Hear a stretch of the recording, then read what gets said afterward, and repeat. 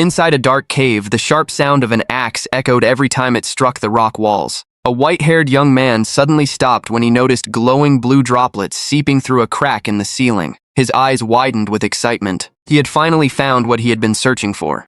Carefully, he placed a bottle beneath the glowing drops. The mysterious liquid was ink. Relieved, he thanked the small black cat, resting on his shoulder, Nero. He knew he never would have found it without Nero's help. His gaze then shifted toward the cave entrance. If he could bring this ink back, the pioneering corps might finally accept him. With that hope in mind, he left the cave. Outside, a vast gray wasteland stretched across the horizon. In the distance stood a massive glowing metropolis. Inside that shining city, cheers erupted as elite colorists proudly walked through the streets with their brightly colored hair. Two citizens talked excitedly about how the team had once again defeated a giant creature. As long as heroes like them existed, the city would remain safe. But the atmosphere was completely different in the gloomy Shadow District. A large crowd had gathered in front of a building where the results for the C-Rank Pioneering Corps entrance exam were posted. The notice clearly stated that anyone with color could apply.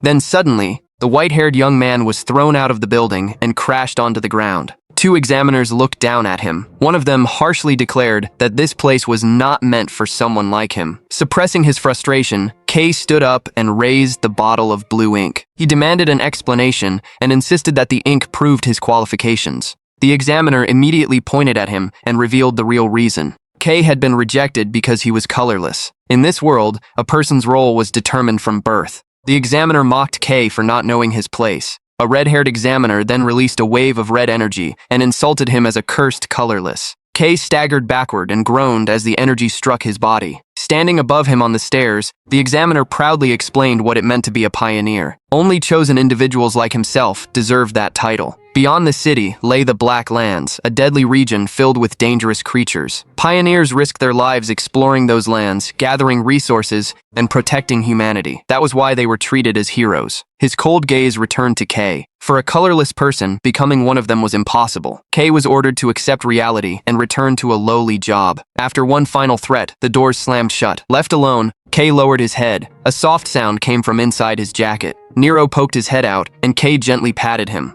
He told Nero that they could always try somewhere else. Rejections like this were nothing new. Even though the disappointment clearly hurt, he forced a smile and promised that one day he would become the greatest colorist in the world. A moment later, Nero was quickly hidden again to avoid attracting attention. Kay continued walking through the industrial district while wondering where he should go next. Despite everything, he still hoped there was a place willing to accept them. What he didn't realize was that a green-haired man was silently watching him from above. Sometime later, Kay stopped at a crowded plaza and opened his notebook. Another location was crossed off a page, already filled with rejection marks. When he realized there were no places left to try, he let out a long sigh. He was exhausted and running out of options. Eventually, he stopped in front of a building called Mary Workshop. Muttering that he had no other choice, he pushed open the door and called for the owner. Inside, a white-haired girl wearing protective goggles lifted them from her eyes and greeted him with a bright smile. Mary immediately noticed the gloomy expression on Kay's face and guessed that he had failed again. When Nero jumped onto the table, she greeted the cat warmly as well. Trying to encourage him, Mary said the examiners were blind to his talent, but Kay remained discouraged. He questioned what the value of his abilities was if nobody was willing to accept a colorless person. Mary firmly disagreed. According to her, the fact that Kay repeatedly returned alive from the Black Lands was already proof of his ability. Kay downplayed the achievement and insisted that most of it was thanks to Nero.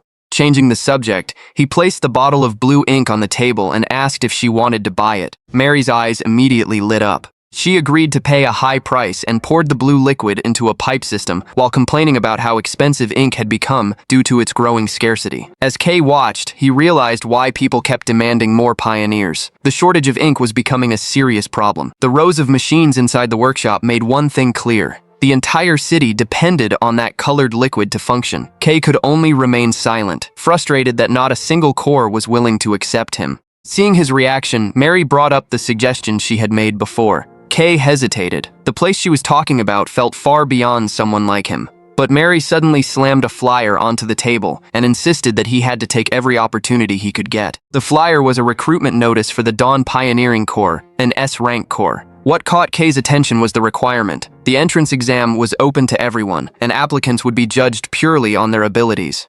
Kay stared at the flyer in shock. He had always avoided S-rank core, convinced he would fail before he even had a chance. He couldn't believe a place at that level would ever acknowledge what he could do. Mary encouraged him, saying that if the evaluation was truly based on skill, then this was exactly the opportunity he had been waiting for. With a gentle smile, she reminded him that becoming a colorist had been his dream for as long as she could remember. A memory flashed through Kay's mind. As a child, he had stood alone in the rain while holding Nero tightly in his arms. Ever since that day, that dream had never faded. Mary assured him that she would always support him. Hearing that, Kay finally smiled. He gripped the flyer firmly and decided to stop doubting himself. With renewed determination, Kay said goodbye and left the workshop. As he walked through the quiet alleys of the Shadow District, his thoughts stayed focused on the upcoming exam and how he should prepare for it. Then Nero suddenly reacted to something behind them. A relaxed voice came from the darkness. A man with green hair stepped forward, holding a wooden staff with a glowing green orb attached to it. It was the same man who had been watching Kay earlier. He quietly aimed the staff at Kay's back. A green blade of energy shot forward. Kay turned in surprise, but he was already too late. The attack struck him directly. He cried out in pain before collapsing to the ground. The green-haired man and his assistant stood over him. The attacker mocked him, saying his death was only a matter of time. Covered in blood, Kay heard the cold reminder that nobody cared when a colorless person died. Using the last of his strength, Kay called out to Nero and forced the small cat to run away. Not long after that, his consciousness faded. When he woke up, he found himself in an industrial area marked as an ink waste disposal site. The green-haired man smiled while grabbing Kay by the collar. He lifted him over a massive tank filled with black sludge. Mocking him, the man explained that the ink waste inside could dissolve anything without leaving a trace behind. Terrified, Kay struggled and demanded an explanation. The man finally revealed the truth. Their target had never been Kay. They wanted the creature hiding inside his jacket. A creature capable of following humans was considered extremely rare. Calling Nero a valuable treasure, the man tightened his grip. Behind him, the assistant raised a small cage. Nero was trapped inside. The frightened cat cried desperately. Kay stared in horror and grabbed the man's collar, begging him to let Nero go. The attacker only sneered. According to him, a creature worth that much should never belong to a colorless person. He planned to sell Nero for a huge profit on the black market. Kay was easily overpowered. His body was lifted into the air as the man squeezed his throat. On the verge of losing consciousness, Kay blamed himself for letting his guard down. He had spent his entire life enduring rejection, but losing Nero was something he refused to accept. Nero was the only family he had. A surge of anger erupted from deep inside him. Kay tightened his grip around the man's arm. The attacker suddenly fell silent. His arrogance turned into shock. Green energy began hissing out of his body and flowed directly into Kay's hand. The man screamed in panic. Something was being forcibly ripped away from him. Terrified, he threw Kay backward. Kay plunged straight into the tank of poisonous ink waste. Annoyed, the man dismissed the whole incident as a waste of time. Meanwhile, Nero's desperate cries echoed from inside the cage. The criminals declared that they were about to become rich and prepared to head for the black market, completely ignoring the cat's tears. Deep beneath the black liquid, Kay watched the remaining light slowly disappear. Nero's cries grew more distant. He tried to move, but his body refused to respond. Memories flashed through his mind. Kay wondered if his story would really end in this dark pit. He saw a younger version of himself holding Nero tightly. Then he remembered something important. There was still a promise he had to keep. He couldn't give up yet. Within the darkness, a mysterious voice suddenly questioned why he was doing nothing. Confused, Kay asked who it was. In an instant, giant words appeared before him. They ordered him to accept. A flood of thoughts crashed into his mind. The voice urged him to save Nero and accept his true color. It demanded that Kay reclaim his power. Then a hand emerged from the swirling black liquid. The darkness around him slowly faded. Kay looked down at his hands and realized they were now covered in black energy. He was confused. Only then did he realize he was standing inside the ink itself. His memories felt fragmented, but he forced himself to focus on the one thing that mattered most. Now his body had become nothing more than a shadowy silhouette with glowing white eyes. Kay could only wonder what had happened to him. The silence was suddenly broken by a faint whimper. Kay looked up and saw two blurry figures standing above him with a small cage in their hands. Inside it, Nero was crying. At that moment, Kay's mind cleared completely. Nothing else mattered anymore. He had to save Nero. A hand of darkness stretched forward. The next second, a massive eruption of black energy exploded from the depths below. The green-haired man and his assistant screamed in terror. They stared at the disposal pit in horror. The deadly pool of ink had completely vanished. Only a dark figure remained standing at the bottom. The figure slowly stepped forward. A terrifying aura spread through the area. The green-haired man trembled as his eyes widened in fear.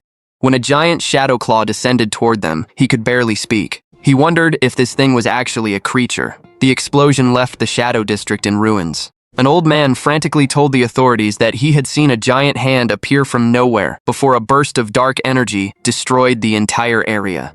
When the dust finally settled, medical teams carried away the unconscious bodies of the green-haired man and his assistant. A group of newly arrived pioneers examined the victims. A red-haired man and a purple-haired woman quickly noticed something unusual. The two B-rank pioneers had completely lost their color. The woman couldn't understand what kind of power could drain someone's color entirely. Her companion suggested focusing on the mission first. The red-haired man explained that they had come because of reports about a large creature appearing inside the city.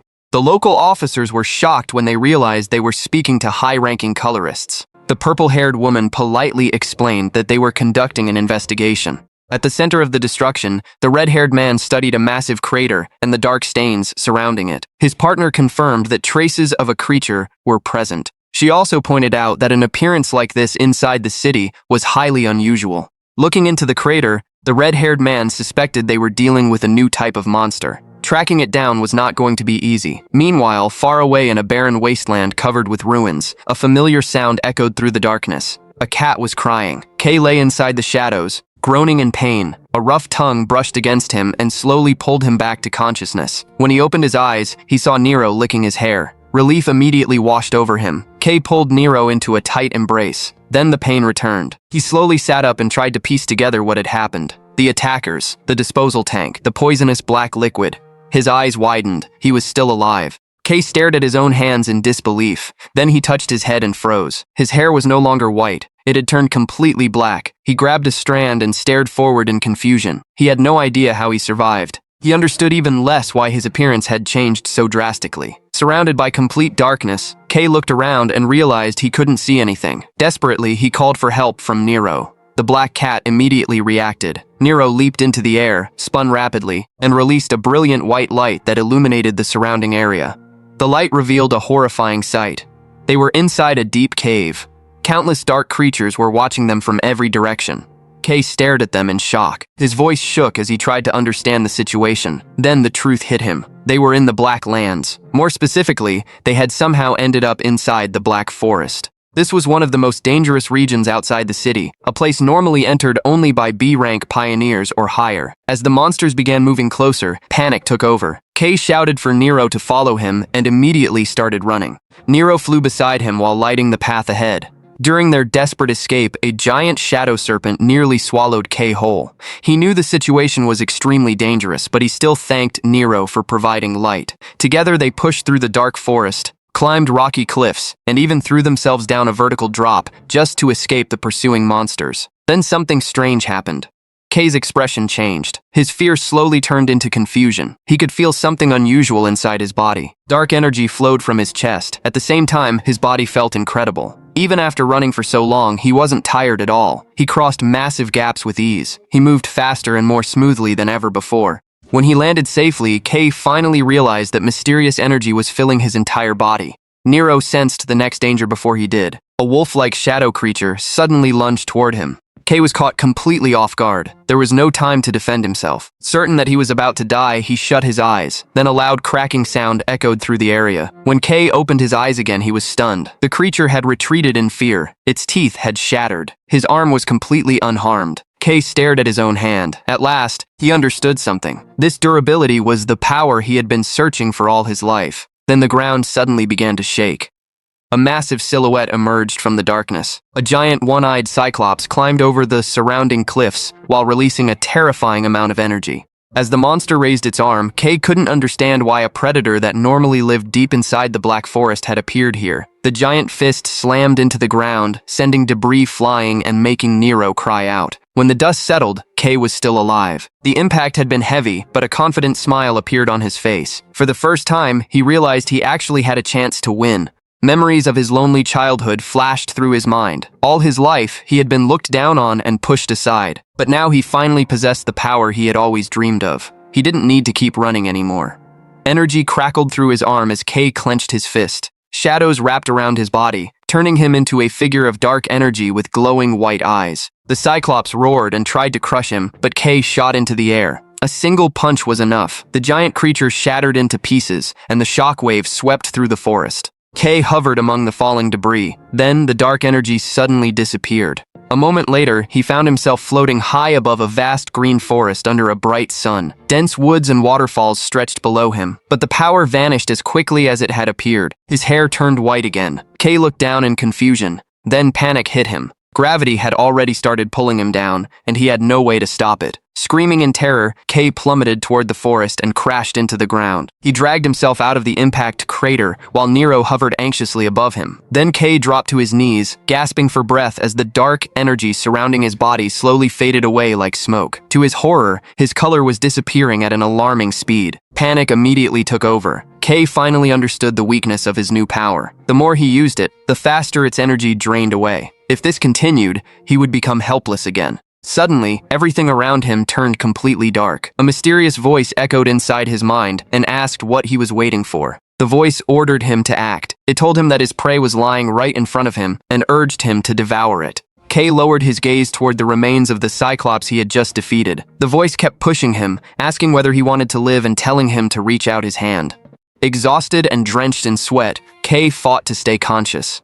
Desperation filled his eyes as the voice continued pressuring him. A faint glow appeared in his eyes as he struggled to survive. Finally, with his body trembling, K followed the instinct and stretched out his hand toward the monster's corpse. The moment his hand touched the Cyclops, a dark technique activated. It began absorbing the remaining shadow energy inside the creature. Nero stared with wide eyes, unable to believe what he was seeing. A massive pillar of black light erupted from the forest and pierced into the sky as K completely absorbed the energy. When the light finally faded, K was breathing heavily. The exhaustion slowly disappeared from his body. Leaning against a rock, he noticed that his hair had turned black again and his energy had fully recovered. Looking up at the sky, K let out a long breath. He had survived. Meanwhile, things were peaceful inside Mary's workshop. Mary was working on a blueprint when the sound of the doorbell caught her attention. She looked up and saw a figure wearing torn robes standing at the entrance. Although she tried to smile politely, her body trembled. Mary greeted the visitor and asked what he wanted, but the figure remained silent while giving off a dark aura. The figure stepped forward. Mary became even more uneasy and called him suspicious. When he kept approaching, she panicked and grabbed a large wrench, warning that she would attack if he came any closer. Then the figure suddenly rushed toward her. Mary screamed and shut her eyes, but the footsteps stopped. The hood was pulled back, revealing a familiar smile. The man told her to calm down. K scratched the back of his head awkwardly and admitted that he barely recognized himself now. Mary lowered her weapon, her eyes widening in shock. She immediately demanded an explanation for his drastic change in appearance. Her body was still trembling as she gripped a metal pipe. Fear slowly turned into anger. Mary grabbed a hammer and a wrench, shouting that she would never forgive whoever had hurt him while wildly swinging the tools around. K quickly tried to calm her down and assured her that he was fine. After finally realizing it was really K, Mary lowered her weapons. She admitted that she had been overwhelmed by fear after losing contact with him. Mary's expression softened into a relieved smile. She told K how glad she was that he had survived. K apologized for making her worry. At the same time, he couldn't stop thinking about everything that had happened. He had fallen into poisonous ink, yet somehow gained a color instead of dying. He admitted that he was worried about having a black color, since black was often associated with monsters and could make people look at him differently. But he quickly pushed that concern aside. What mattered most was that he finally had a chance to become a colorist. K declared that he would take the Pioneering Corps entrance exam immediately. He thanked Mary for all her help, then awkwardly asked if he could borrow some clothes.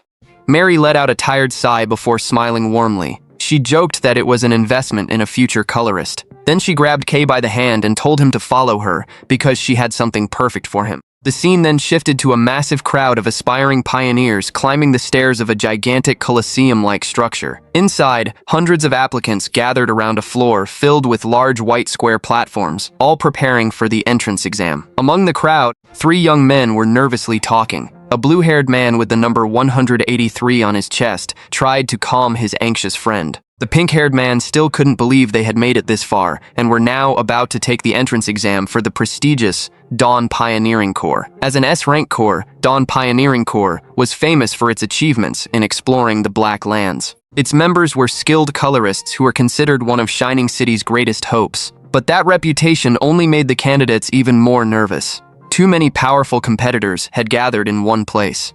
Their attention soon shifted to a long blue-haired woman who was rumored to be the daughter of a famous color family. She stood beside a man wearing a hat. Not far away was another rising talent, a pink-haired boy wearing protective goggles, along with a man dressed in a gas mask. Even so, everyone agreed that one person attracted more attention than anyone else. Their eyes landed on a messy green-haired young man with a sharp and intimidating gaze, Gale. Many people believed he was almost guaranteed to pass. Rumors claimed that he was strong enough to fight dangerous creatures on his own. However, Gale was also infamous for being cruel and brutal. According to rumors, that was the reason he had been expelled from his previous course. The blue-haired candidate with number 183 laughed arrogantly and claimed he wasn't afraid of someone like Gale. His friend immediately challenged him to repeat those words. The man's face instantly froze. Gale was staring directly at them. He looked at them with open contempt, called them foolish kids, then turned away with a disappointed sigh. For an S-rank entrance exam, he felt the competition was embarrassingly weak. As Gale scanned the crowd, he dismissed one candidate after another in his mind. None of them interested him. Then he noticed a single exception. The blue-haired girl. Gale recognized her immediately as Ellie Cyan, the second daughter of the Cyan family. A faint grin appeared on his face. At least she seemed worthy of his attention. He quietly wondered how everyone would react once the exam actually began. Suddenly, a mechanical voice echoed throughout the arena. All of the candidates looked toward the stage. The announcement declared that the Dawn Pioneering Corps entrance exam was officially beginning. A bright blonde man with yellow eyes stood at the podium and announced that the test was starting now. The crowd immediately reacted with shock. They recognized him as a famous colorist from the Dawn Pioneering Corps, a hero known for his major contributions during the recent creature hunts. Excited whispers spread across the arena. If an elite colorist like him was personally overseeing the exam, then the Corps was clearly taking this recruitment seriously. The overwhelming aura surrounding him made the candidates realize just how different an S-rank member truly was. The examiner welcomed everyone and thanked them for applying. He acknowledged that each candidate had their own reason for being there, whether it was money, power, honor, or duty. But he coldly stated that none of those reasons mattered. In the end, only ability mattered. The Corps was looking for exceptionally strong individuals, people capable of pushing into the Black Lands and reclaiming territory for humanity. He told the candidates to look around them and understand one thing. There was no need for half-hearted people here. Then he officially announced the first test. Pointing toward the large white platforms on the floor, he explained that the opening exam would be a tournament. Combat ability was the most important quality for a pioneer. Outside the cities was a brutal world where only the strongest could survive. The examiner clenched his fist and ordered the candidates to prove their abilities. Only those who performed well in the tournament would advance. One by one, the participants would be called by their numbers. Soon, numbers 126 and 286 were announced. Gale, number 126, stepped forward with a serious expression. The crowd immediately reacted. Everyone knew he was one of the strongest candidates, and many felt sorry for whoever had to face him in the very first round. Meanwhile, Gale grinned cruelly. After being bored for so long, he was actually happy to have some entertainment. His eyes narrowed with excitement as he imagined how he would toy with his opponent. But when the other contestant finally walked onto the stage, Gale frowned. A man wearing a ragged cloak stood before him. The number 286 was attached to his chest, while his face remained hidden beneath a hood. Gale studied his stance and immediately judged it as awkward and weak. His hand moved to the hilt of his sword. As far as he was concerned, there was nothing left to discuss. With a cold voice, he drew his blade and declared that he was tired of holding back. A moment later, he swung. A massive burst of green wind energy exploded across the arena. The spectators immediately realized that Gale had no intention of taking it easy. As glowing green swords appeared around him, many recognized the famous Gale sword technique. Cheers erupted from the crowd. People praised him as a genius for mastering such advanced swordsmanship at his age. Gale stared directly at the cloaked figure and challenged him to survive the attack. Then he kicked off the ground and rushed forward. Wind energy swirled around his body, ready to tear apart anything in his path. Yet the cloaked figure remained completely still. Even as the attack closed in, he didn't move. Then, just as Gale descended with a powerful strike, the cloaked man stepped forward and drove a terrifying left punch straight into Gale's face. The result stunned everyone. Gale's body flew across the arena. The same candidates who had been acting confident moments earlier screamed in shock. Gale crashed into the arena wall, creating a massive web of cracks before collapsing unconscious. The battle ended in a single hit. For a moment, the entire arena fell silent. Then the cloaked figure pulled back his hood. It was Kay. Rubbing his wrist, Kay admitted that the sudden movement had surprised even him. His messy black hair was now clearly visible as he tried to process what had just happened. Suddenly, a spectator pointed at him with a trembling finger and shouted. The crowd wasn't shocked by his victory. They were shocked by the color of his energy. It was completely black. The blonde examiner watched with a serious expression. He immediately recognized that black was a color usually associated with creatures. Even Ellie seemed stunned as she wondered whether a human could possess such a color. Meanwhile, Kay stood alone in the arena, completely unaware of the impact he had just made. More and more people began asking the same question. Was the black energy the reason he had defeated Gale's sword with a single punch? Kay looked around nervously. Confused by everyone's reaction, he wondered if he had done something wrong. The tournament continued. During one match, a frightened opponent threw a sharp stone at him. Kay immediately rushed through the attack, dodged it with ease, and sent the candidate flying with a single blow. The victory was announced without delay, and it didn't stop there. Kay kept winning. He slammed one opponent into the ground and defeated another just as easily. From above, the examiner declared that Kay had become the most outstanding candidate in the tournament. He called Kay the first known owner of a black color and stated that Dawn Pioneering Corps needed to recruit him before rumors spread any further. At that moment, heavy footsteps approached. A casual voice remarked that today was turning into quite a troublesome day. The examiner turned and recognized the red-haired man and the blue-haired woman from the earlier explosion and investigation. They briefly discussed the creature incident in the Shadow District, which still had no clear answers. But the moment the examiner mentioned an unusual candidate, the red-haired man sensed something and immediately looked toward the arena. His attention locked onto Kay and the black energy surrounding him. The blue-haired woman quietly asked whether that boy might be connected to the investigation. The man nodded. To him, the appearance of a completely new color right after the Shadow District incident was far too suspicious to ignore. He decided to keep a close eye on Kay. Completely unaware of their attention, Kay stared at the dark smoke still rising from his fist. For the first time, his dream of becoming a pioneer felt real, but he also remembered the weakness of his new power. Using it drained his energy quickly. He warned himself to be careful. If that color ran out during a fight, he would become helpless again. Then, without warning, a wave of freezing energy swept across the arena.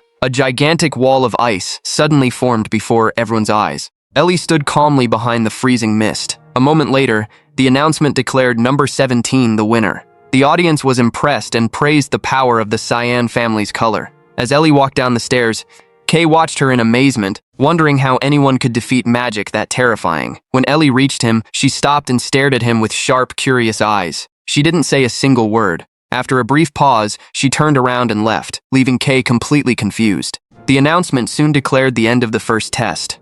The blonde examiner stepped onto the podium and thanked everyone for their efforts. Since they were behind schedule, he decided to move directly to the next stage. The eliminated candidates were told to leave the arena, and they walked away with disappointed expressions. Just as the examiner was about to explain the second test, a hand landed on his shoulder. The red-haired man stepped forward with a confident smile and took over. Looking at the remaining candidates, he announced that he would personally oversee the second exam. The crowd immediately recognized him. It was Red, one of Shining City's strongest colorists and a legendary figure known for reclaiming territory from the Black Lands. The excitement quickly turned into fear. Stories about Red's destructive power flooded their minds. Even his allies were said to avoid getting too close when he fought. Worse, rumors claimed that nobody had ever passed an exam under his supervision. The blonde examiner looked worried and reminded him that the captain would be furious if the test format was changed. Red simply laughed and replied that he was already used to being scolded every day. Then he explained the test. All they had to do was survive. The next moment, his body erupted with enormous flames. A wave of fire swept across the arena and formed spherical barriers around every candidate, trapping them inside unbearable heat. Panic spread instantly. Red explained that he was recreating the extreme environment of certain regions in the Black Lands. According to him, the Black Lands were filled with places where humans could barely survive. He even mocked the test itself, claiming that this level of heat was nothing more than a warm stove. With a cold expression, Red declared that anyone who endured would pass. Anyone who collapsed had never been qualified to become a pioneer in the first place. Inside the fiery spheres, the candidates suffered. Some quickly realized the barriers couldn't be broken. Others screamed in pain while imagining how terrifying the black lands must be if this was considered mild. From the side of the arena, the blonde examiner watched with admiration. Red's power hadn't weakened at all. Controlling so many barriers at the same time demonstrated exactly why he stood at the top among colorists. Then a loud cracking sound echoed through the arena. One of the fire spheres suddenly turned blue before shattering completely. A burst of icy energy exploded outward, revealing Ellie standing calmly among countless ice fragments. Red looked at her and admitted that was impressive. He knew the Cyan family's power naturally countered fire. Even so, his flames were usually strong enough to overwhelm that advantage. Looking at Ellie now, he acknowledged that she truly deserved to be called a genius. His attention soon shifted to another candidate. Inside a different fire sphere, Kay stood completely still. Red watched him without much interest, assuming the boy wouldn't accomplish anything noteworthy. But behind the barrier, Kay was panicking. He had already used too much of his color during his fight against Gale. The black energy leaking from his hands was being drained rapidly by the intense heat. A terrifying possibility entered his mind. If his power ran out completely, he could become colorless again and end up as nothing more than an experiment. Desperate to survive, Kay searched for a solution. His eyes locked onto the wall of flames. Then an idea appeared. If the barrier itself was created through color power, could he absorb it? With no time to hesitate, Kay reached out and touched the rotating flames. An immediate reaction followed. To his shock, the absorption worked. The fire sphere distorted violently, drawing everyone's attention. A vortex of black energy burst from Kay's body and began pulling the red flames directly into his hand. On the podium, both Red and the blonde examiner froze in disbelief. Cold sweat appeared on Red's face as he forced out a stiff smile and remarked that they had found a genuine lunatic. Meanwhile, Kay stood in the center of the fading energy. Red and black power swirled around his hand, and a heavy silence fell over the entire arena. But inside, Kay was panicking once again. He forced a smile, fully aware that none of this had gone according to plan. He had attracted far too much attention. Ellie remained frozen in place, questioning whether what she had just witnessed was even real. Her eyes stayed fixed on Kay and the dark energy surrounding him. No matter how she looked at it, she couldn't understand how a human could possess a black color. Realizing she was witnessing something that had never been recorded before, an uneasy feeling slowly began to grow inside her. The pressure of always being the best surfaced in Ellie's mind once again. She was forced to admit that Kay was genuinely strong. Even if she used all of her power, victory still wasn't guaranteed. As Kay walked away, Ellie felt there was something about him that couldn't be explained by strength alone. She found herself wondering what he really was. A moment later, she shook her head and tried to push away the thought that was weighing heavily on her chest. Red walked over to Kay and casually threw an arm around his shoulder. He told him that things wouldn't be this easy next time. With a relaxed smile, Red commented that Kay's ability to absorb everything was completely wild and had sparked his curiosity. He then led Kay away, suggesting a private conversation to protect Kay's privacy whilst his own curiosity. Kay nervously asked about the exam results. Red casually replied that someone with power like his had obviously passed. Kay fell silent, realizing that all the attention he attracted had actually worked in his favor. Emotion welled up inside him as he felt one step closer to achieving his dream of becoming a pioneer. Suddenly, the blonde examiner's voice echoed through the arena as he scolded Red for acting on his own again. Red simply laughed and asked him to let it slide this once. After letting out a sigh, the examiner announced that the test would continue. Ellie, candidate number 17, officially passed for breaking the barrier, while the remaining participants would face additional evaluations. Ellie barely listened to the announcement. Her gaze remained fixed on the dark tunnel where Red had taken Kay. The scene then shifted to the ruined district. Red stood beside a vehicle with Kay, while the purple-haired investigator waited in the driver's seat. Red told her to wait. Looking around, Kay froze when he saw the destruction spread across the area. To his horror, he realized Red had brought him back to the exact place where he had fallen into the waste ink. Red stared at the ruins and called it an ugly sight. He explained that a major incident had happened there. For the first time in history, 2 pioneers had been discovered completely drained of color and turned colorless. Witnesses had also reported seeing a giant creature at the scene. Red then turned his sharp gaze toward Kay and pointed out the suspicious timing of his appearance. Not long after the creature appeared, Kay emerged as the first human ever seen with a black color. Calling it a coincidence, Red analyzed K's power as an ability capable of absorbing other colors, something completely unknown. Cold sweat ran down K's temple. He realized Red had been suspicious of him from the very beginning. For a moment, the idea of running away crossed his mind. But the overwhelming aura coming from the Colorist made him understand that escape was impossible. Then Red suddenly laughed, breaking the tension. He admitted that he had only been testing K, although he was slightly disappointed because K's honest reaction had made things less entertaining. Red explained that his official mission was to investigate the incident, but personally, he was far more interested in K's ability. Color powers weren't supposed to mix, yet K's power seemed to ignore that rule entirely. Thinking back to the second test, Red pointed out that K still couldn't properly control his power. When K tried to explain, Red cut him off. Red energy began gathering around his body as he announced that they needed to conduct a test. Red extended his hand and challenged K to try absorbing his energy. K immediately panicked and warned him that it was too dangerous. Red simply laughed, saying K was still far too inexperienced to worry about someone on his level. He told K to stop talking and just do it. To Red, black was the symbol of the Black Lands, a terrifying power that devoured everything. He believed that leaving such a dangerous ability unchecked could shake the foundations of Shining City itself. His thoughts drifted toward the dark secrets surrounding humanoid creatures. If K ever encountered them, or worse, became one of them, Red knew he might be forced to kill him. K let out a long breath as he felt the crushing pressure of Red's aura. Even though he was intimidated, he finally agreed to the test. Nervously, he grabbed Red's wrist and asked for confirmation that if something went wrong, it wouldn't be his fault. Black energy immediately began rising from his body. The moment their hands touched, a shockwave twisted the air around them. K gasped as Red's energy slammed into his arm and collided with his black aura. At that instant, he realized he had made a mistake. A massive explosion of fire erupted from the point of contact, causing K to scream in pain. Trapped within the flames, he shouted for Red to stop, admitting that he couldn't control the power. It felt like boiling lava was flowing through his body.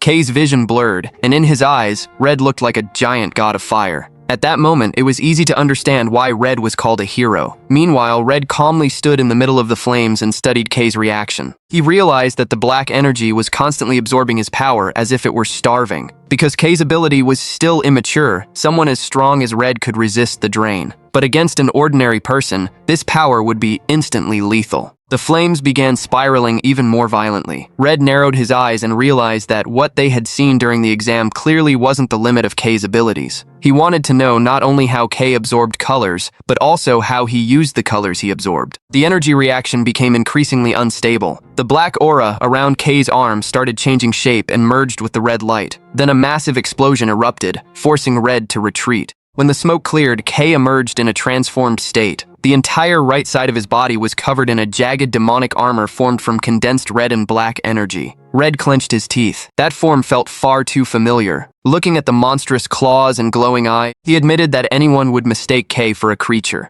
At that moment, his last doubts disappeared. He became convinced that K was connected to the incident that had left several pioneers completely colorless. K struggled to stay conscious. For safety's sake, Red decided to stop the flames before K completely lost control. He summoned a sphere of fire and prepared to subdue him. But then K let out a low growl. Red froze. The boy wasn't attacking. He was fighting something inside himself. Inside K's consciousness, there was nothing but endless darkness and red text demanding more color. The voices urged him to take everything. K jolted in the real world as the whispers choked his mind. He ordered the voices to shut up. With sheer determination, the single visible eye on his transformed body glowed red. He rejected the temptation and forced the raging energy back under control. A shockwave burst outward as K suppressed the power. The jagged armor vanished. Red stared at him with genuine surprise. K staggered and gasped for breath, completely exhausted. Red asked in amazement if he had really managed to suppress that much power by himself. K's heart pounded wildly. He couldn't believe he was still alive, and he feared he had completely lost control in front of a colorist. As he hesitated to approach, Red looked satisfied instead. He admitted that he had underestimated the amount of power K could absorb, but he considered the experiment a success because it had been entertaining. In his view, anyone who wanted to gain something had to accept risks. Then Red said the test was over. After a brief pause, he reminded K that he was the investigator assigned to the destruction incident in this district. With a calm but threatening smile, Red stated that K was the perfect suspect. K immediately went pale. Red explained just how serious the situation was. Many groups were interested in the case, and once rumors about the black color spread, K could easily become a scapegoat. The damage in this district was worth hundreds of millions. If people decided he was too dangerous, he could be exiled or turned into an experiment. K gritted his teeth. He knew he had no way to prove his innocence. Then Red suddenly offered him a way out. If K agreed to work under his command, there might be a solution. Without hesitation, K immediately bowed 90 degrees and declared himself under Red's protection. Red told him to wait and hear the conditions first. He made it clear that he wasn't going to solve everything for free. In exchange, K would have to fulfill several requests. Red asked if he could handle that. K forced out a trembling smile. Inside his head, he was screaming that anything was better than owing millions or becoming a test subject. So he immediately agreed and promised to do whatever Red asked. Sometime later, on a barren stretch of land, a small creature trembled in fear as a massive wheel slammed into the ground beside it, barely missing it. An armored vehicle sped through the fog of the Blacklands. Inside, K stared out the window and realized it was the first time he had ever traveled this far. He couldn't help wondering if this was truly his first real step as a pioneer. His thoughts were interrupted when Gale, the green-haired man, shot him an angry glare and called him black-haired. Even though K hadn't said a word, Gale rudely told him to shut up. K looked at him in confusion and sat awkwardly in the cargo compartment. This was the beginning he had always wanted, but the atmosphere was far from comfortable. He glanced at the irritated Gale and the silent Ellie, then wondered whether joining a team with them had really been the right choice. A memory from the previous day surfaced. Red had asked whether K was ready to join an exploration mission. He explained that they needed to travel to a specific point inside an unmapped area. Seeing how nervous K was, Red laughed and showed him a map, reassuring him that he wouldn't be facing it alone. Before the mission began, the other successful candidates from the exam were also assigned to exploration teams, and the official routes were announced. K's only job was to arrive on time. Back in the present, K realized everyone was already inside the vehicle. Because Red had disrupted the previous exam, many candidates had been given another chance. Several talented participants, including Gale, passed the additional tests. Meanwhile, Ellie, the top rookie candidate, had joined Red's team by her own request. Gale glared at K with open hatred. He still couldn't accept being humiliated by someone like K. In his mind, the loss had happened only because he let his guard down for a moment, and he swore it would never happen again. He threatened K and told him to prepare himself after the expedition ended. Gale even snorted that if Lavian hadn't been watching, K would already be dead. Ellie immediately cut him off. She coldly told Gale to stop talking and mocked him by saying he would probably get knocked out in a single hit again. Gale turned around angrily, but Ellie ignored him and declared that he wasn't a match for K. K looked at Ellie with surprise and a bit of hope. For a moment, he thought they might actually get along. Instead, Ellie stared at him coldly and reminded him about their earlier agreement. She stated that the loser should stay quiet and follow orders. That only left K even more confused. Caught between two pioneers who clearly disliked each other, K could only sigh. Teamwork was already looking difficult. The vehicle eventually crossed dark waters and headed toward a facility. They arrived at a busy dock where workers were unloading supplies. K, Ellie, Gale, and the other recruits stepped onto the forward operating base of Dawn Pioneering Corps. K was amazed by the constant activity and the amount of S-rank equipment. It was far beyond anything he had imagined during his days of exploring alone. Then someone suddenly poked his cheek. Startled, K turned around and saw Mary smiling brightly. She explained that since this was his first mission, she had joined as support staff. Mary opened her jacket and revealed Nero hiding inside. K immediately picked up the black cat and thanked her. Mary smiled warmly and said that Nero was family. She also mentioned that she had received a great opportunity as support staff because her skills were needed. A loud announcement echoed across the base, calling all pioneers to gather. Standing on the gray ground, they were informed that they would soon enter the Blacklands. K handed Nero back to Mary and asked her to take care of him. Mary reminded him not to do anything reckless. K smiled and promised that they would meet again. Mary hugged Nero, but the cat suddenly jumped out of her arms. She cried out in surprise as Nero sprinted toward K and disappeared into the shadow beneath him. Mary's eyes widened. She froze at the impossible sight. Before she could call out to K, the expedition group had already arrived at the entrance of a massive fortress cave. At the front stood Arancia, a woman with bright orange hair wearing a white coat. She loudly ordered everyone to prepare themselves. The new recruits were about to enter the Blacklands, and she stressed that safety remained the highest priority. Arancia then warned them about a new threat. A scouting team had discovered an unidentified dangerous creature in Area 21, an extreme zone where the corpse of an A-rank monster had once been found. At that moment, a male pioneer rushed over with a tense expression and called her name. He reported that team leader Red had taken the new recruits and left formation without authorization. Arancia's eyes widened. After confirming the report, she could only sigh in frustration. Red had caused trouble once again. Meanwhile, a small group quietly slipped into a dark canyon far away from the main force. Red extended a hand toward the shadows and led the way forward. The small squad, consisting of Kay, Gale, Ellie, and Red, had separated from the main expedition. Kay nervously asked whether this was really safe since the main team was heading somewhere else. Red casually replied that their destination was different from everyone else's. Kay glanced at Gale and Ellie. All of them were new recruits, which only made him more worried. Suddenly, Gale exploded in anger. He demanded to know why he and Ellie had been dragged along. Red had originally planned to take only Kay, and Gale felt insulted by that fact. Red smiled as his red aura pulsed around him. He explained that personal guidance from him was not something people received every day, so it wouldn't be fair if only Kay experienced it. At the same time, he made one thing clear. He wasn't going to spoil them, but he also wouldn't allow them to suffer serious injuries. The conversation ended there. Red ordered everyone to move. Moments later, Kay's eyes widened. Enemies had appeared. Inside the cave, they found themselves surrounded by shadow creatures. Red raised a lantern while Kay, Gale, and Ellie were thrown into a chaotic battle. A wolf-like monster suddenly lunged out of the darkness. Ellie reacted instantly. Her blue energy blade pierced straight through the creature's body. She landed lightly and immediately understood how brutal the Blacklands truly were. Surrounded by glowing eyes and endless waves of monsters, she realized this was nothing like training. Ellie tightened her grip on her sword, intending to control her power carefully. She glanced at Kay, unwilling to fall behind him. Meanwhile, Kay grabbed a shadow creature by the neck and crushed it with his bare hand. Ellie stared at him in disbelief and asked why he wasn't using a dropper. Kay hesitated before admitting that he didn't own one. They were far too expensive, and he felt he could fight just fine without it. Gale was stunned. He shouted that such a thing made no sense for a pioneer. A dropper was an essential tool used to channel color energy into weapons. Without one, hunting monsters should have been impossible. The two of them looked at Kay standing among the corpses of defeated creatures and wondered how he had managed to survive without something so basic.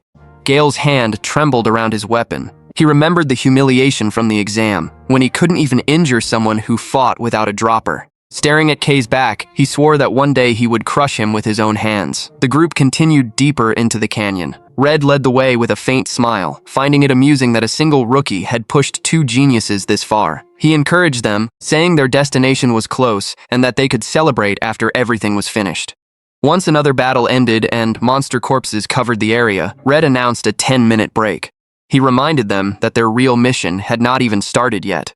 Gale complained that his color energy was nearly exhausted. He pulled out a small bottle filled with glowing green liquid and drank it. Kay immediately recognized it as personal ink, a rare alchemical ink tailored to the user's color and incredibly expensive. Kay watched Gale and Ellie recover with obvious envy. However, he quickly pushed the thought aside. Walking toward the monster corpses, he stretched out his hand. Black energy began swirling violently as he absorbed the creature's remaining power into his palm. Once his own energy was fully restored, Kay clenched his fist and declared that he was ready to continue. When he turned around, he found the others staring at him with horror and disbelief. Ellie cautiously asked if he was really okay. Kay simply waved his hand and said he had done this several times before.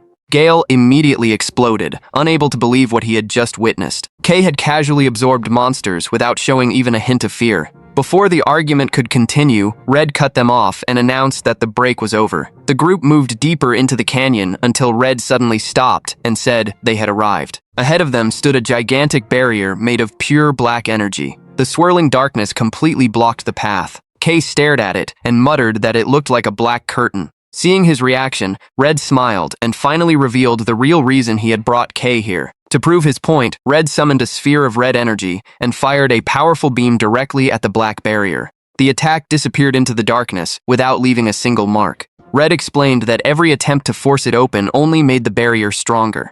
Its properties were incredibly similar to Kay's ability, which was why he believed Kay was the only person capable of removing it. Pointing toward the barrier, Red explained that the path to the ruins lay beyond it. Their true objective was hidden inside, a stela fragment. Kay's eyes widened immediately. while Gale and Ellie looked completely confused. Gale asked what Stella was, and even Ellie admitted she had never heard of it before. Red confirmed that it was real and that Shining City was desperately searching for it. Then he pointed at Kay and ordered him to remove the barrier. Kay stepped forward and placed his hand against the black wall. The moment he made contact, his absorption ability activated. Black energy rushed wildly into his body, forming a massive vortex as the barrier began to collapse. Red, Gale, and Ellie watched as the entire structure was devoured. Red smiled in satisfaction. His suspicion had been correct all along, but Kay was clearly struggling. Sweat poured down his face, and his body trembled as he endured the enormous amount of energy flooding into him. Then the ground suddenly shook. Gale and Ellie immediately realized what that meant. A disturbance this large would inevitably attract creatures. And they were right. Shadowy wolf-like monsters began appearing from the cliffs and quickly surrounded the group. Gale and Ellie instantly drew their weapons. Red laughed and commented that their welcome party was a little too enthusiastic. He ordered the two rookies to deal with the monsters, while Kay focused on finishing the absorption. With a cold expression, he told them to slaughter every last one. Gale moved first. His blade unleashed powerful wind attacks that tore through the shadow creatures. Ellie released her own power, creating massive pillars of ice that pierced multiple enemies at once. Watching the battle, Red quickly realized he didn't even need to intervene. Several red energy orbs floated around him, and beams of light effortlessly pierced the remaining monsters. Meanwhile, Kay remained on one knee, struggling against the massive flow of energy. What worried him most was that the barrier's power felt strangely compatible with his own. He realized that if he lost focus, the flow could reverse and steal away his color instead. Clenching his jaw, Kay refused to give in. With one final push, the absorption was finally completed. Kay slowly stood up, breathing heavily, as he confirmed that every last bit of the barrier had been absorbed. Looking beyond the destroyed barrier, Kay was shocked to find a gigantic bottomless black pit. He guessed that it was the entrance to the ruins. After reporting what he saw, Red gave him a rare compliment. Red then ordered the team to clean up the remaining monsters. But his expression suddenly changed. In an instant, he rushed forward and pulled Ellie and Gale backward. A fraction of a second later, an invisible energy slash tore through the ground where they had been standing, wiping out the remaining creatures in a single strike. Gale stared in horror, realizing he would have died if Red had reacted even slightly later. Red's face turned serious. He quickly understood why they had faced so little resistance earlier. Something far more dangerous was nearby, and it had already driven the monsters away. He remembered the reports about a dangerous entity roaming this area. Then a shadow emerged from the dust, dragging a massive sword behind it. Red immediately concluded that they had no time to waste. The figure stepped into the light. It was a man with hair split into two colors, white on one side and black on the other. Half of his face was covered by a dark mask-like growth, and multiple weapons hung from his back. The pressure coming from him was terrifying. Red stepped in front of the team and told Kay and the others to listen carefully. Without wasting time, he shoved the lantern into Kay's hands. Then he ordered them to enter the ruins immediately and find the Stella fragment. Kay looked at him anxiously and asked if they really had to go down there alone. Red assured him that their abilities were enough. Before anyone could argue, Red pushed Kay, Ellie, and Gale into the dark abyss and told them to stop complaining. Kay's panicked scream echoed as the three of them fell. Meanwhile, Red remained alone at the edge of the pit, red energy burning around him. From below, Kay shouted and asked what they were supposed to do. Behind Red, the armed figure silently waited. Their eyes met, making it clear that a fierce battle was about to begin. The scene shifted to the bottom of the abyss. Kay lay motionless for a moment before groaning, clutching his head and forcing himself to stand. He lit the lantern Red had given him and assumed they had finally entered the ruins. The moment the light spread out, he froze. What stood before him was not an ancient ruin. Instead, he saw the remains of modern skyscrapers and shattered concrete structures, as if an entire modern city had been destroyed and buried underground. Kay slowly swept the lantern around him, unable to believe such a place existed. He complained that the light did not reach very far, only for a voice to tell him to stop whining and move toward the light ahead. Kay was relieved when he found Gale and Ellie. He admitted that he had been afraid of getting separated.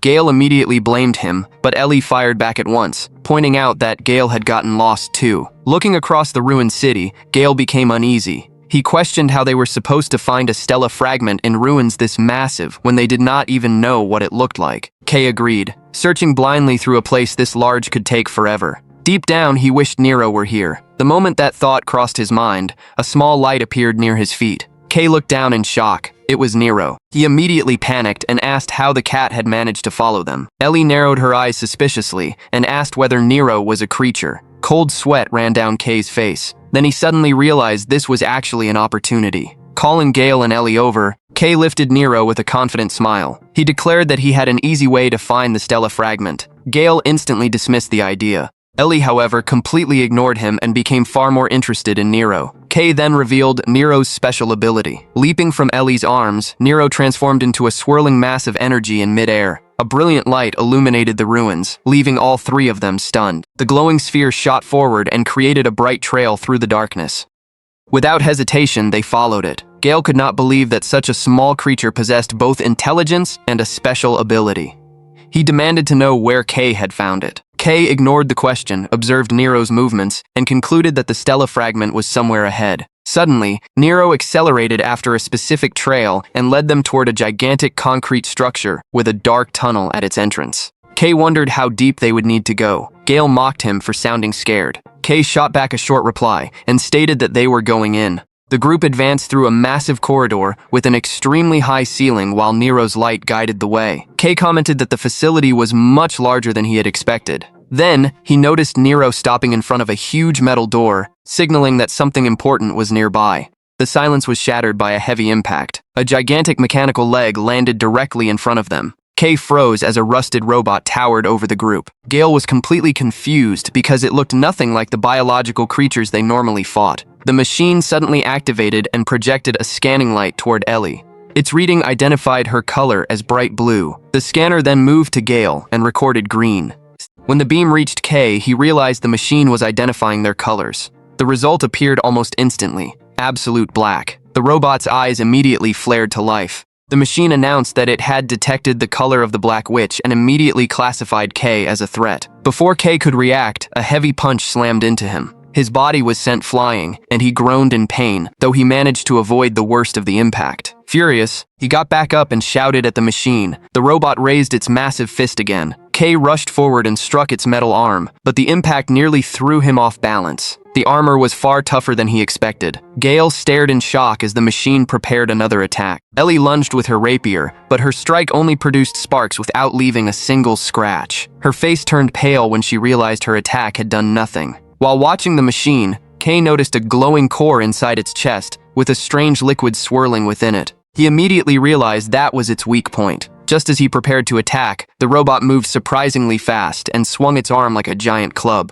Kay barely avoided the blow and jumped back in frustration. He then remembered the black power that had once covered his body. A full transformation would consume too much color energy, so he concentrated everything into his right hand instead. A dense black aura wrapped around his fist. Kay leaped forward and struck with all his strength. The punch pierced straight through the robot's chest, shattered the core, and tore apart its upper body. Its head flew away, and the light in its eyes vanished instantly. Kay let out a relieved sigh while standing among the wreckage. Meanwhile, Gale and Ellie could only stare in silence. Among the ruins, Kay picked up the machine's spherical core and thought that Mary would probably be happy to receive it. Suddenly, Gale demanded an explanation for the power Kay had just used. Both he and Ellie pressed him with questions. Kay grew nervous and claimed that the technique consumed an enormous amount of color energy.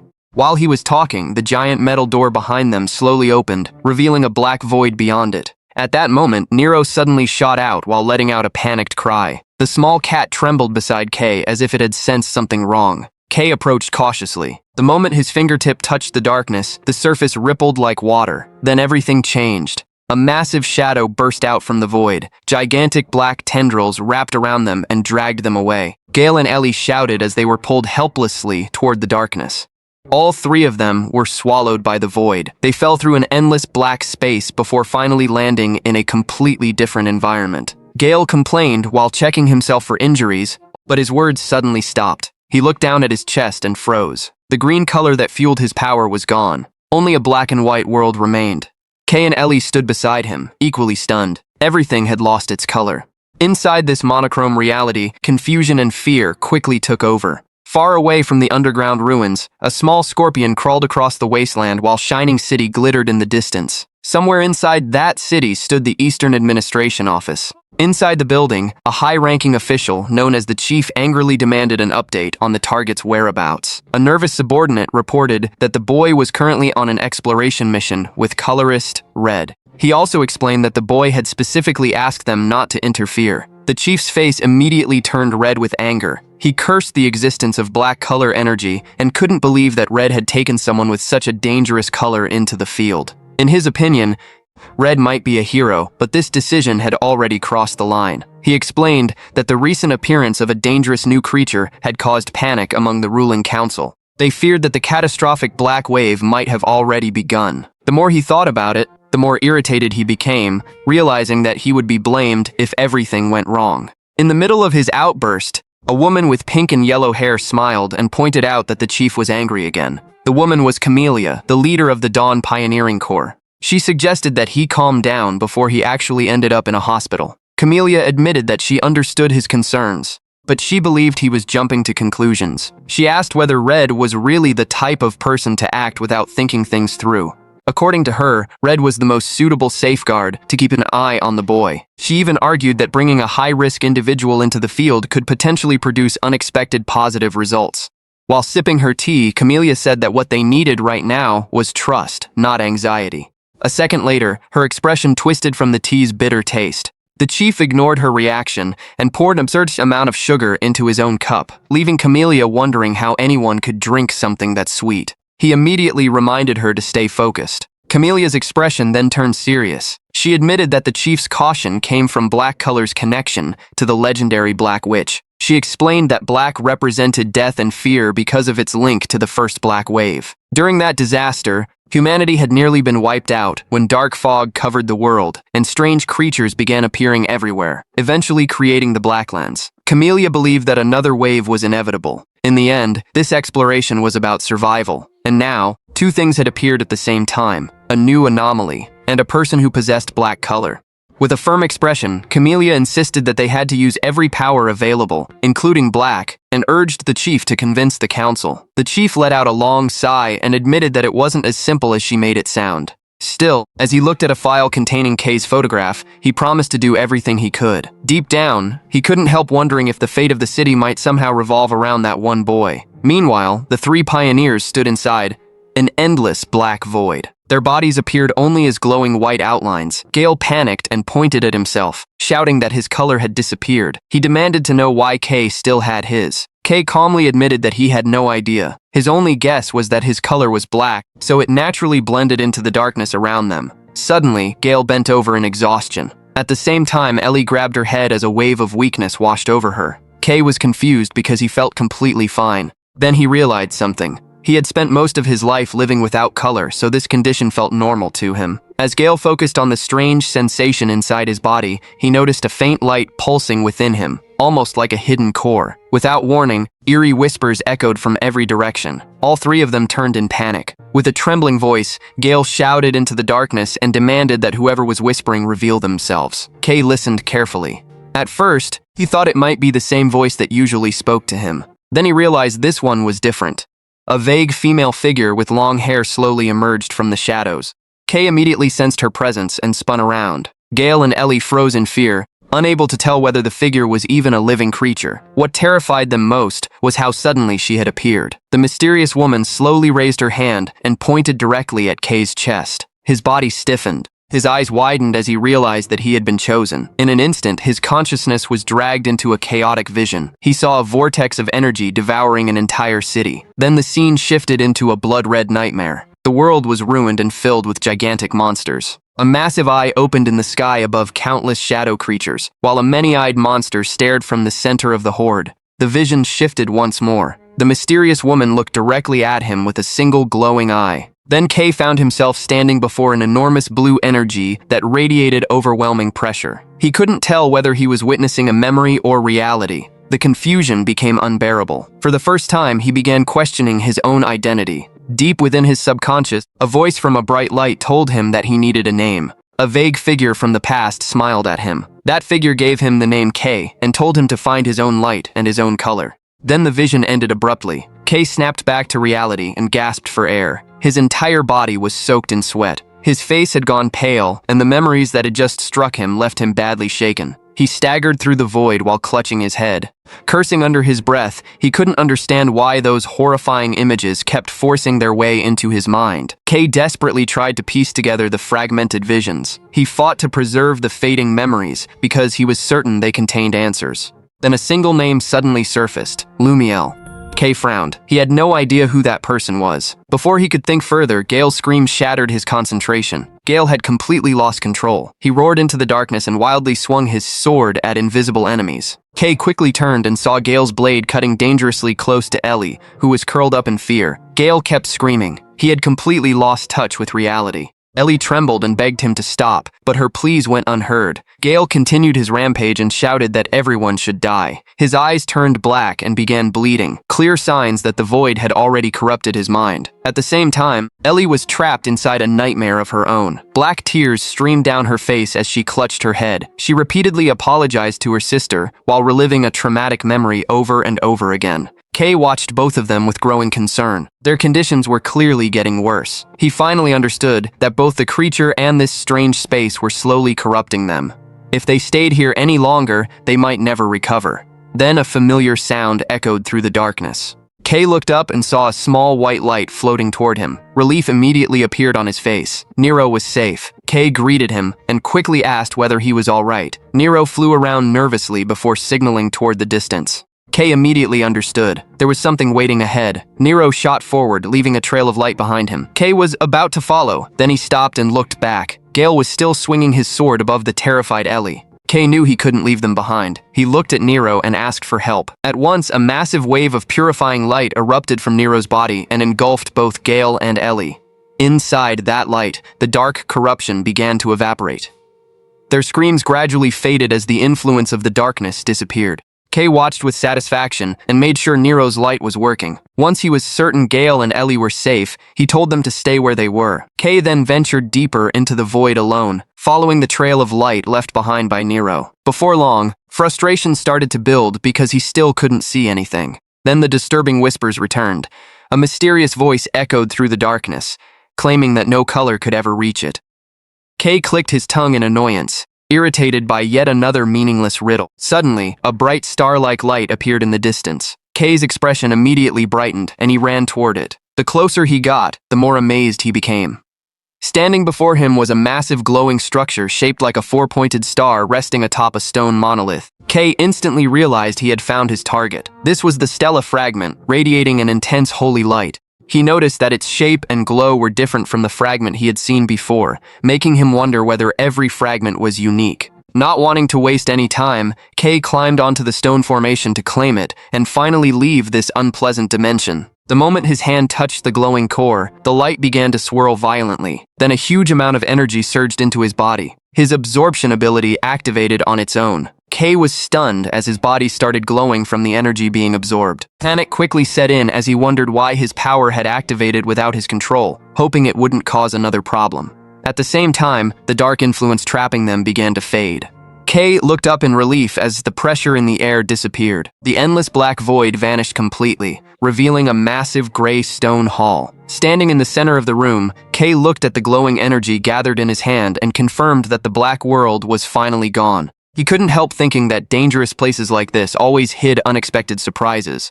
Gale and Ellie eventually regained consciousness and stared at him in disbelief. Kay immediately asked if they were all right.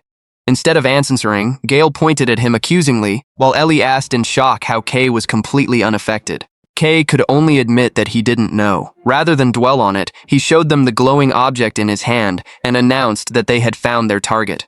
The small object shimmered with rainbow-colored light. It was the Stella fragment. The team gathered around to examine it more closely. Gale found it hard to believe that something so small was the item Red had sent them to retrieve. Ellie, however, was fascinated by how many colors were contained inside such a tiny object. Nearby, Nero floated silently while staring at the glowing sphere without blinking. After confirming that his body had suffered no side effects, Kay relaxed. But Nero slowly drifted closer. Its eyes remained fixed on the shining fragment. Then, without warning, the cat opened its mouth wide. Before anyone could react, Nero swallowed the Stella fragment whole. Kay's face instantly filled with horror. Both Gale and Ellie panicked and shouted at Nero, demanding to know what it was doing. Gale yelled at the floating cat, insisting that a Stella fragment was not food. His frustration exploded. He grabbed Nero and started shaking it, ordering the cat to spit the fragment back out. Kay immediately rushed forward and stopped Gale, shouting for him to let Nero go. At that exact moment, loud cracking sounds spread through the walls and ceiling. The entire chamber began shaking violently. Gale cursed in frustration, complaining that after everything they had gone through, this was how it ended. The tremors only grew stronger. Rocks and debris started raining down around them. Realizing the danger, Gale shouted for everyone to run. Kay hugged Nero tightly and sprinted alongside Ellie and Gale. They raced against time as the room collapsed behind them. Breathing heavily, they barely managed to escape through the corridor before the entrance was completely sealed off. Elsewhere, a group of pioneers stood before the corpse of a gigantic monster. Arancia, the orange-haired woman, knelt down and examined the deep slash marks carved into the ground. Her expression immediately hardened. A purple-haired man approached and asked whether she had discovered something. Arancia slowly nodded. In a heavy voice, she confirmed that the battle-crazed monster had returned. Those traces belonged to Sword Demon, one of the witch's black hands. Every appearance of Sword Demon brought chaos. She suspected that the recent surge in monster activity was connected to his presence. When asked whether the expedition should continue, Arancia immediately refused. They had already secured enough resources, and she had no intention of gambling with the lives of her pioneers. But at that moment, a massive wave of energy swept through the air. In the distance, a gigantic explosion of red flames erupted from a mountain. Arancia froze. She recognized that color instantly. It belonged to Red. Her eyes widened as she realized that if Red was fighting with that much power, then Sword Demon had to be there. An invisible energy slash suddenly shot toward them. Arancia shouted a warning to her team. She pulled out her giant mechanical hammer, glowing with orange heat, then leaped forward and swung it. An explosion of orange energy collided with the black slash and completely neutralized the attack. After landing firmly on the ground, Arancia declared that the expedition was officially over. She ordered her team to return to the outpost and instructed her deputy to lead the retreat. Without hesitation, Arancia shot toward the mountain peak where Red was fighting. A fierce battle was already underway. Red and black energy clashed repeatedly across the battlefield. Colorist Red and Sword Demon moved at blinding speed, their weapons colliding over and over without pause. Sword Demon hurled a vortex of dark energy toward Red. Red blocked it and redirected the attack with flawless control. The exchange continued non-stop. Then a massive pillar of red flames erupted from the ground. Sword Demon immediately jumped back and narrowly escaped the blaze. A voice praised Red's feint attack. Arancia descended from above and challenged Sword Demon directly. Wearing a fierce grin, she swung her hammer down. The orange shockwave smashed Sword Demon into the ground. As the dust settled, Red commented that Arancia was late. She casually answered back, while Red admitted that her attack was clean, though not enough to finish the job. Moments later, Sword Demon emerged from the dust. His gaze was filled with pure hatred. Red remained calm and remarked that the fight would be easier now that Arancia had joined him with her color. Arancia warned him not to hold back. She was relieved she had arrived before things became worse, because no colorist wanted to see Red fight with his full power. Red simply clicked his tongue in annoyance. Ignoring the shouting around her, Arancia activated her ability. An orange energy circle lit up beneath her feet. She tightened her grip on her hammer as a glowing aura wrapped around her body, then declared that they would bring down another one of the witch's black hands. Across from them, Sword Demon stood silently. His face was tense with overflowing rage. Just as Red and Arancia prepared to attack, heavy breathing suddenly echoed from the edge of the cliff. Red's eyes widened. Even Sword Demon turned his head in confusion. Several figures appeared above the rocky ledge. Kay, Gale, Ellie, and Nero had finally climbed out. Gale immediately collapsed while gasping for breath, swearing that he never wanted to return to those underground ruins again. But Kay suddenly froze. A terrifying pressure washed over him. He looked up and found Sword Demon staring directly at him. Behind the monster, Red and Arancia were shining with their color energy. Only then did Kay realize that they had walked straight into the middle of a battlefield. Red and Arancia cursed the terrible timing and immediately moved to intercept. Red shouted for them to get out of the way, but Sword Demon ignored the two colorists. His attention was fixed on weaker prey. With terrifying speed, he charged straight toward Kay, Gale, and Ellie. Instinct took over. Gale tightened his grip on his sword and Ellie immediately raised her weapon. Despite their exhaustion, both stepped forward. Sword Demon swung his massive black blade. With a single strike, both Gale's and Ellie's weapons shattered into pieces. The two froze in horror. Gale couldn't comprehend how his reinforced weapon had been destroyed instantly. Fear completely paralyzed him. He realized the gap in power was simply too great. Then the giant sword rose once more. A white energy slash tore through the air. Without thinking, Kay jumped forward and shielded Gale and Ellie. The attack cleanly severed his left arm. Pain exploded through his body. Ellie screamed his name, while Gale shouted in panic. Kay was thrown backward as blood poured from the wound. Sword Demon immediately advanced, slammed his knee into Gale, and grabbed Ellie by the neck, taking her hostage. Red and Arancia arrived a moment later, but both stopped. They couldn't attack without risking Ellie's life. Sword Demon ordered them to stay where they were. He demanded that they clear a path and stop pursuing him. Then he demanded the key. Red and Arancia were visibly shocked. Sword Demon warned them that the girl's life was in his hands. Red narrowed his eyes as he weighed the situation. Arancia shouted angrily and demanded to know what key he was talking about. Her hands trembled with rage. Meanwhile, Kay lay face down on the ground. Blood continued flowing from his severed arm. Nero floated above him, meowing frantically. Then suddenly, Kay's remaining hand moved. Dark energy began seeping out from the ground. Kay slowly rose to his feet. His silhouette towered over the battlefield. Sword Demon felt a strange pressure and turned toward him. Confusion filled his face. He couldn't understand what he was seeing. Kay stood upright. His face was hidden beneath shadows. Black energy swirled violently around his body. Darkness gathered around the stump of his severed arm. Then a new arm began to form. It was made entirely of dense shadows. Sword Demon stared in disbelief. He instinctively stepped back as an overwhelming pressure washed over him. His voice trembled as he demanded to know why a human possessed the color black. Kay took a step forward. The dark energy condensed further. His new arm became complete. Then an explosion of black power burst outward and slammed into Sword Demon, sending him flying backward. Arancia and Colorist Red could only stare in shock. Sword Demon suddenly began choking on an invisible force, clutching at his own throat. With only one hand, Kay lifted the massive creature into the air. Arancia immediately pulled Ellie and the others back to safety. Red watched with a grim expression, afraid that the black power had already consumed Kay's mind. Sword Demon struggled desperately as darkness crushed his body. His armor cracked, and his very existence began to erode. Through the pain, he realized that Kay was stealing his existence itself. The moment Sword Demon looked into Kay's glowing eyes, an old memory struck him. This feeling was far too familiar. It was exactly like his own. In the final moments of his awareness, Sword Demon finally understood. Kay was the one they had been searching for all along. He was the key itself. Terrifying jaws of darkness emerged from Kay's body and closed in around Sword Demon, trying to devour him. Realizing the danger, the monster immediately drew his sword and unleashed a barrage of slashes, tearing through the shadow creatures to create an escape route. He knew he could not win like this. Instead, Sword Demon rushed directly at Kay, aiming for his limbs to cripple him. A loud impact echoed through the battlefield. His eyes widened when his attack was completely stopped. Kay stood motionless within the darkness, blocking the blade with his transformed arm. The strike had no effect at all.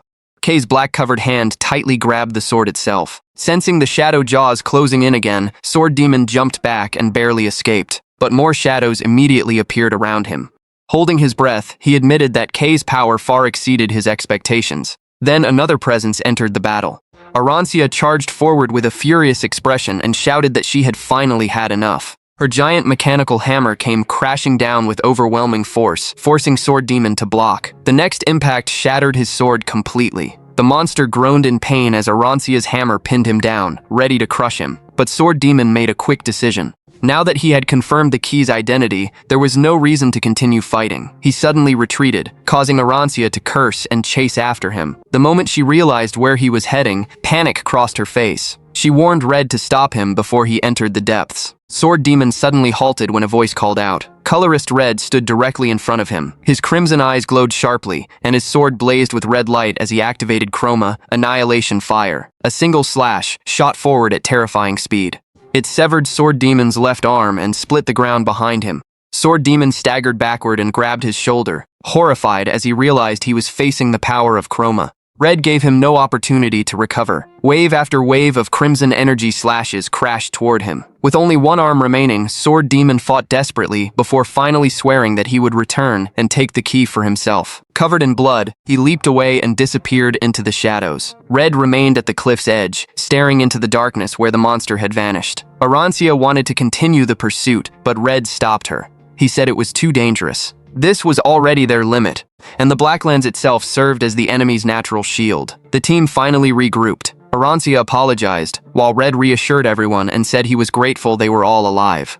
But his expression hardened when he looked behind him. Kay was standing completely still. Black shadows were flowing from the ground and wrapping around his entire body. Red was shocked as he realized Kay seemed to be absorbing the Blacklands itself.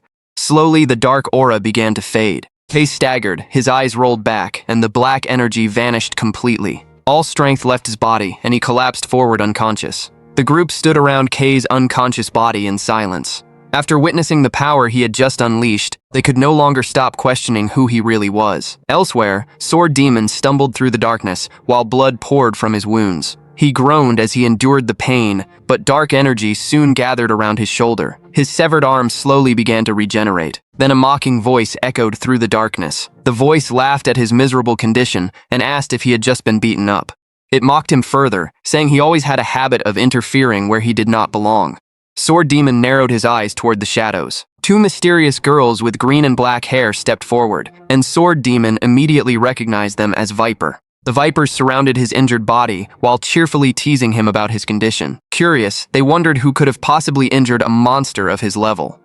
One of the Vipers examined the ground and found traces of scorching heat along with pure crimson energy. She looked up with a sly smile, realizing Sword Demon had fought Colorist Red.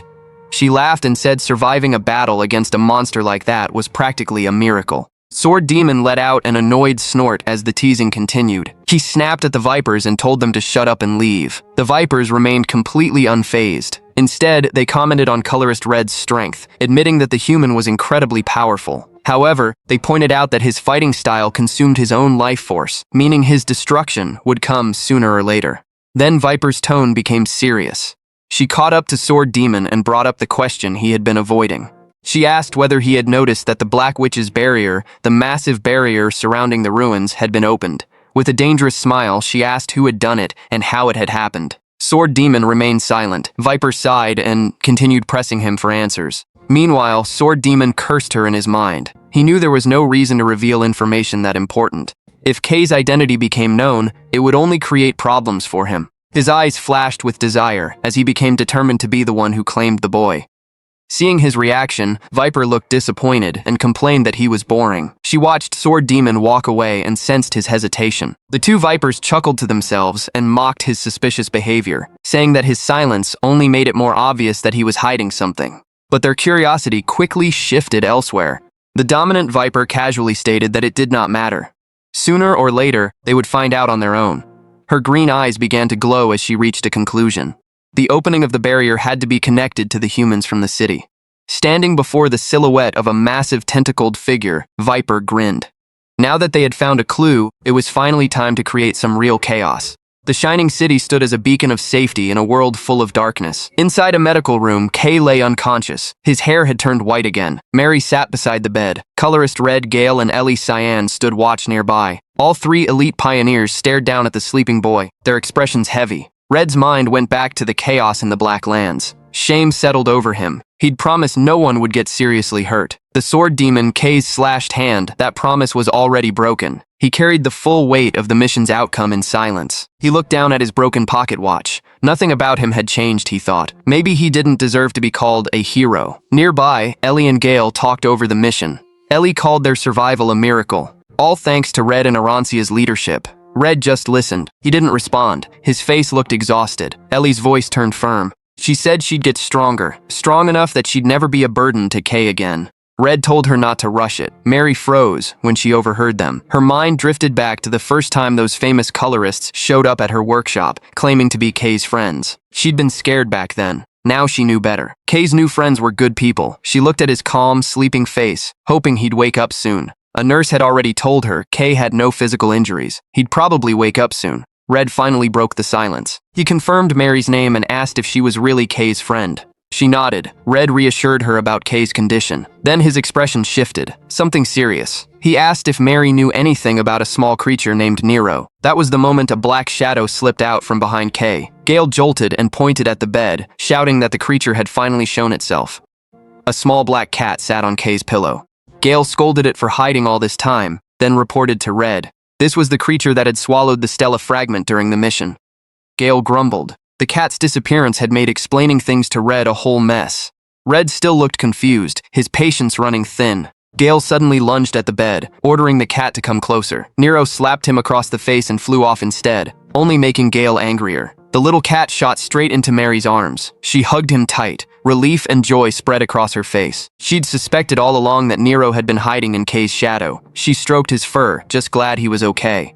On the other side of the room, Red kept his eyes locked on Nero. Something about the cat felt familiar. He couldn't explain why. He brushed it off as nothing. But his gaze never left the small creature. Then Nero's mouth lit up with color. Mary jumped back as the cat coughed up a glowing orb. Red let out a breath of relief.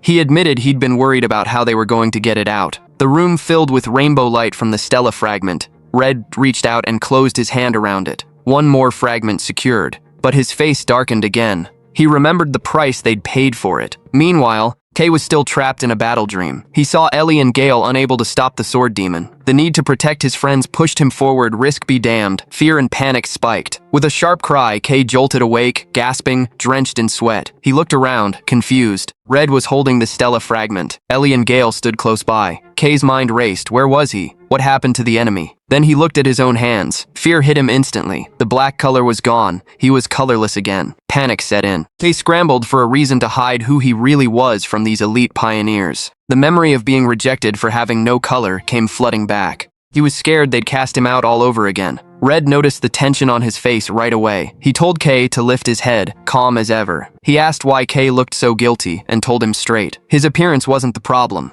What mattered, Red said, was that their first mission was a success. He admitted he never expected the new recruits to actually find the fragment. Then, with a warm smile, the captain gave him a warning. Starting now, he'd be training Kay hard, and with that, he officially welcomed him to the Red team. Kay sat frozen, unable to believe what he just heard. A relieved smile crept across his face, washing away the fear of being rejected. Filled with fresh resolve, Kay smiled back, ready for whatever came next. Red got ready to leave. He told the recruits to wrap up their conversation before splitting up. He had to bring the Stella fragments straight to Lord Luminous, he said, and he ordered them to rest at the facility until further instructions came. Red left. Kay, Mary, Ellie, and Gale stayed behind in the medical room.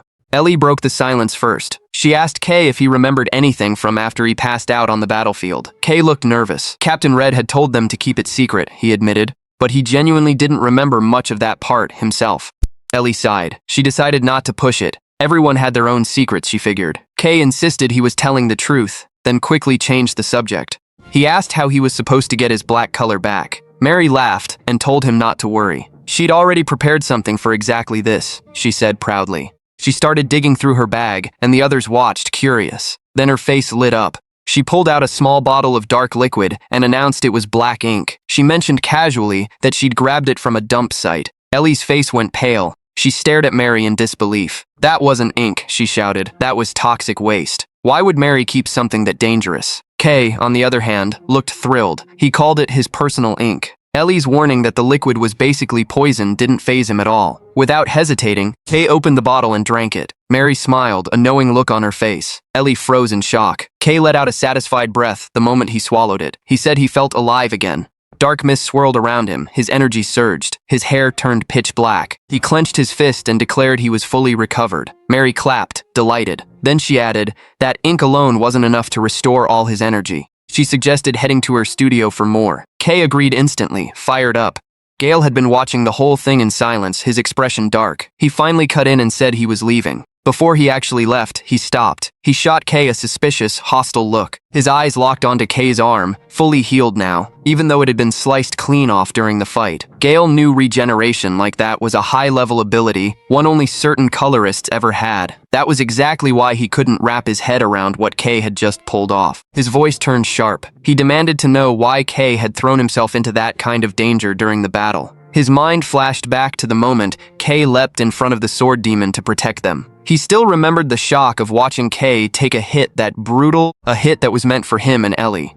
Kay hesitated under the weight of that anger. He explained that in the moment he genuinely felt they were all in danger, and he thought his ability might stop the attack. Then he added, it hadn't worked. It had nearly made things worse instead. That honest answer did nothing to cool Gale down. His jaw tightened. Then, In a sudden burst of emotion, he grabbed Kay by the collar. He shouted, demanding to know who had ever asked for Kay's help. His face twisted with anger as he said it straight to Kay's face. He didn't like him. Kay went silent, confused, unable to understand why Gale was reacting this hard. Mary stepped in immediately. She snapped at Gale, demanding an explanation for his crazy behavior. Gale said nothing. His face clouded over with something complicated. After a tense pause, he let go of Kay's collar. Without another word, he turned and walked off. Mary was still fuming, but Ellie calmed her down, saying Gale had always been difficult like that. Ellie decided it was time to head out too. Kay thanked her. Ellie suggested they push back their match for another time. Once Ellie left, it was just Kay, Mary, and Nero. Kay suggested they head back to Mary's workshop. She agreed right away, happy about it. Before they left, Kay remembered something he wanted to show her. Mary looked at him, curious. Kay explained it was something he'd picked up after taking down an enemy during the mission. Thinking back to the giant mechanical automaton, he pulled a bag off the shelf and said he was pretty sure she'd love it. He pulled out a glowing mechanical object. Mary froze. Her eyes lit up the second she realized what it was worth. It was the glowing core from the robot Kay had destroyed in the ruins, inside a grand hall that had once been filled with shimmering light. Elsewhere, Red walked alone down a quiet corridor, his expression serious. He stepped into a massive room flooded with blinding, golden light. At the end of a long staircase, a figure bathed in rainbow light waited for him. Red announced his presence. A woman with long, pale hair stood waiting, dressed in an elegant white gown. She greeted him, saying she'd been expecting him. Red got straight to it. For the first time in a long while, he said he had good news. His prediction had been right. They'd found a way to open the Black Witch's veil. The woman, Lord Luminous, turned to face him. Back at the workshop, Mary was completely absorbed in the mechanical core Kay had given her. She tore into it with excitement, amazed at how its structure matched the ancient technology she'd studied in books. It still ran on ink as fuel, just like modern machines, she explained, but its efficiency was way beyond anything current. What blew her mind was that this thing could power a ruined golem using ink that had nearly faded out completely. Kay, on the other hand, sat there bored with Nero. He gave the core a skeptical look and asked if it was actually special. To him, it just looked ordinary. Mary snapped back instantly. That thing was extremely special, she insisted. Finding a relic like this was rare, she said. Even a famous pioneer core might come across one only once a year. She drifted off, daydreaming about that lost era of technology, wishing she could have experienced it herself. Kay cut in, asking casually if they should just sell the valuable relic instead. Mary got mad immediately. She swung her wrench and called him an amateur, saying a real technician would never pick money over research like this. Confidence radiating off her, she said ideas were already flooding her head. She promised she'd use this knowledge to build Kay the best gear possible. Kay smiled. The effort, he figured, was worth the happiness on her face. As Kay and Nero got ready to leave, saying they'd be back later, Mary suddenly stopped him. She remembered something. Someone had come looking for her earlier. Kay looked confused. Mary explained that while she was out in the Shadow District collecting ink, a group had approached her. At first, she thought they were thugs and almost pulled out her saw wrench. Then she realized they already knew exactly who she was. Their leader, a man in a tall hat, asked with an uneasy tone if she was Kay's friend. They wanted to meet the black color holder, he said. Mary admitted the whole encounter felt like a bad omen, so she ran. Kay looked worried and scolded her for going into that district alone. She brushed it off. Her business was urgent, she said, and told Kay to stay away from weird people like that. Kay agreed and left the workshop. Walking through the industrial streets, a bad feeling settled over him. He told himself if they really had business with him, they'd find him directly. His body felt tired. He decided to head home and rest. Then suddenly his eyes sharpened. Something felt off. Kay spotted a group gathered in a narrow alley. He figured the homeless population in the area had grown again. Looking at their worn-out faces, he wondered if some kind of underground gang war had pushed them this far up. Then Nero popped his head out from Kay's hood, meowing loudly to get his attention. The cat jabbed a paw toward a dark, narrow passage, restless. Kay hesitated. He knew that place was dangerous, but Nero's persistence won out. He muttered an awkward apology, admitting Nero's instincts were almost always right. Kay decided to try something new. He focused dense black energy into both eyes. His vision shifted. Things invisible to the normal eye came into focus. Inverted vision activated. His left eye glowed with a dim white light. The technique worked instantly. In the pitch-black alley, a glowing figure appeared, wrapped in rainbow light. Kay froze. Someone had been standing there the whole time without a sound. The figure was a woman with pale hair, dressed in an elegant gown, Lord Luminous. Kay felt her gaze and called out to her. She turned and stepped straight into a portal of light. Kay rushed forward, asking her to wait. His face hardened. This had to be the person who'd been looking for him. He couldn't just let a potential threat walk away. With full resolve, Kay pushed through the light. The moment he crossed the threshold, his expression twisted with shock. He'd landed in a fantasy world filled with floating light and massive pillars. Kay looked around, confused, his mind struggling to process the sudden change. Panic crept in as he realized, just moments ago, he'd been standing in a filthy alley. He turned to look back. The dark door he'd walked through was already distorting, fading away. He was trapped. The mysterious woman turned to face him. She said Kay was just as interesting as she'd expected. She admitted she hadn't planned to reveal herself this soon. But Kay should be proud, she said, for finding her first. Kay stammered, asking who she was. The woman introduced herself gently as Celestia. She greeted him as the child of black. She stood before him, radiating an overwhelming holy aura. Kay stared, unable to believe his eyes. Her body glowed with every color at once. Cold sweat ran down his back. Only one legendary figure could give off light like that. Kay realized exactly who she was, the current Lord Luminous. Fear settled over him. He couldn't understand why someone of that stature would come down to the Shadow District just to watch him. As he asked Celestia what she wanted, that intense light triggered something strange. Kay's mind filled with dark static. His vision was flooded with chaotic noise. Panic surged through him. The horrifying voices that usually haunted him came roaring back, full force, starving for that light. They ordered him again and again to seize it, to take it for himself. Kay's eyes turned pitch black as the darkness took over his mind, forcing him to devour that light right now. Celestia watched the sudden shift with curiosity. She noted that Kay's black energy had abruptly swallowed him whole. Kay fought to stay conscious. He mumbled in confusion, insisting he wasn't doing any of this on purpose. Celestia stayed calm. If anything, she looked fascinated. She said it was remarkable that Kay hadn't died despite being consumed by darkness that deep. She compared his aura to the Black Witch, Nyx, and yet Kay hadn't turned into a monster. Celestia suspected there was some hidden connection between Kay and the witch. She revealed that some of the city's leaders wanted him gone, worried about the danger he carried. She disagreed. Her eyes lit up as she made it clear she had no intention of letting that happen. Kay's ability, in her view, was far too valuable to throw away. To protect the city, the power of black had to be used, no matter the risk. She decided it was time to get serious. Celestia gripped her staff and unleashed a massive wave of purifying light to push back the darkness surrounding Kay. The light swept over his body, and the dark influence vanished instantly.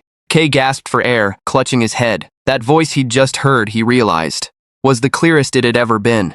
Celestia asked if he might have heard the Black Witch herself. Kay hesitated and admitted he didn't know. Celestia laughed softly, telling him to relax. She'd just wanted to meet him, she explained, after hearing his story from Red. But before they talked any further, she said there was something she wanted to thank him for. Kay looked confused, asking what exactly he'd done. Celestia summoned a ripple of light and pulled out a glowing stella fragment. Not many people truly understood what it meant, she explained, and Kay deserved thanks for retrieving something that precious. Kay answered humbly.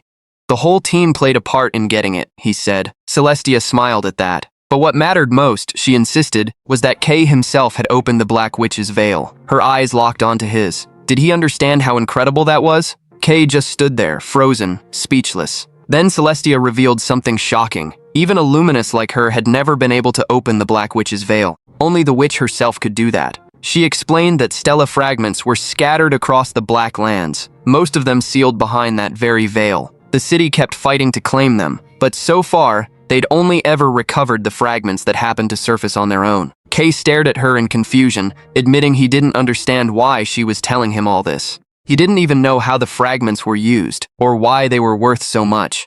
Celestia realized she should have explained their function first. With a meaningful smile, she figured seeing it for himself would make things much clearer. She also warned him not to mention any of this to anyone. Only a handful of people knew the truth. Suddenly, everything around them changed. Kay jolted as he found himself standing on a high, glowing platform suspended in the air. He stared in shock at the shining city stretched out below, surrounded by a massive wall of thick darkness. Panic rising, Kay asked where they were. Not far off stood a massive castle, glowing with light. Celestia told him to stay calm. They were at her residence, she explained. She raised the stella fragment and said Kay was the first person she'd ever shown it to. Reaching her hand out toward the horizon, Celestia told him to look closely.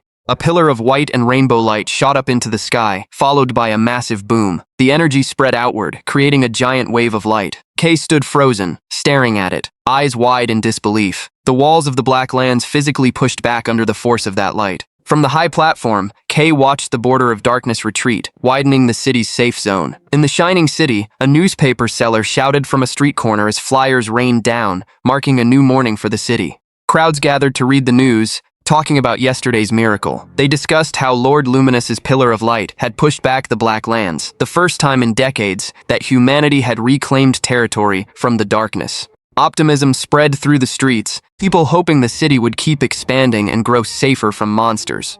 Eyes turned toward the glowing castle, people wondering about the mysterious Lord Luminous, rarely seen in public, too busy guarding the city's light.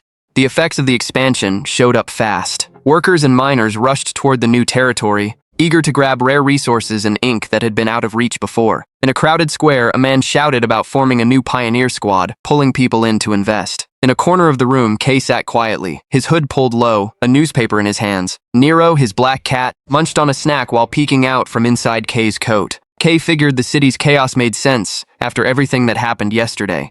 A few hours earlier, Kay had stood before Celestia's glowing form in her ethereal realm. Celestia explained that the Stella fragment he'd retrieved was an extraordinary item, one that opened up countless possibilities. Then her tone turned serious. She warned him about the Black Hand, an organization tied to the figure Kay had fought. They were hunting the same fragments. Once they learned about Kay's power, she said they wouldn't stop trying to capture him. She noticed Kay's unease and reassured him. The city had held the Black Hand back for a long time, she said, and she promised to protect him. Her expression dimmed as she revealed something harder to hear. Behind all the celebration, the city was actually pushing its resources to the breaking point, just to survive the war. Her rainbow eyes locked onto his. Kay was someone special, she told him. Plenty of people would either fear him or try to use his power. Celestia promised to handle any trouble from her side and asked him to keep going as a pioneer, business as usual. The meeting ended there. She told him he was free to go. As Kay turned to leave the platform, Celestia smiled warmly and said she'd enjoyed their conversation. Kay glanced back nervously, still shaken by being in the presence of the city's leader. Celestia added that she'd personally make sure Red's team got the recognition they deserved. Back at the table, Kay set down his newspaper. After a full day of rest, he wondered what to do next. His mind drifted to Mary, remembering her ink supply was running low. Deciding to be productive, Kay left a coin on the table for payment and considered going back to mining like before. He walked through the busy city streets, blending into the crowd on his way to his destination. Kay arrived at a massive building with a crowd gathered at the entrance. He paused for a second, realizing he never thought he'd actually set foot in this place. The Pioneer Gathering Hall. Kay remembered a time when he couldn't even get close to this building, back when he was still colorless. Realizing how different things were now, he pulled his hood back and told himself he could walk in here with his head held high. The moment he stepped inside, the atmosphere shifted instantly. Pioneers stopped what they were doing and stared at the dark-haired young man. Whispers spread fast, people questioning what exactly he was. They recognized him as the man rumored to have obtained the black color, the very first person to hold it. Some muttered that the rumors were true, and that he looked even more unsettling up close. Uncomfortable stares followed him, along with questions about why the Dawn Pioneer Squad had recruited someone like him. On the other side of the room, gossip about his achievements spread just as fast. Some said his contribution to the first expedition was huge, with a few claiming he was about to receive a reward from his team. Others wondered how he'd managed to catch the attention of elite colorist Red. From the upper balcony, a colorist watched with sharp interest, commenting that the young man really was pitch black. Raven told him to sit down. The colorist just smiled and said he was simply curious about the kid Red had recruited. He turned to Arancia, recalling that she'd been part of a recent battle, and asked if Kay was really as strong as the rumors claimed. Arancia thought for a moment before admitting Kay really was impressive. But she also remembered that dark shadow surrounding him during the fight, something that felt off. She suggested they keep an eye on him. Instead of looking worried, the colorist just smiled wider, saying that description made him even more interested. On the main floor, Kay stood alone. He caught a whisper about his new nickname, Kay of the Black. He walked up to the front desk, and a staff member greeted him. Kay confirmed this was his first visit and said he wanted to take on any available work. The receptionist noticed he didn't have an official emblem yet and handed him a few forms. New pioneers, she explained, were only allowed low-risk jobs, like ink mining or hunting small creatures. In the corner of the room, a group of men watched Kay with pure hatred. One of them sneered at his color, calling it disgusting, questioning how a human could even be black. He complained that K's aura felt like something dangerous, criticizing the people who kept hyping him up. He turned to the man beside him, called him boss, and asked for his opinion. The boss, a man with dark red hair, stayed silent, his eyes cold. His gaze stayed locked on K from across the room. As K finished his paperwork and turned to leave, the red-haired man glared hard, muttering that the black-haired kid was seriously annoying. This was the examiner who had once rejected K, and his hatred had only grown deeper since then. He remembered the last mission, seeing K standing alongside the elite colorists, and admitted he'd hated him ever since. To him, K was nothing but a lucky rat who happened to catch a colorist's attention and strut around like he belonged. Hearing that K was just an inexperienced rookie only made his anger burn hotter. As K walked off, the examiner stood up and signaled his group. He scoffed, convinced a veteran like himself deserved a spot on the elite squad far more than K ever could. With clear malicious intent, he ordered his men to follow K, swearing he wouldn't let a black ruin the city. The four men grinned, agreeing to give K what they called a purification. Meanwhile, K was already out in the wasteland. He stood before a massive black cliff that loomed over the barren landscape like a curtain. With a satisfied smile, he held up a glowing black gem, happy to have found another one. K recognized it as chromatic ore. Around him lay piles of colored gems he'd already collected. This was the first time he'd gathered this much in one go. K smiled, figuring his recent mining luck had been bad, and this spot felt perfect. Chromatic ore was used as fuel and weapon material, just like ink, so its value had to be high. He pictured Mary's happy face when she saw this haul and hoisted the heavy sack of ore onto his shoulder. His left eye lit up with dark light as he activated inverted vision. Thanks to the technique, he realized gathering resources was about to get a lot easier. Across the gray landscape, he could see glints of color from hidden resources invisible to the normal eye. K realized it didn't matter how dark or hidden something was, his eyes could see through all of it. As his energy faded, K reminded himself this technique burned through a lot of color, so he couldn't keep it running for long. He joked with Nero on his shoulder, saying the cat probably wouldn't get many more turns now that he was this efficient. Nero just nodded, eyeing the 2 full sacks of ore. K realized he'd finished the job way faster than expected. He worried that hauling back this much loot right now would draw unwanted attention. He decided to stall. K chose to stay out in the wasteland a bit longer before heading back to the city. With the extra time, he decided to train his ability. With Nero on his shoulder, K gripped a dark gem in his hand. He thought about his main ability, Ink Drain. He remembered absorbing attacks during his exam and the mission, realizing that even though the power needed contact, it sometimes burst out of his control. K decided he needed to master this power before it spiraled out of hand and threatened his future. He grabbed a few glowing blue gems and got ready to experiment. K studied a gem in his hand, admiring its bright color and imagining the high price it could fetch. But the moment his focus went too deep, his ability activated faster than he wanted. Dark energy spiraled around his hand, and his power instantly drained the gem dry. K jolted in panic as the gem's color faded, turning pale white and worthless. K yelled in frustration, cursing himself over the heavy loss while scolding his own power for draining without permission.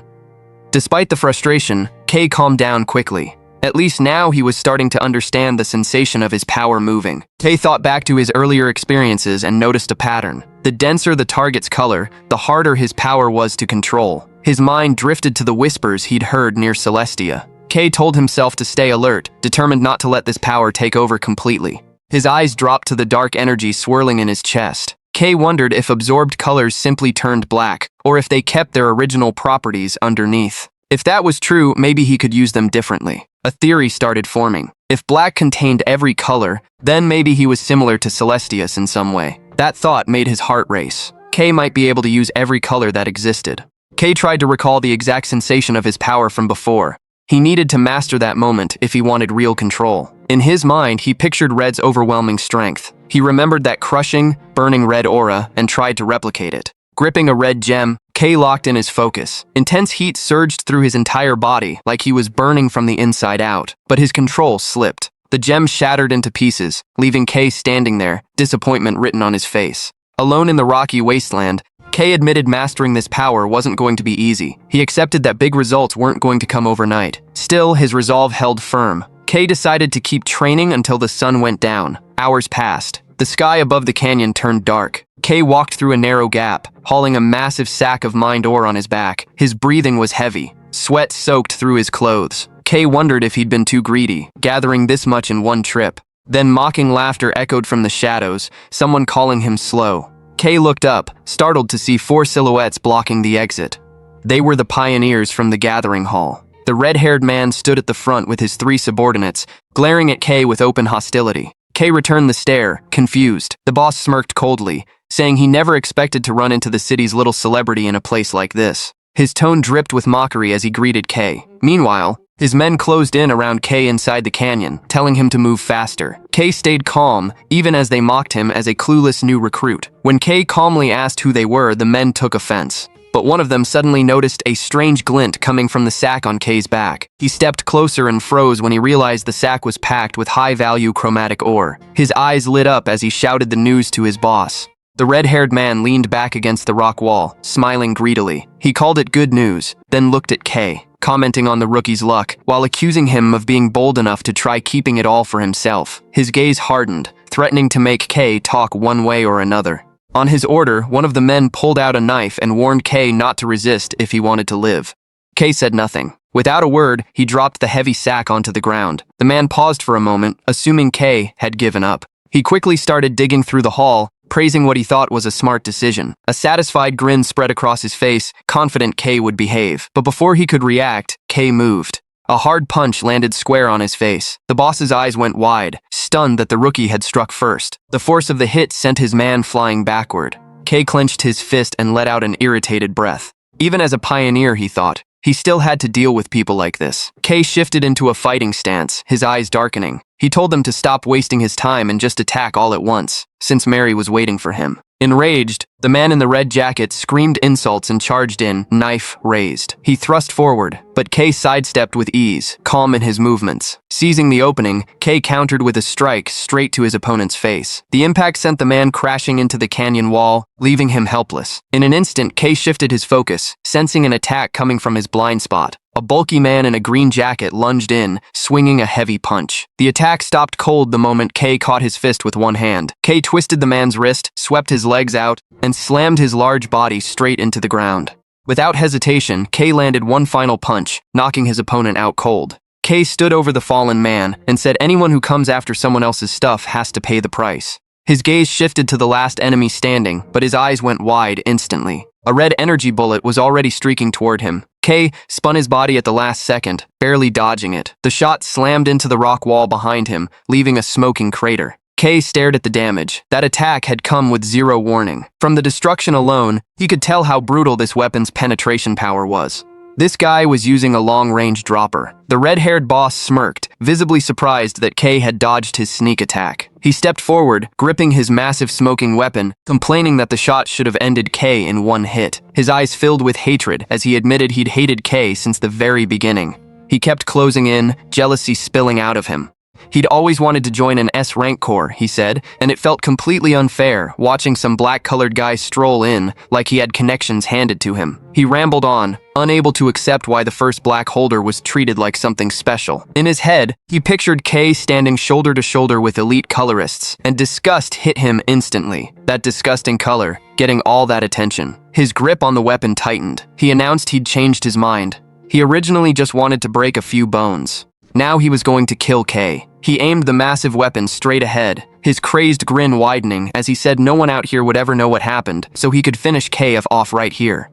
He pulled the trigger. A barrage of red energy bullets tore through the area. Kay moved instantly, weaving through the deadly barrage as he pushed forward. He skimmed low across the ground, barely grazed by the shots. Once he closed the distance, Kay swung a hard punch, but the boss yanked himself back just in time. The fight turned into a chaotic close-range brawl, the boss firing wildly, while Kay kept dodging and striking back. Frustrated, the boss cursed and screamed at Kay to stop sticking so close, his weapon starting to glow. Instead of aiming at Kay, the boss fired a powerful blast straight into the ground. Jagged red crystal shards burst out, forcing Kay to leap back. Kay stared at it, stunned, wondering what kind of attack this even was. From the crystal structure alone, he knew this couldn't be a regular bullet. The red-haired boss revealed his power, crystallization, the ability to create ruby and hematite. He bragged that combining it with a dropper let him produce endless deadly ammunition. A rain of crystal shards rained down as he screamed that his power was on a completely different level, compared to an impurity like black. Kay jumped behind a large rock formation to avoid the attack. Behind cover, he held his ground and admitted dealing with dropper users was genuinely a pain. K sized up his opponent, estimating the guy was around rank B as a pioneer. He thought of him as trash, but he still admitted the man had real ability. His eyes dropped to his fist, wrapped in black energy. K considered absorbing the bullets, but hesitated. Coating himself in black energy didn't always go perfectly, he reminded himself. The memory of fighting the sword demon surfaced, and K realized trying to absorb an attack without a plan could end with a fatal wound. Suddenly, a massive shadow fell over him. The big man in the green jacket, the one he'd taken down earlier, had gotten back up and grabbed K from behind. K spun around, startled, but it was too late. His legs were locked in place. K kicked at the man's face over and over, screaming for him to let go, but the grip held firm. Blood covering his face, the man shouted to his boss that K was pinned and told him to shoot. The red-haired boss smiled cruelly, praising his subordinate. Seeing the perfect opening, he aimed his weapon straight at the trapped K. With a furious scream, he pulled the trigger and fired at point-blank range. K's eyes went wide. He knew there was no way to dodge in time. The red energy bullet struck him directly in the head. The boss cheered, certain his enemy was dead. He waited for the smoke to clear, expecting to see a body on the ground. Instead, heavy footsteps echoed, and K was still standing, his head hanging low. The boss's face changed, confusion spreading across it. He stammered in disbelief as K slowly walked toward him. The moment K lifted his head, terror hit the boss instantly. A small swirl of red energy spun on K's forehead, the darkness swallowing the bullet completely. K felt a wave of relief. His absorption ability had kicked in right on time. The red-haired boss froze, insisting his shot had clearly hit K's head. He stared in horror as K kept walking forward without a single real wound. Panic took over. He screamed hysterically, calling K insane, demanding he just die already, and pulled the trigger over and over. A barrage of shots slammed into K's body, one after another. When the dust settled, all the boss could do was stare at a silhouette wrapped in dark red mixed with black. K mocked him coldly, asking why he'd stopped shooting and daring him to keep using his ability. The red-haired boss clenched his teeth, anger and fear tangled together. Realizing his attacks weren't working anymore, he stared at the terrifying figure in front of him, cold sweat running down his face. K decided to show exactly how far his power went. A black curtain formed, and the red energy bullets that hit it got trapped in dark swirls across his chest and shoulders, slowly absorbed. With a threatening smile, K said since the enemy's attacks were spent, it was his turn now. The boss shouted that K was just bluffing, insisting no one could take bullets with that kind of penetration and walk away fine. He raised his weapon again, telling himself that even if the attack got absorbed, K's insides had to be wrecked. To him, K was still just a target, but K stayed calm. He knew those bullets weren't a real threat anymore, though there was still a cost. The amount of color burned to maintain that defense was way higher than what he actually absorbed. K calculated that using this ability carelessly would drain him too fast. He decided he needed to take out the dropper first, but he needed a new approach to close the distance. He muttered something about trying a new trick, leaving the red-haired boss confused. K picked up a piece of red crystal shard off the ground, saying he wanted to copy his opponent's ability. Instantly, the black energy in his hands surged and the rock transformed into a long black spear with a jagged tip. The red-haired boss froze, completely stunned. K looked at his new weapon with a satisfied smile. Realizing the spear covered his weakness at range, he explained that while absorbing the enemy's attack, he'd caught the essence of the crystallization ability, the power to compress color into solid form. With a mocking expression, K thanked him for the lesson and hurled the massive spear. The boss leapt aside in a panic as the spear slammed into the ground with a thunderous boom. Furious, he screamed and fired back with a barrage of red energy bullets. But K was already ready. He spun his black spear, deflecting bullet after bullet, sparks flying as black crystal clashed against red energy. K smiled with confidence, showing off the dark swirl on his chest absorbing whatever impact got through, and mocked him for wasting his effort. Deciding to turn this fight into practice, K gripped his spear and charged forward, declaring his opponent would now be his test dummy. He leapt high with surprising agility. As he dropped down through the air, the red-haired boss looked up, his face filled with panic. K slammed the weapon into the ground, triggering a massive burst of black crystal spikes that mimicked the boss's earlier attack. The boss stared in pure terror, unable to believe what he was seeing. He realized, with horror, that K had copied his crystallization ability perfectly. K smirked and asked if he wanted to see another form. The black energy shifted again, the spear morphing into a massive curved black blade.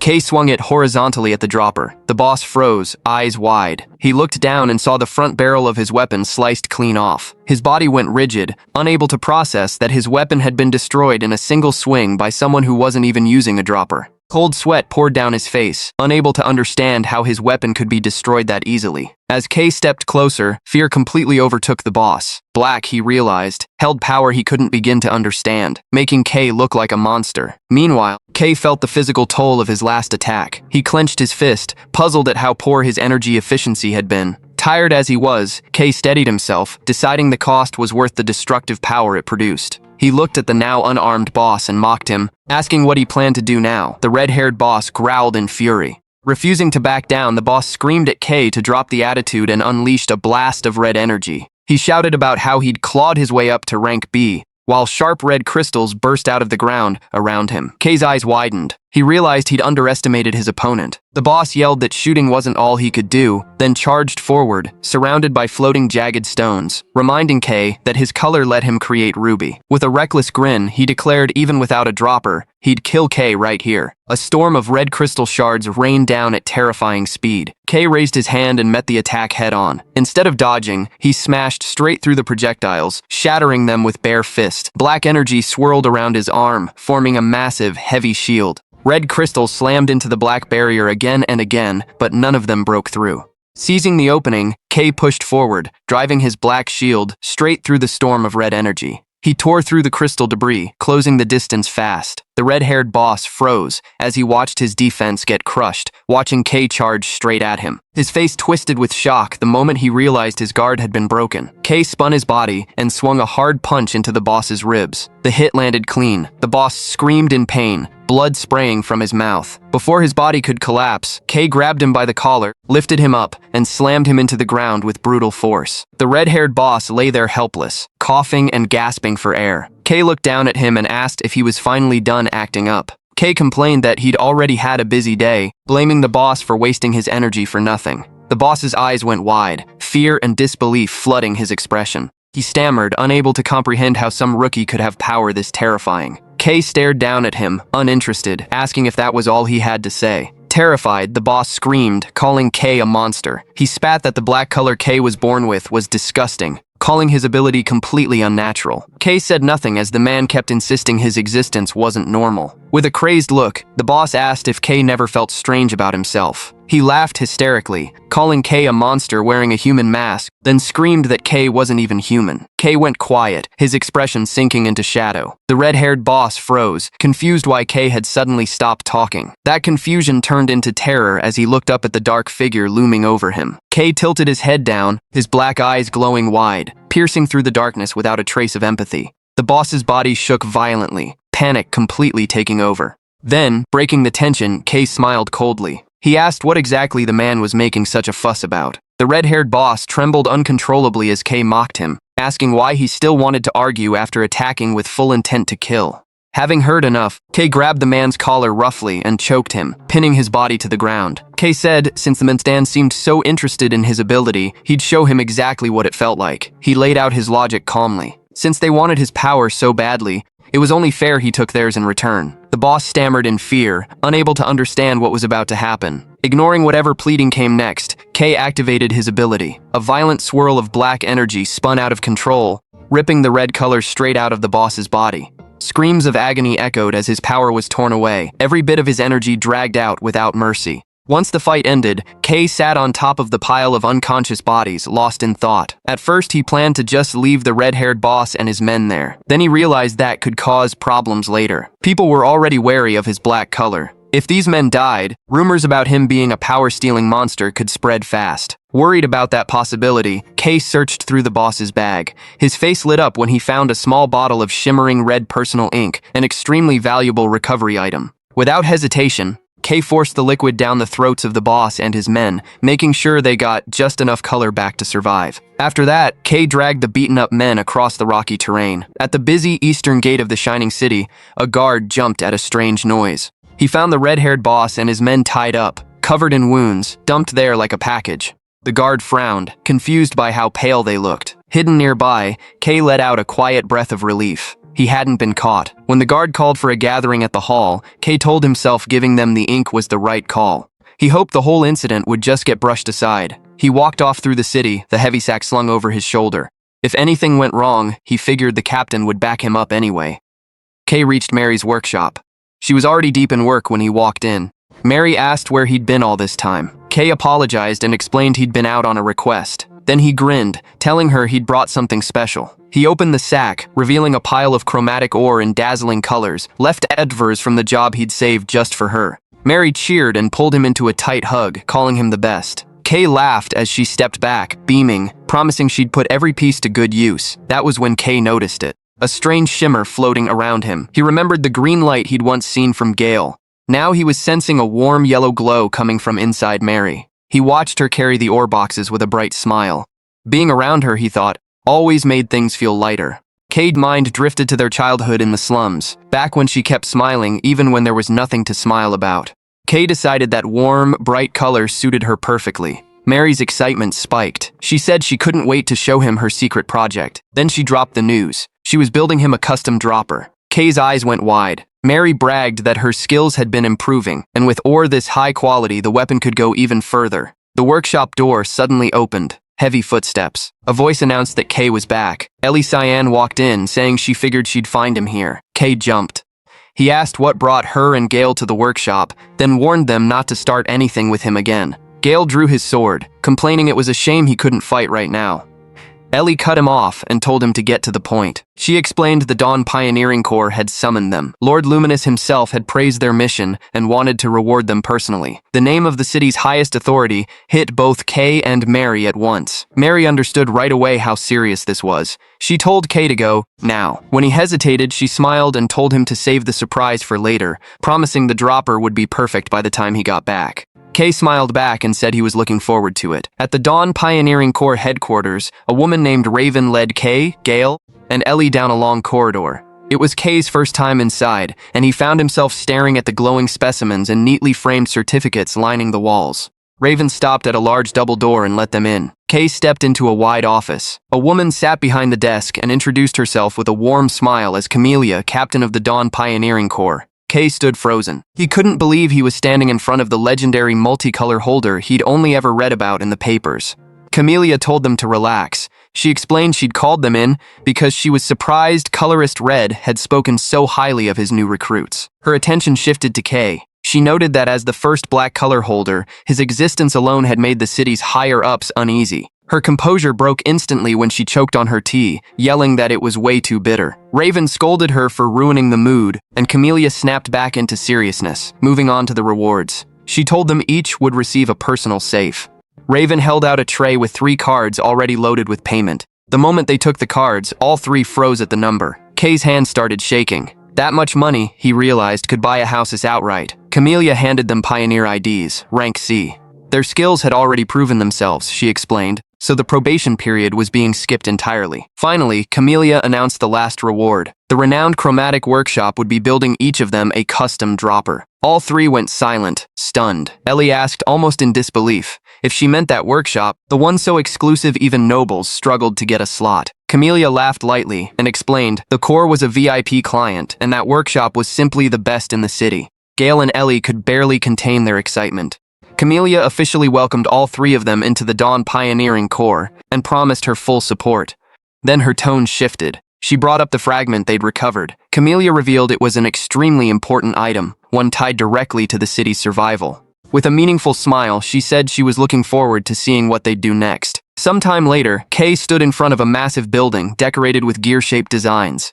Satisfaction settled over him after the day he'd had. He grinned at Nero, joking that lately, it felt like only good things were happening. Kay thought back to making rank C and felt genuinely grateful he'd become a pioneer. As he approached Mary's workshop, he couldn't wait to share the good news. Then he stopped. The front door was open, just slightly. A bad feeling crept in. Kay pushed it open slowly, calling out Mary's name. What he saw froze his entire body. The workshop was completely destroyed. Tools scattered everywhere, pipes snapped in half, the floor buried under debris. Kay stood frozen in the doorway, eyes wide, staring at the ruins of his best friend's workshop, shock and horror crashing over him at once. At the eastern forward base of Shining City, Colorists kept fighting wave after wave of monsters, breaking through from the Black Lands. Every squad immediately shifted their focus to the biggest monsters, trying to stop the assault before their defenses collapsed. This strange phenomenon had been going on for a while now. Plenty of people were starting to wonder when it would actually end. But under that pressure, all they could do was keep holding the line as long as the monsters kept coming. From above, Viper watched the battle with interest. Watching them struggle was honestly entertaining. In her view, if they couldn't even hold off an attack this small, they didn't deserve to be called a threat. Still, this wave of monsters was way too weak. If the Black Witch was really behind all this chaos, the damage should have been far worse. Sending out low-level monsters non-stop wasn't going to be enough to bring the city down. If they actually wanted to destroy Shining City, they needed something that could truly change the situation. Because of that, Viper decided to head back inside and take the next step. Not far from there, the sword demon, who'd been leaning casually the whole time, finally spoke up. In his view, Viper's plan to head into the city sounded like suicide. Viper just brushed it off with a dismissive tone. The sword demon didn't remember anything, and he had no idea what the situation actually was. Still, Viper decided to explain a little. Underneath Shining City, there was a narrow path connected directly to the Black Land. The path was hidden, but it was still usable. Down in that underground area, they'd found something extremely useful: Undercity. Meanwhile, Kay searched everywhere for Mary. He checked around the room, even went to Mary's workshop, but the girl was nowhere to be found. The situation made one conclusion painfully clear: Mary had been kidnapped. Kay's mind immediately filled with every possibility. If something like before happened again, he didn't know if he could hold back the despair that would follow. That was when Nero slipped out of his shadow and jumped onto the workbench. The cat pointed Kay's attention toward a spoit Mary had made. Sensing something important, Kay immediately used inverted sight. His suspicion was right. The color glowing from the object matched exactly with the trail he'd seen before. A faint path stretched out, leading away from the spot. For Kay, following that trail mattered more than anything else right now. He was deeply worried about Mary's safety. But emotions, at a time like this, would only get in the way of judgment. Kay forced himself to stay calm and started piecing everything together with a clear head. The group that kidnapped Mary was almost certainly the mysterious organization that had been hunting him all along. They deliberately used Mary as a hostage to lure him out. The trash of this city, after all, were the ones who'd picked the fight with him first. Kay silently swore for Mary to hold on just a little longer. But behind that resolve, his eyes carried a malice he could barely hide. He grabbed the gauntlet Mary had built and put it on. The device fit his hand perfectly, making his ink use far more efficient. Even if a long fight awaited him, he no longer had to worry about it. After letting Nero perch on his shoulder, Kay set off immediately. He passed through dark alleys, crowds of beggars, and street thugs. The trail eventually led him to an entrance into the underground area. Kay quickly noticed another path nearby. Now he understood why the number of vagrants in that area had spiked so suddenly. But before he could move any further, someone emerged from the shadows. The green-haired man he'd defeated before stood there with a smug smile. He felt lucky he'd chosen to wait. He even hoped Kay still remembered his face after being thrown into that pile of ink. Their relationship was clearly far from good, and their business with each other wasn't finished either. Kay demanded Mary's location right away, but the man just refused, arrogant about it. According to him, there was no way he'd give up information just because he was asked nicely. He didn't know what trick Kay had used back then, but he still remembered how his life fell apart after that defeat. To earn back even a sliver of his lost color, he'd had to work from the very bottom of the organization. He survived doing low-level work while holding on to the desire for revenge. For him, that day had finally come. Lord Blank had ordered them to bring Kay in alive, but no one said his body had to stay intact. Hearing all that, Kay didn't waste any more time. He immediately shaped a sharp, jagged blade out of his ink. The men charged in together, but Kay moved first. Strike after strike landed without mercy, taking them down one by one. The green-haired man tried attacking with Juan's spoit. The attack got crushed instantly. In a flash, Kay took him down and pinned him to the ground. Compared to their last encounter, their positions had completely flipped. Honestly, Kay didn't enjoy hurting people. But kidnappers who used innocent people as hostages didn't deserve any mercy. Some of them might end up disabled for life, others might never walk again. But all of that was a result of their own choices. They even called themselves pioneers. To Kay, people who did something this low didn't deserve to carry that name. They didn't even deserve the blessing of the light. After that, Kay drained every bit of color from the green-haired man and dragged him along as a guide. He needed someone who knew the way down there. Before long, Kay leapt into a place he never imagined he'd set foot in again. Undercity. Walking through the underground tunnel, Kay kept pushing the now colorless man forward, ordering him to keep moving. He warned him not to try anything stupid. Even in his pitiful state, the man still dared to talk. He mocked K for picking a fight with Zed, calling it the same as signing his own death warrant. Instantly, K grabbed him by the throat. In his view, the man talked too much for someone who didn't understand his own position. He ordered him to shut up and keep walking ahead. Otherwise, he'd kill him and dump the body right there. For K, only one thing mattered. If Mary got hurt, even the smallest scratch, then the worst day of this man's life had just begun. They kept moving deeper into Undercity. And looking around, Kay realized something. This place hadn't changed at all, not even a little. Undercity was like a shadow hidden beneath the city's lights. It was a place the light of Luminous never reached. Without laws or supervision, it had gradually turned into a haven for criminal groups. The Colorless, who had nowhere else to go, survived by working in the underground mines. For them, it was the only way to stay alive. The place also held memories Kay could never forget. It was where he had first met Mary. Meanwhile, the man guiding him still couldn't understand Kay's actions. But Kay didn't care what he thought. The man's job was simple. He only had to lead him to the hideout. If Kay wanted to walk straight into a trap, that wasn't his problem. In his eyes, Undercity was about to become Kay's grave, and just as expected, they soon arrived at a wide-open area. The man stopped walking. Moments later, dozens of people emerged from every direction. One of them complained that they'd been waiting so long, they were practically growing roots. But their attention quickly shifted to Kay. Their eyes widened when they saw his black ink. To them, Kay looked like a valuable chunk of ore that had walked willingly into their trap. Not long after, one of the leaders stepped forward. He looked pleased that their target had finally arrived. The man who had guided Kay immediately dropped to his knees and reported that he had completed his assignment, but the leader's attention went elsewhere. He noticed that the man's color was gone again. Hadn't he already said that colorless people were useless? The man hurriedly apologized and tried to explain what had happened. The leader wasn't interested. The chance he had been given was already gone. That meant his usefulness had ended as well. Without the slightest hesitation, the leader swung his weapon and cut off the man's head. He had no intention of wasting time on trash that no longer served a purpose. Meanwhile, Kay watched everything unfold without changing his expression. Scenes like this clearly weren't new to him. His gaze then shifted toward the leader. The man hadn't changed at all since their last meeting, but Kay only cared about one thing. Where was Mary? The question caught the leader off guard. Even in a situation like this, Kay still spoke as if he didn't understand who was in control. According to the leader, Kay should have thought carefully about his position.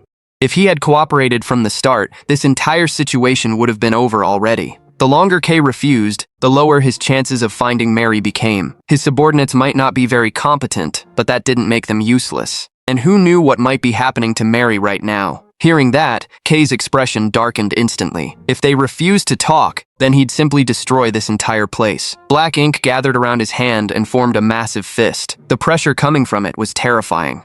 A moment later, Kay leaped high into the air. Then he slammed the giant fist into the ground with all his strength. A massive explosion shook the entire area. The ground trembled violently beneath everyone's feet. Elsewhere inside the hideout, someone rushed to another leader and reported the emergency. The black ink target they had been hunting was rampaging through the base. They needed his help immediately. The leader quickly ordered his men to hold Kay back for as long as possible until he arrived. But by then, the outcome was already obvious. They were being completely overwhelmed. One after another, the gang members fell beneath Kay's attacks. No one could stop him. Some of them started wondering what kind of monster he actually was. Before long, the leader they had called for finally arrived. He looked at the chaos in front of him and immediately demanded an explanation. The previous leader felt relieved at once. The man who had arrived was their branch leader, a fighter who had once reached Pioneer Rank A. But the branch leader wasn't impressed. He was disappointed. They couldn't even capture a single person. That day, the reputation of Zed, the ruler of Undercity, was being dragged through the mud. As far as he was concerned, every subordinate there was useless. The moment Kay saw the branch leader, he realized something. This man was far stronger than the others. The previous leader regained his confidence as well. In his view, no matter how talented Kay was, there was no way he could defeat a veteran who had survived countless battles. Unfortunately for him, reality didn't follow that expectation. The branch leader charged forward immediately and threw a heavy punch at Kay. Kay avoided it with ease. Then he launched a rapid series of counterattacks.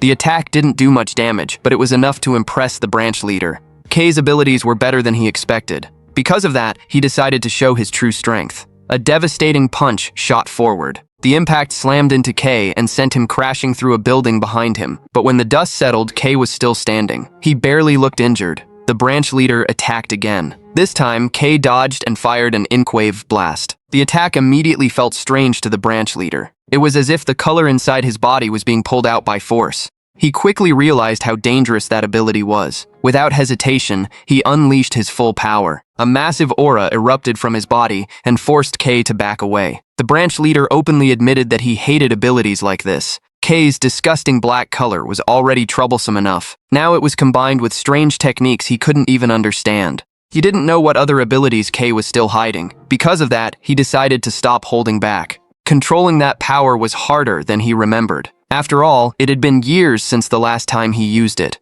Meanwhile, K looked at him with undisguised contempt. An opponent like this still wasn't enough. The way he had been fighting so far wouldn't be able to break through the man's defenses.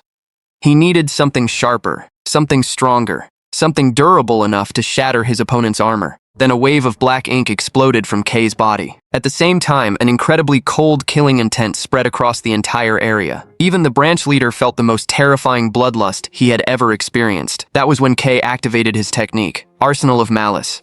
In an instant, the area around them filled with countless weapons created from black ink. The attacks came one after another without stopping. The branch leader could only grit his teeth in frustration. He had no idea what kind of power he was facing. Meanwhile, K used every weapon within his domain to keep the pressure on. Little by little, he forced the branch leader backward. But it didn't stop there. K continued attacking without giving him a single opening. He switched weapons at an unbelievable speed. A spear shot forward first, then a massive axe followed, crashing down again and again. After that, K discarded the axe and immediately replaced it with a pair of blades. The sharp weapons slashed the branch leader's body repeatedly. The branch leader was stunned. His reinforced body suddenly felt meaningless against K's weapons. The ink weapons weren't particularly durable, but every single one of them possessed terrifying sharpness. Even so, he was still one of Zed's executives. He refused to lose to a kid like K. At that point, Blank's orders no longer mattered to him. He gathered the full power of his colorist abilities and transformed his fist into a perfectly condensed mass of sharp stone. Then he rushed forward and unleashed a killing blow. The attack was so fast that K couldn't avoid it. The impact tore through several buildings before finally coming to a stop. But when the dust cleared, the branch leader froze. K was still standing. He hadn't just endured the attack, he was absorbing it. The realization finally hit him. Creating weapons wasn't K's only ability. The longer this fight continued, the more powers K revealed. Even then, the branch leader still believed he could win.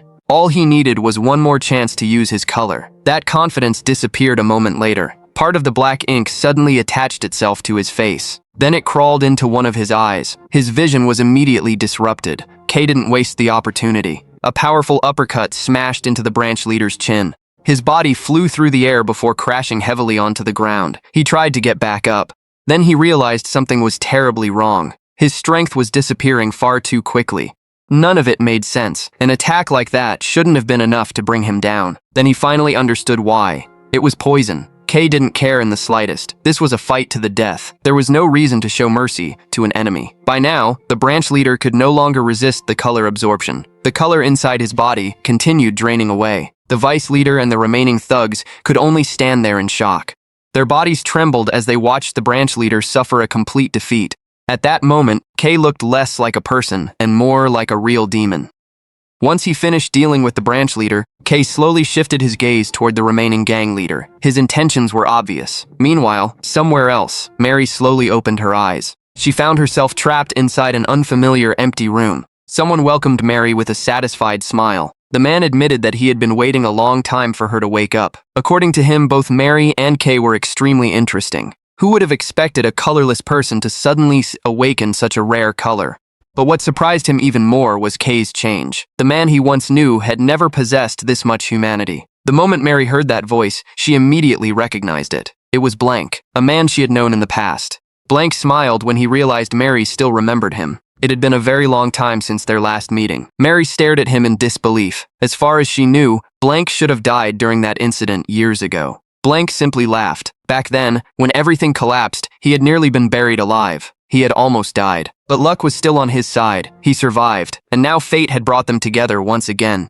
The reunion brought back many old memories. To Blank, they had all been his very first test subjects. Even though he nearly died back then, he had grown far beyond what he was in the past. His abilities were now recognized even by Zed's highest leadership. At present, he was one of the organization's top executives. Blank then told Mary to follow him. He wanted to show her how far his research had progressed. A massive door opened. The sight beyond it immediately froze Mary's expression. A huge laboratory stretched out before her. Colorless people were being treated like livestock. Meanwhile, numerous ink beasts were locked inside large cages and used as experimental materials.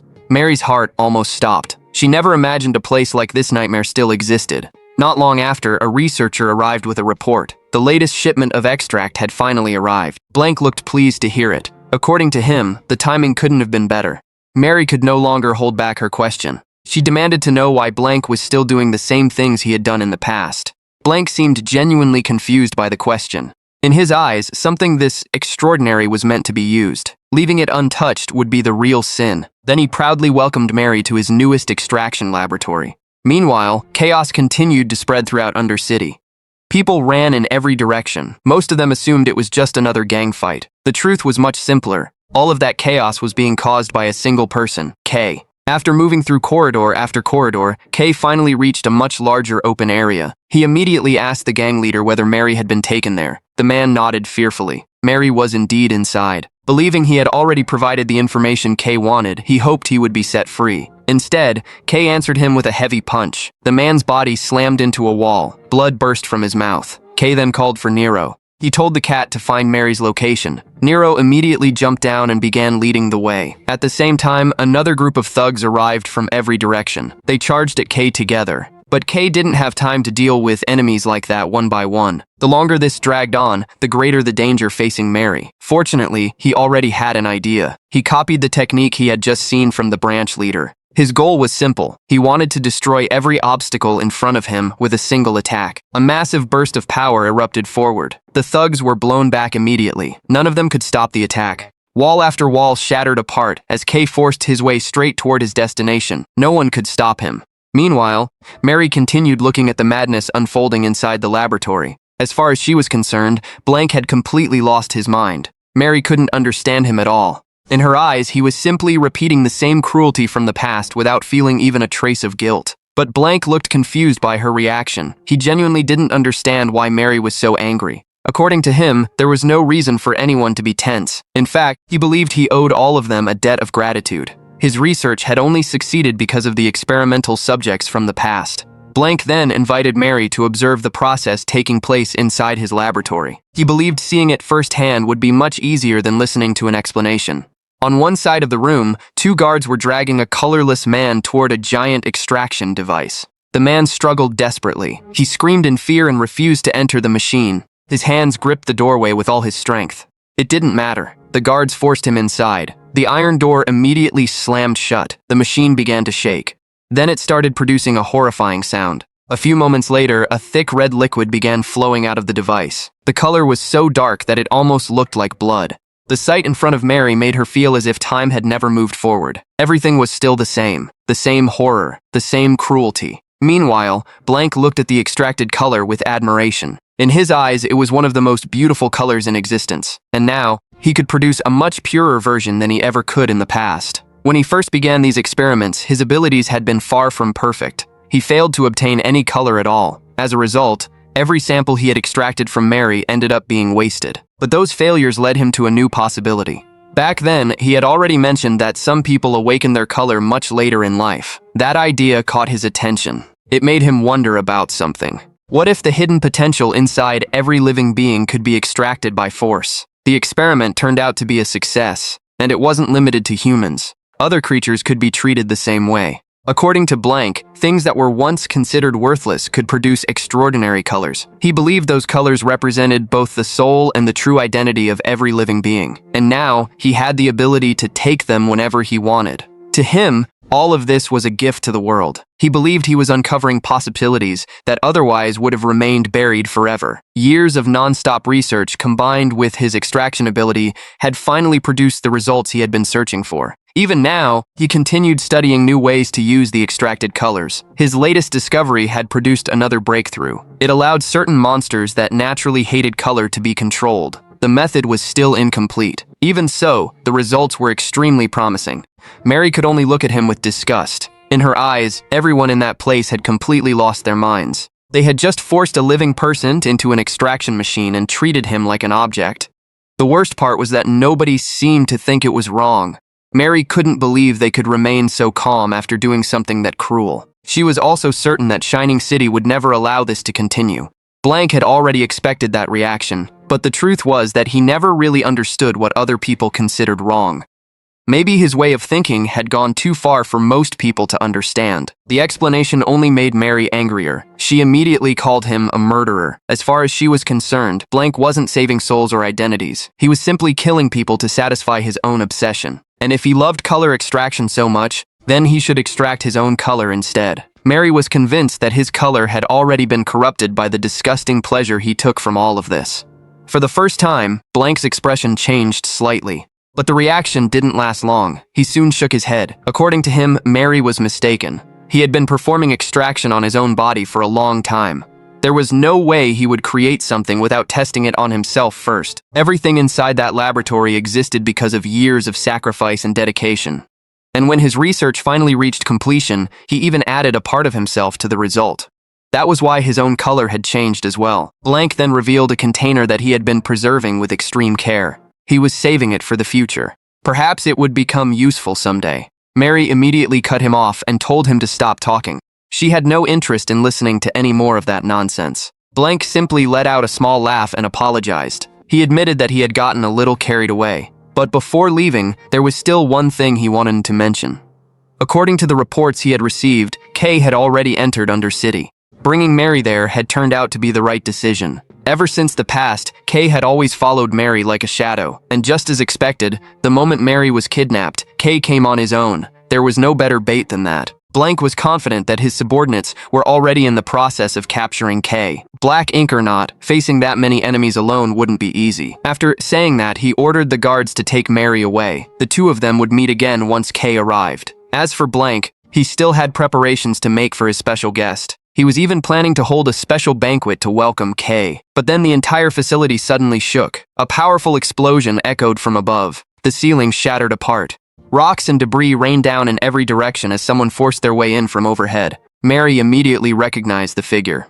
Kay had finally arrived. Meanwhile, somewhere else, an advisor was reviewing a report alongside Camellia and several others. The report stated that Kay had entered Undercity and was currently at war with the Z organization. According to the agents operating in Undercity, Kay had been tearing through one Z branch after another to rescue his kidnapped friend. The advisor immediately turned toward Camellia. She was the one who had asked everyone to trust Kay in the first place. Camellia explained that they had already acted as quickly as possible once the situation escalated. She had also sent observers to keep tracking Kay's movements. It wasn't as if she had been sitting around doing nothing. She also pointed out that the city's current situation was far from normal. The strange phenomenon at the border had forced almost every combat unit to reinforce the defensive line. Even requesting help from other pioneer units had become extremely difficult. Everyone was competing for resources just to survive and keep Shining City standing. The advisor then asked about Red's whereabouts. Camellia explained that Collector and Jester had appeared at another fortress. Red had no choice but to move first and intercept them. That report only strengthened the advisor's belief that Blackhand was connected to the strange events happening across the region. Still, before investigating further, they needed to send peacekeepers into Undercity. Their priority was securing the situation and ensuring Kay's safety. Not everyone agreed. A senior colorist immediately urged them to think more carefully. In his opinion, deploying troops into Undercity could be extremely dangerous. Such a move might provoke the countless criminal groups operating beneath the city. Some of those groups might be traitors, who would eventually need to be eliminated. But their strength couldn't be underestimated. Many gang members were former pioneers with years of experience. If this incident escalated into an open war, the entire city could be dragged into chaos. He also admitted that he still didn't trust Kay. The council's decision had prevented him from speaking up before. But after seeing the destruction unfolding now, he felt his concerns might not have been entirely wrong. The more he thought about Kay's black ink, the more worried he became. What if that color brought disaster to the city one day? Maybe this was the best chance to remove that threat before it was too late. Hudson understood those concerns. Even so, he insisted on following the plan they had already agreed on. Kay was the only person capable of uncovering many of the secrets that had remained hidden until now. His value was simply too important to ignore. No matter what happened, they had to protect him. Luminous also saw enormous potential in Kay. Hudson had chosen to place his hopes on the future that young man might build. If things went wrong, he was prepared to take full responsibility and handle the consequences personally. The old colorist fell silent for a long moment before letting out a sigh. He had always respected Hudson. Despite possessing an ordinary color, Hudson had climbed all the way to the position of advisor. But he never expected the man to become so rational that it almost seemed unreasonable. Hudson only smiled and apologized. He promised to do his best to live up to those expectations in the future. Camellia quickly tried to ease the tension. She explained that Hudson had already taken precautions. Alongside the peacekeepers, she had also dispatched members of Red's team. They were talented fighters who had already proven themselves during their first expedition. At the very least, that would significantly improve their chances of success. After hearing that, the advisor finally let out another long sigh. He ordered everyone to move immediately. This situation had to be resolved as cleanly as possible without allowing the city itself to suffer. Meanwhile, deep beneath Undercity, Blank stood frozen in confusion. He couldn't understand how Kay had broken through every layer of defense and reached his laboratory. This outcome was completely outside his expectations. On the other side, Kay's attention was focused entirely on Mary. He barely even noticed the enemies around him. The only thing he saw was Mary, and the fact that she needed to be rescued. They had to be taken down before they could organize another defense. Kay immediately activated Arsenal of Malice. Dozens of ink blades shot across the laboratory and forced the researchers and guards to retreat. The blades also destroyed many of the large containers stored throughout the facility. Amid the chaos, Kay charged forward and knocked down the two guards who were escorting Mary away. The moment he reached her, he apologized for arriving late. Then he asked if she had been waiting for him for too long. At that exact moment, Nero jumped straight into Mary's arms. Mary smiled in relief as she patted Nero's head. She told Kay there was nothing to worry about. If anything, she should be the one thanking him for coming to save her. The imprisoned Colorless immediately seized the opportunity to escape. They knew this was the best chance they would ever get. Blank only sighed in disappointment. There were still plenty of experiments he wanted to conduct. Still, losing a few test subjects wasn't a major problem. He could always find more. What interested him far more was Kay. It had been a very long time since their last meeting. Blank admitted he had been genuinely excited when he heard that Kay had awakened his own color. What surprised him even more was the fact that Kay had survived while using that power. To Blank, Kay was a truly unique individual. Now that he could see him in person, his curiosity only grew stronger. He wanted to know just how brightly Kay's color would shine. Kay stared at the man for a moment before asking Mary who he was. The face seemed familiar somehow. Mary immediately explained. The man was Blank, the same person who had used them as experimental subjects and drained them without mercy. Kay finally understood. So Blank had survived the destruction back then. Blank pretended to be offended by their conversation. He complained that talking about someone as if they weren't standing right there was rather rude. Still, he had no interest in wasting time on meaningless conversation. Both sides wanted something, so they might as well begin the experiment immediately. As fellow researchers, Blank then threw 2 containers of color onto the floor. The glass shattered, and the liquid spread across the area. Kay had no idea what it was. Mary recognized it instantly. She warned him that the substance could attract monsters. Blank happily confirmed her warning. He explained that he preferred not to dirty his own hands. If the monsters couldn't kill Kay, they could at least wear him down. A moment later, massive gates opened throughout the laboratory. Dozens of monsters were released into the area, but things didn't go the way Blank expected. Kay charged straight into them and began cutting them down one after another. Monster after monster fell before they could put up any meaningful resistance. Their numbers were overwhelming, but they still couldn't stop him. Meanwhile, Blank noticed an ink dagger lying on the floor. He slowly picked it up. Throwing away such a valuable research subject felt like a terrible waste to him. Normally, the power inside a color would fade as it was used, but Blank believed the result might be different if he handled it himself. He immediately activated his extraction ability. The black ink stored within the dagger slowly flowed toward him. At last, he obtained it. Kay's black color was now in his hands. Curiosity filled his mind. He wanted to understand what made Kay's darkness different from every other color. The amount he obtained wasn't large, but for Blank, it was already more than enough. Besides, he was eager to see the true limits of Kay's power. Mary watched the battle and quickly realized the situation was becoming dangerous. Under normal circumstances, Kay could have wiped out those monsters in moments, but this wasn't a normal situation. He had already spent far too much color just to reach this place. If he kept pushing himself, his body might collapse before the fight was over. If only he could absorb pigment from the monsters, his strength would recover much faster. Mary knew she had to do something. Her eyes landed on the mixed ink scattered across the floor after Blank's containers shattered. Not far away, she also noticed a machine that looked like a generator. Mary immediately got to work. She adjusted the device for several moments before reconnecting it to its power source. The moment everything was ready, she shouted a warning for Kay not to touch the floor. Then she drove 2 metal conductors into the ground. Electricity instantly surged across the entire area. The wave of energy swept through the monster horde and paralyzed them all at once. That single action proved Mary was far from being a burden in this fight. On the other side, Blank could only watch in disappointment. His proud creations had just been wiped out. Kay immediately took advantage of the opening. He pressed his hand against the ground. The power of the fallen monsters began flowing directly into his body. His nearly exhausted reserves started recovering at once. Blank's eyes widened. So this was the true power of black ink. Seeing it in person was far more terrifying than he had imagined. Even monsters had become nothing more than food for that power. Kay ignored the rant completely. He rushed forward and asked if Blank was finally done talking. Blank blocked the attack with his mechanical arm. He said every research project came with obstacles. Unfortunately, direct combat had never been his specialty. His extraction ability was never designed for close-range fighting, which was why he had prepared something else in advance. Blank pulled out 2 more color vials and attached them to his gauntlet. That allowed him to use the colors stored inside them. He claimed that he and Kay were actually very similar. In his eyes, Kay's obsession with other people's colors was no different from his own. Kay simply refused to admit it. Green energy instantly spread across Blank's body. He launched a rapid attack, but Kay blocked it without much trouble. The battle resumed immediately. Every clash shook the entire laboratory. Blank kept trying to persuade him during the fight. He believed they could work together. If Kay joined him, he would eventually understand the true value of his research. Blank thought it would be far more interesting if they pursued the ultimate beauty of color together. Kay's absorption ability and his extraction ability could help them reach the truth he had spent years searching for. According to Blank, Kay possessed something he never could.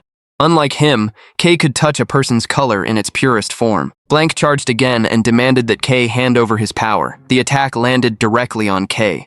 But instead of being overwhelmed, Kay naturally absorbed the energy flowing into him. Kay immediately took advantage of the opening and countered with a powerful punch. Blank was sent flying into a wall and coughed up blood, but the injury only made him more fascinated. He never expected Kay to absorb color so effortlessly during combat. Their abilities looked similar on the surface, yet the gap between them was far greater than he had imagined. That realization pushed Blank to use his final card. He pulled out the vial of black ink he had extracted from Kay's dagger earlier. Then he injected it directly into his own arm without hesitation. Kay immediately questioned the reckless decision. To him, Blank looked like someone who had grown tired of living. Blank disagreed. He said he only wanted more research data. Besides, the black ink belonged to Kay in the first place. Even if the experiment killed him, that would simply make the results more interesting. The black ink slowly spread through his body, and somehow he managed to endure it. It was only a tiny fragment of Kay's original color, yet the power contained inside it was astonishing. Blank's right arm transformed completely into black ink. His right eye changed as well. He stared at the transformation in pure admiration. To him, this power was extraordinary. The more he experienced it, the harder it became to suppress his desire for battle. Not long after that, the two of them exchanged blows once again. Blank could barely believe what he was feeling. The moment he used the black ink, everything became clearer. For the first time, he felt like he truly understood Kay's color. He offered the partnership again. A meeting like this felt far too perfect to be a coincidence, but Kay rejected him immediately. According to Kay, they were nothing alike. Blank simply laughed. He still believed they shared more similarities than Kay wanted to admit. Or maybe, the only reason Kay kept rejecting him was because of Mary. Then Blank brought up something else. He claimed Kay had never possessed a true identity of his own. Throughout his life, Kay had wandered from place to place, absorbing the colors of others. Blank said he could see the emptiness hidden inside him. That emptiness was Kay's real identity. Even though it sounded like an insult, Blank insisted he wasn't mocking him. In fact, he thought Kay was unusually honest about his desires. Whenever Kay saw someone else's color, he became jealous. He wanted it. He wanted to make it his own. And wasn't his current appearance, along with the color he possessed now, the result of exactly that process? In Blank's eyes, Kay had always acted for his own goals as well. At least, that was how he saw it. Blank genuinely couldn't understand why Kay kept trying to live like an ordinary human. To him, all of that was nothing more than unnecessary pretending. Blank still agreed to play along. In his eyes, K was one of the few people who could truly accept who he really was. Those words finally started to crack the calm expression K had maintained the entire time. But before Blank could continue, a wrench came flying through the air and smashed into his head. Mary stood there with an annoyed look on her face. She told Blank to stop talking nonsense. Who was he to act as if he understood K's entire life? All he had ever seen was a small piece of K's childhood, nothing more. Mary refused to let Blank compare himself to K. To her, Blank had completely lost his mind. How could someone who treated people like disposable tools dare compare himself to K? K had never tried to copy anyone. He kept fighting because he wanted to become a better person.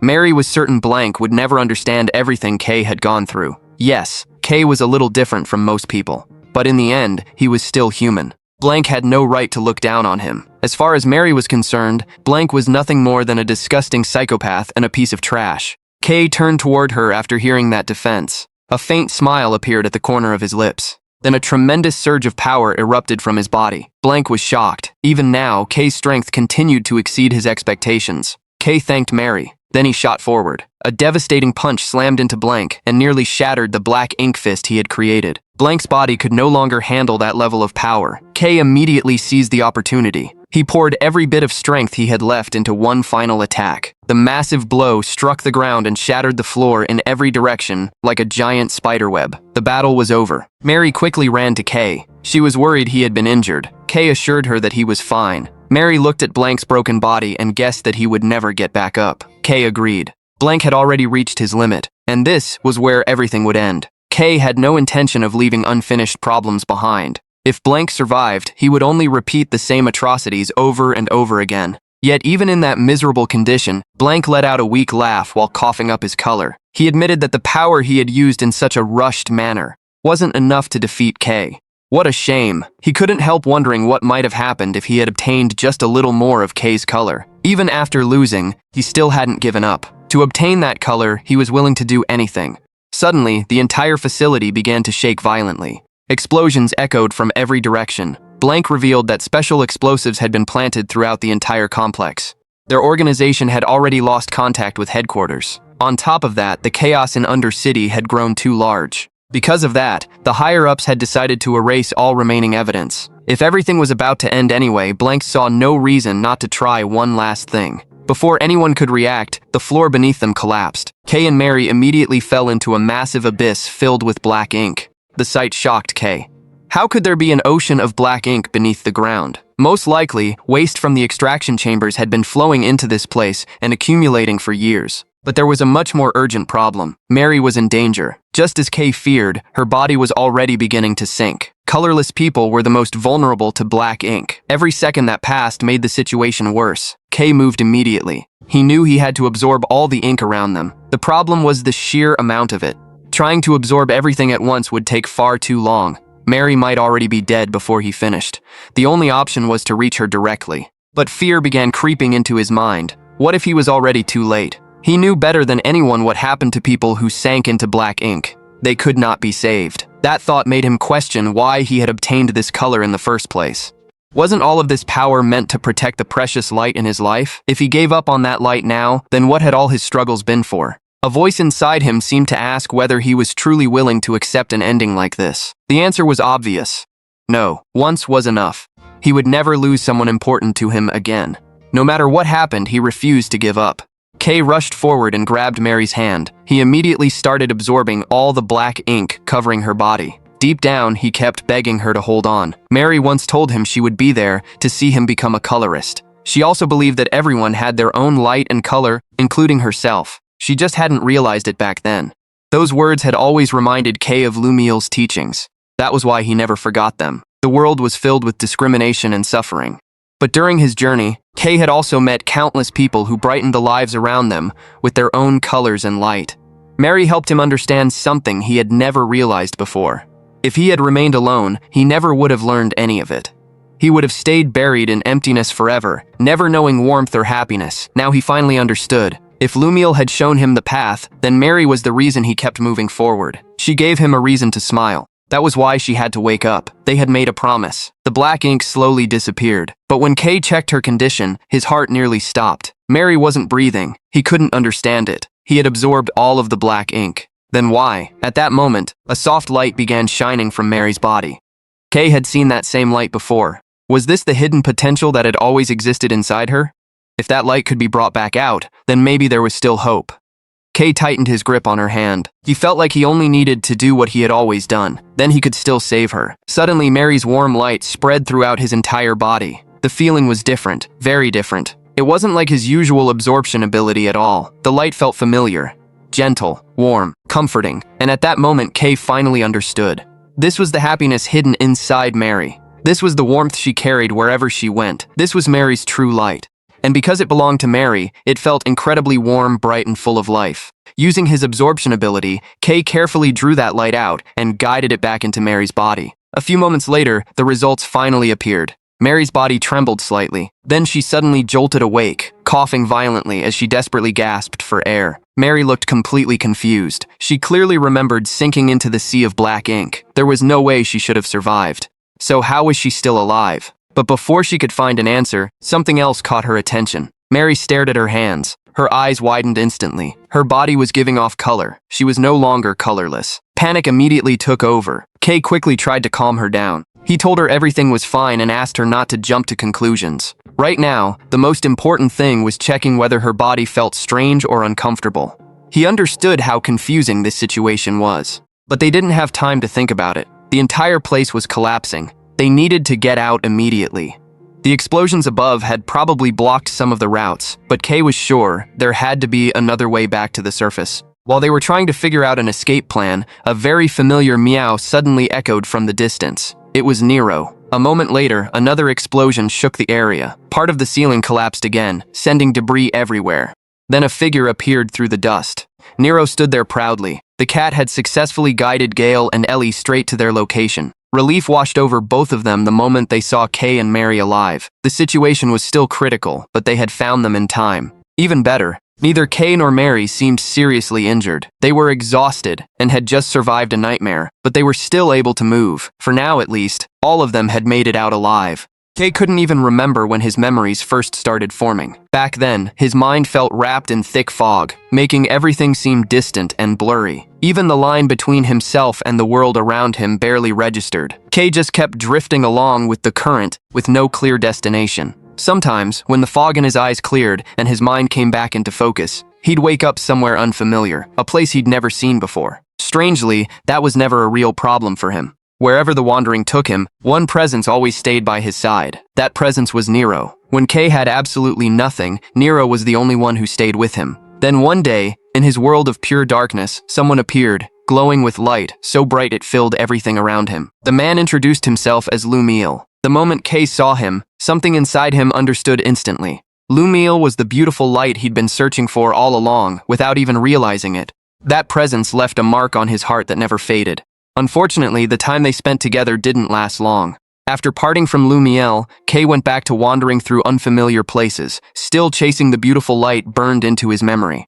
Like a moth drawn to flame, he kept asking himself if he'd ever get to stand in front of that light again. Eventually, at the end of that aimless wandering, right at the gloomy bottom of the Undercity, Kay met Mary. Mary felt confused because Kay never spoke at all. She thought he might be mute, or maybe deaf. Still, a kid like that wasn't unusual in the Undercity. It was raining that day. Mary warned Kay not to let the rainwater touch his skin, since the old pipes in the ceiling had been leaking, mixing with leftover ink residue that was dangerous to health. Curious how Kay had even gotten into that place, Mary also noticed Nero sticking close by. She wondered why he was carrying a creature like that, but since Nero was small, she figured it was probably fine. Mary then led Kay to a more hidden spot so the guards wouldn't find them. But the guards showed up anyway. They were furious that Mary had left her designated area without permission. One of them even threatened to beat her again if she needed reminding of her place. Their attention then shifted to Kay. They'd never seen this kid before and immediately marked him as a new experiment subject. Conveniently, they happened to need more test material anyway. Roughly, they dragged Kay and Mary back to face Blank. Blank looked irritated to see his valuable samples wandering around freely. In his view, supervision in that place was completely falling apart. The guards rushed to apologize while Blank looked at Mary with a faint smile. He admitted he was glad to see her again, though he considered her far too stubborn, someone who never knew when to give up. Even valuable samples like them had a limit to his patience. Blank warned that if they kept resisting, they'd only end up suffering for it in the end. That was exactly why he couldn't understand why they kept trying to escape. Kay finally understood the truth about that place. On the surface, the building looked like an ordinary orphanage, but in reality, it was no different from a detention camp that kidnapped children.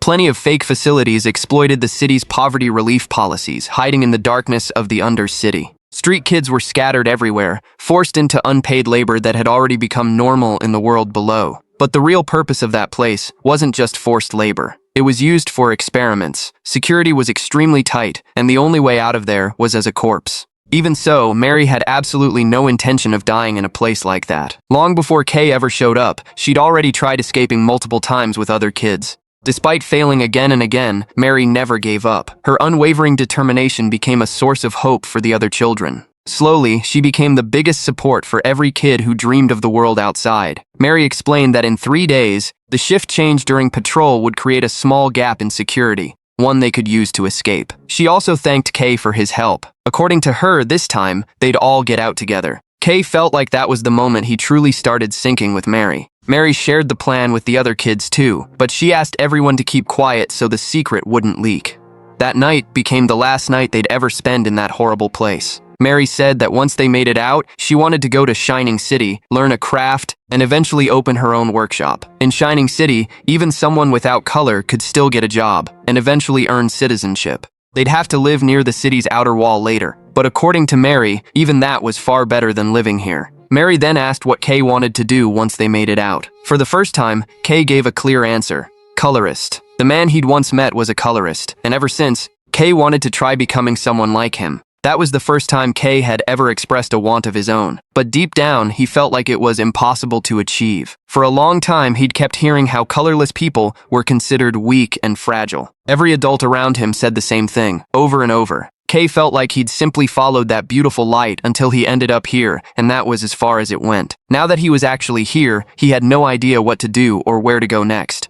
Even while every other kid looked excited about escaping the next day, Kay couldn't understand why they felt happy at all. He felt completely different from all of them. Mary just smiled hearing that. She said colorless people could actually awaken their color later in life. Lumiel, the previous Luminous, had once been colorless too, and yet he still managed to shine brighter than anyone else. That was exactly why Mary believed everyone carried their own light and color inside them. Kay was no exception. It wasn't that he didn't have it, he just hadn't realized it yet. Mary promised she'd help him, little by little. In her view, becoming a colorist sounded cool, and Kay should go after it. He hadn't even really started yet. If he gave up now, he'd definitely regret it later. Even just trying meant something significant. Failing didn't mean it was over either. Mary told him he just needed to do what he genuinely wanted. She also told him to be more confident. If he kept that gloomy face on all the time, his motivation would never show up. But that night, full of hope, didn't bring them the better future they'd imagined. Brutal reality crushed everything instead. The children were caught with ease and dragged toward the extraction room. Their desperate struggle stood no chance against the horrifying fate waiting for them. One of the guards saw Mary still fighting back and slammed an iron pipe against her head to shut her up. Even with her body weakened and blood running down her face, Mary kept her eyes on Kay, telling him to run. That was when Kay felt something boiling inside him. He finally recognized the feeling: rage. Moments later, Kay got struck on the head too. Meanwhile, a few guards started questioning why they'd been ordered to dispose of all the children. They weren't even sure if this was allowed without Blank's permission. But the other guards didn't care at all. They were just following orders from above. According to them, the lab's existence had nearly been exposed. In the middle of their crude conversation about how annoying the job was, Kay slowly rose to his feet. That was the moment his true nature began to surface. What followed was a massive disaster. Even Kay himself didn't fully understand what happened. When he came to, Mary and Nero were already right beside him. Kay asked what had actually happened, but Mary didn't know either. She'd just woken up, and everything around them had already turned into ruins like this. Maybe there'd been a huge explosion or something similar. Out of everyone who'd been there, it seemed like only the two of them had made it out alive. Mary felt sad, knowing all those kids had actually been good kids. But Kay saw people starting to approach, and they had to move right now. If they stayed, they'd definitely get caught again. Mary wiped her tears and said they had to head to the surface. They couldn't survive down here any longer. She also asked Kay to make a promise with her. Once they reached the surface, they'd live happily, no matter what. Mary believed the kids who'd already passed on would have wanted the same thing for them. As Mary and Kay helped each other climb out of the collapsed hole, Gale could only let out a long sigh. Thanks to them, he'd finally seen the deepest part of Undercity, a place he never imagined he'd set foot in his entire life. Gale then asked for an explanation about what was actually going on. Mary had clearly been colorless before, but now she suddenly had color, alongside some guy named Kay. Still, Gale figured nothing could really shock him anymore at this point. Ellie walked up to Mary and immediately understood that the girl had awakened just like Kay, with an incredibly deep color. Even among the three great families, that level of saturation was extremely rare. Even nobles weren't guaranteed to have it. According to Ellie, that color was genuinely beautiful. But Kay knew they didn't have time to discuss this right now. They were still in the middle of Shadow's base, with no idea when the rest of the group might show up to attack. This place was too dangerous. They needed to get out first. Gale looked confused by the change in Kay. Even his eyes looked different now. Before they could ask anything further, Mary quickly stopped them, saying the details could wait until later. Ellie agreed, adding there was no need to rush since all the annoying trash in this place had already been cleared out. Mary looked surprised they'd managed to take down so many enemies on their own. Gale scoffed again. He admitted he'd had to move fast and burn through a lot of color just to get here. In his view, Kay and Mary should be grateful. The explosion had blocked off a lot of routes, Zed's members showing up non-stop, and most of the weapons they used were just mass-produced droppers. Even so, they couldn't afford to let their guard down. There was still a chance someone could be hiding, waiting for the right moment to strike while they moved. Mary walked behind them, following close. One of the guards, who'd been faking unconsciousness, finally got up, barely holding back his rage. There was no way he'd let them just walk away after being beaten this badly. Either way, if he went back looking this pathetic, losing a hand or two would probably be considered light punishment. Because of that, he decided he'd at least drag one of them down to hell with him. He lunged straight at Mary, full killing intent. The group's reaction was just as fast. Kay moved first, already ready to finish the guard off. But before Kay could act, Mary threw a light punch first. Strangely, the man's body went flying, slamming hard into the nearby wall. Even Mary looked shocked by the result. She'd just swung her arm normally. But the power behind her color went far beyond anything she'd imagined. Before they could discuss it further, the sound of heavy footsteps echoed from the underground corridor. The peacekeeping forces had finally arrived. As usual, they immediately ordered everyone to drop their weapons and surrender peacefully. A few seconds later, though, they realized the only people there were the pioneers they'd already gotten reports about. The peacekeepers looked relieved that Kay and the others had made it out safely. They even thanked the group for their help. Ellie just answered casually that they'd simply done what needed to be done. One of the peacekeepers explained they'd actually tried to chase after them once they heard Kay's group had moved ahead. But by the time they arrived, everything was already over, before they could even step in. Truly, the work of a pioneer. They didn't even get to do anything, which felt a little embarrassing. The peacekeeper added that, after this incident, Zed's members probably wouldn't make any moves for a while. Most of their members had already been captured, so the rest would be fully handled by the peacekeepers from here. Mary felt like they should head back to the surface right away. It felt like she'd been trapped underground for years. Still, there was a sense of relief inside her, knowing it had all ended well. Gale and Ellie's curiosity finally got the better of them. Ellie noticed Kay had looked completely different earlier and asked if something had happened to him. Kay looked at his own hands before covering his face. He seemed to have just realized his earlier change in demeanor had made everyone uncomfortable. In a calm tone, Kay apologized for worrying them. After that, he put his cheerful mask back on. He said he was fine. There were just a few things from the past that had crossed his mind. Nothing serious, so they didn't need to worry too much about it. Seeing that, Gale stopped Ellie from pushing further. In his view, it was probably something from Kay's past he wasn't ready to talk about yet. When Kay was ready, he'd say it himself. Ellie nodded slowly. Right now, getting back to the surface mattered most. Elsewhere, Blank was still alive. Covered in wounds, he limped through the undercity corridors, thinking he'd only survived by pure luck. His condition was truly pathetic. Even Blank himself felt like his end might genuinely be near this time. Still, one regret lingered in his mind. He hadn't gotten the chance to see Kay's true form completely. Suddenly, footsteps echoed closer from the dark corridor. The figure that appeared was Viper. She greeted Blank with a sharp stare. In her view, they'd made a deal before. So how exactly was she supposed to understand this pathetic situation? Viper had gone through the trouble of sneaking into the Undercity, only for her business partner to vanish without a trace. Now that she'd finally found him, he looked like a walking corpse, just waiting for time to run out. Viper reminded him he still had something he was supposed to hand over to her. So what was he going to do now? She could see Blank wasn't fully dead yet, but this situation was genuinely troublesome. Honestly, Viper didn't want to use her poison on a human again, but this time she had no choice. Either way, her poison could turn into medicine too, depending on how it was used. Sometime later, Viper returned to her hideout. Her sister immediately hugged her, complaining about being left alone. The girl insisted that next time, she'd definitely come along with Viper. Viper just reminded her that she'd been the one who said she'd be fine on her own. But how was Viper supposed to stay calm when something always happened the moment she let her guard down? The sword demon, who was with them, also noticed Viper had taken longer than expected. He asked if she'd managed to bring back the item. Viper nodded casually. This was the thing she'd mentioned before. A substance capable of drawing the attention of creatures. Mixid, or something along those lines. More importantly, she'd managed to bring back even more than planned without any trouble. Since she felt she'd contributed a lot, Viper also started hoping her share of the profit would end up bigger this time. Now, all the preparations were finally complete. It was time to start their plan. Viper leapt onto a giant creature covered in black ink. The sword demon climbed on as well, asking if that substance would really work on a creature this massive. After all, these creatures were living disasters, ones that usually only moved according to the Black Witch's will.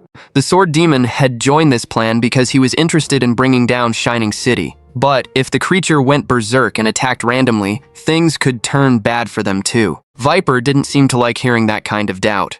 In her view, ever since the Black Witch went dormant, the power that used to control these creatures had weakened. The mixed substance only amplified their natural instincts temporarily.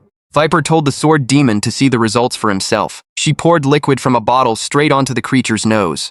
Instantly, the giant monster began thrashing wildly, moving with brutal force, exactly as Viper expected. These creatures would keep moving like this without stopping. And this time, they intended to tear Shining City apart, piece by piece. Meanwhile, the security perimeter around the Unser City entrance had already filled with crowds and panicked conversations from the people there. It looked like Zed's members had caused trouble on a massive scale again. If the peacekeepers were stepping in directly like this, the situation had clearly gone too far. The peacekeeper who'd helped them earlier approached and thanked them.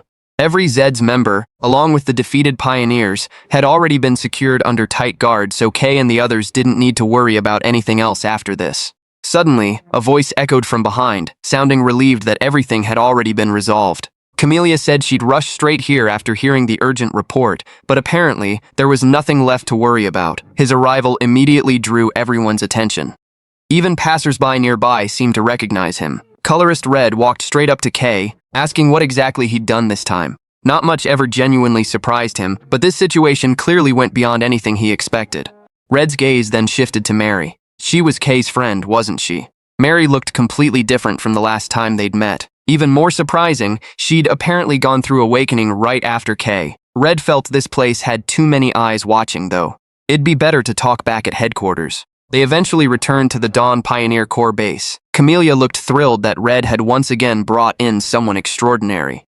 A new awakened had appeared, following right behind Kay's footsteps. According to Red, the Lumial Awakeners phenomenon had already become one of the hottest topics across the entire city. Every color that ever emerged from a colorless person always belonged to someone with massive power, enough to leave a mark in history. Mary was no different. She was a talented engineer, the same one who'd actually created Kay's ink drain. Camellia kept staring at Mary, eyes sparkling. The girl's color looked so vivid and beautiful. She genuinely wanted to recruit her into the Dawn Pioneering Corps. Camellia immediately offered all kinds of incentives, hoping Mary wasn't already considering another corps. After all, pretty much everyone would want an awakened like her right now. But Camellia was confident the Dawn Corps could treat her far better than anywhere else. Kay just smiled faintly, watching Mary. Without hesitation, Mary accepted the offer. She wanted to join the Dawn Corps.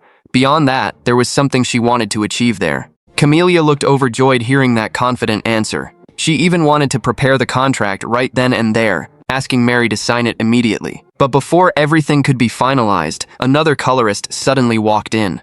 He'd apparently been listening to their conversation from outside, and he didn't agree with letting Mary in just like that. In his view, everyone had to go through a test before officially becoming a corps member. Camellia looked annoyed at how stubborn he was being. Mary was an awakened, wasn't she? What if another corps snatched her up because they took too long? But the man didn't care about Camelia's protest at all. He looked straight at Mary and asked if she was ready. Since Mary already seemed to have chosen her own dropper, he'd go ahead and explain the test rules. It was simple. Mary just had to defeat a test golem the Corps had prepared. The golem's combat strength represented the minimum standard required to become an official member. If someone couldn't even handle something like that, they shouldn't be dreaming about stepping into the Black Land. The man admitted a sudden test like this was actually pretty unusual, since Mary hadn't even scheduled an appointment beforehand. But at the very least, the results would be enough to make the other members accept her presence. He also knew Mary was an engineer, not someone used to direct combat. But if her color was genuinely real, a test like this should be easy for her to clear. Mary needed to prove, with pride, that she truly deserved to be here. The test began. The moment it activated, the golem charged immediately, throwing massive punches at Mary without stopping. Camelia panicked instantly. She asked what exactly that man thought he was doing. Mary wasn't even used to handling a weapon yet, and he'd thrown her straight into a test like this. They should have trained her gradually first. What if Mary got scared and decided to join another corps instead? Under that pressure, Mary herself started doubting. Could she actually win against a monster like this? But she realized doubting herself wouldn't solve anything. She had color now. Running away wasn't an option anymore. Mary started channeling all her color into the dropper. She pushed the output to its absolute limit, intending to take the golem down in a single strike. And she succeeded. A massive explosion of power shot out, tearing straight through the ceiling and shaking the entire room. Even the yellow-haired colorist standing there looked stunned. For just a moment, Mary's emission level had nearly matched his own, and this was the very first time she'd actually used a dropper directly. Her potential was genuinely incredible, but Mary still hadn't learned to control that power properly. Her color started exploding in every direction, completely out of control. Panicking, she kept calling for help, growing more terrified of her own strength. In the process, she ended up destroying even more parts of the ceiling. Everyone scrambled to clean up the debris while Mary kept apologizing non-stop. Camelia just laughed lightly, telling her not to think about it too much. She was genuinely curious where they'd found a gem like Mary. What the girl had just shown was truly extraordinary. Even during a sudden test while nervous, Mary still managed to display power far above the minimum standard. Because of that, Camelia officially welcomed Mary as a member of the Dawn Pioneer Corps. In her view, seeing so much talent gathered in one place felt incredibly promising. And now, Camelia genuinely couldn't wait to see what they'd all accomplish, starting today. Camelia immediately called Colorist Yellow, who turned out to be her own uncle. She made sure there shouldn't be any more objections to accepting Mary now, right? The man replied that he'd never actually opposed it from the start. He just needed a strong enough reason for everyone to accept Mary's recruitment, even as an awakened. If procedure got skipped entirely, it would definitely cause a major uproar. Still, he had to admit, the power Mary had just shown was genuinely extraordinary. In terms of total color output, she might be one of the best in her generation. Even so, he reminded Camelia to stop calling him uncle in front of other people, since it did absolutely nothing for his image. Camelia just told him to relax. They weren't exactly in an official setting right now anyway. If he kept being this stiff all the time, he'd end up coming across as cold himself. After that, Camelia pulled Mary away, since there was still a lot to prepare for the Dawn Pioneer Corps' newest member. Her acceptance paperwork wasn't even finished yet. Kay had been a little worried about how sudden the test was, but he felt relieved everything had gone smoothly. Before long, Red approached them and asked if the welcome celebration was already over. They weren't busy today either, right? Once everyone shook their heads, Red said the timing actually couldn't be better. He'd been too caught up in his own work lately to give them proper attention. Because of that, this moment felt ideal. Red wanted to teach them something extremely important. They all headed to an empty training area, perfect for practicing without worrying about who might be watching. A few training dummies were still left there, built to resemble hard shell-type enemies, tough enough that most ordinary attacks wouldn't even leave a scratch. Red told them to pay close attention if they wanted to survive in the Black Land later. This technique was something they absolutely had to master. He swung his sword at a dummy, and a loud clash echoed instantly. Red then explained that no matter how well-made ink drain or droppers were, they all had limits. Sooner or later, they'd face enemies that couldn't be pierced by ordinary attacks. Some opponents could even regenerate over and over, even after being sliced to pieces. That was exactly why, in situations like that, they needed to use chroma manifestation. Color began wrapping completely around Red's sword. Ellie and Gale immediately recognized it as the same technique Red had used against the sword demon back in the Black Land. The technique was called chroma.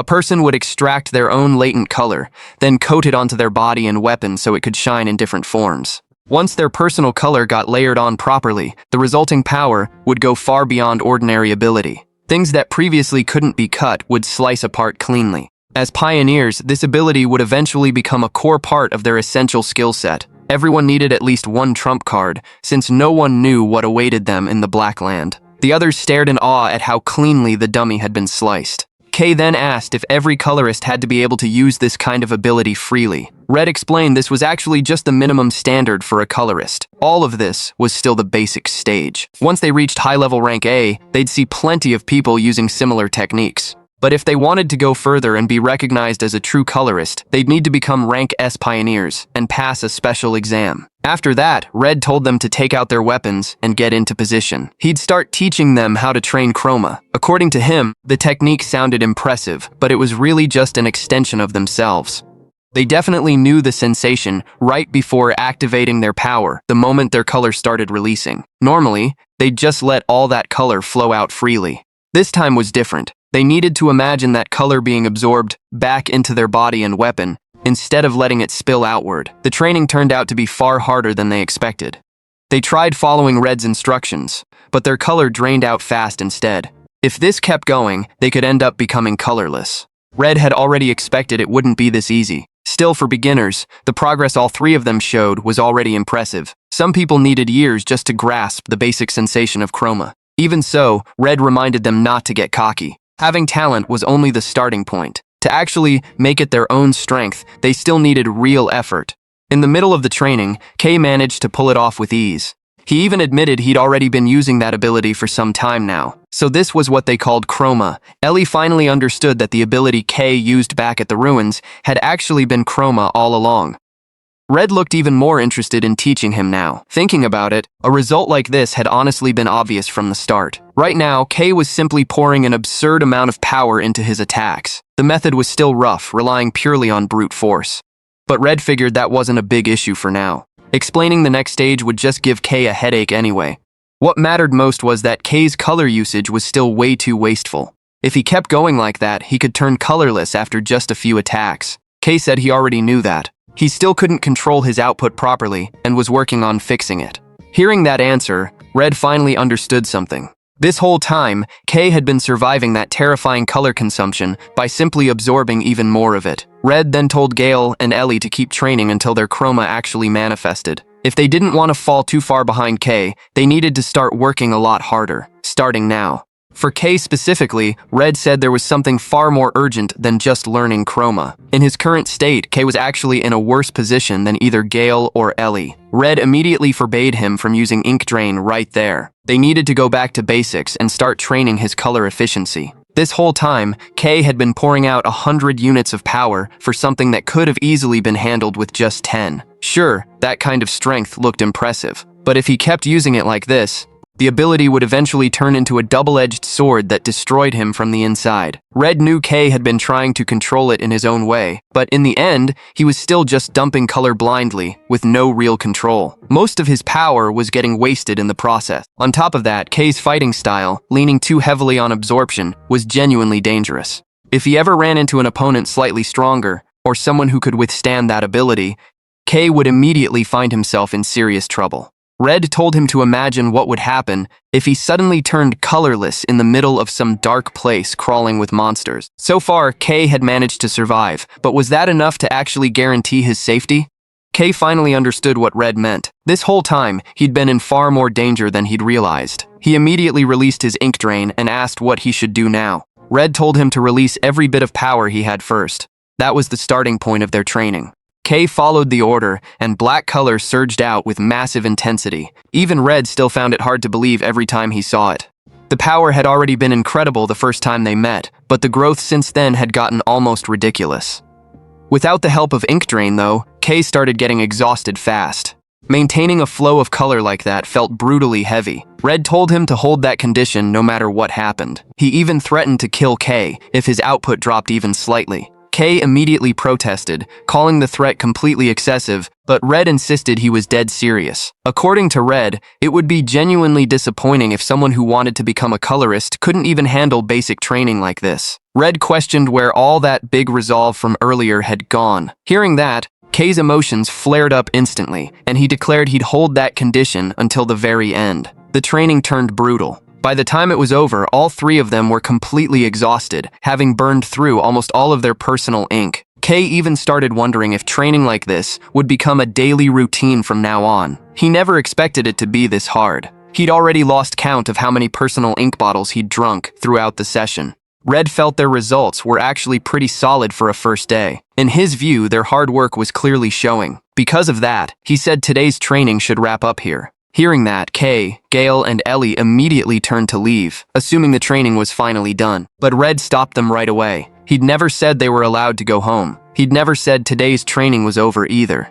In fact, the real part was just getting started now. As a closer, they'd be going through actual combat training. Red told the three of them to attack him with full intent to fight, as if their lives genuinely depended on it. Because someday, a situation exactly like that would really happen in the Blackland.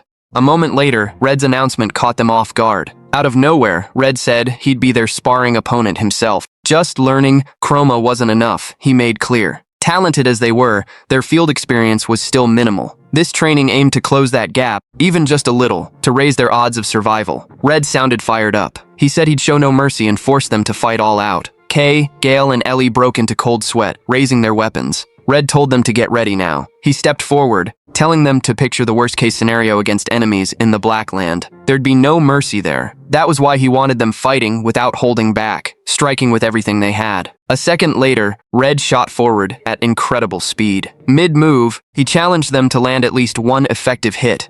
In an instant, he appeared behind Ellie, sword already swinging without hesitation.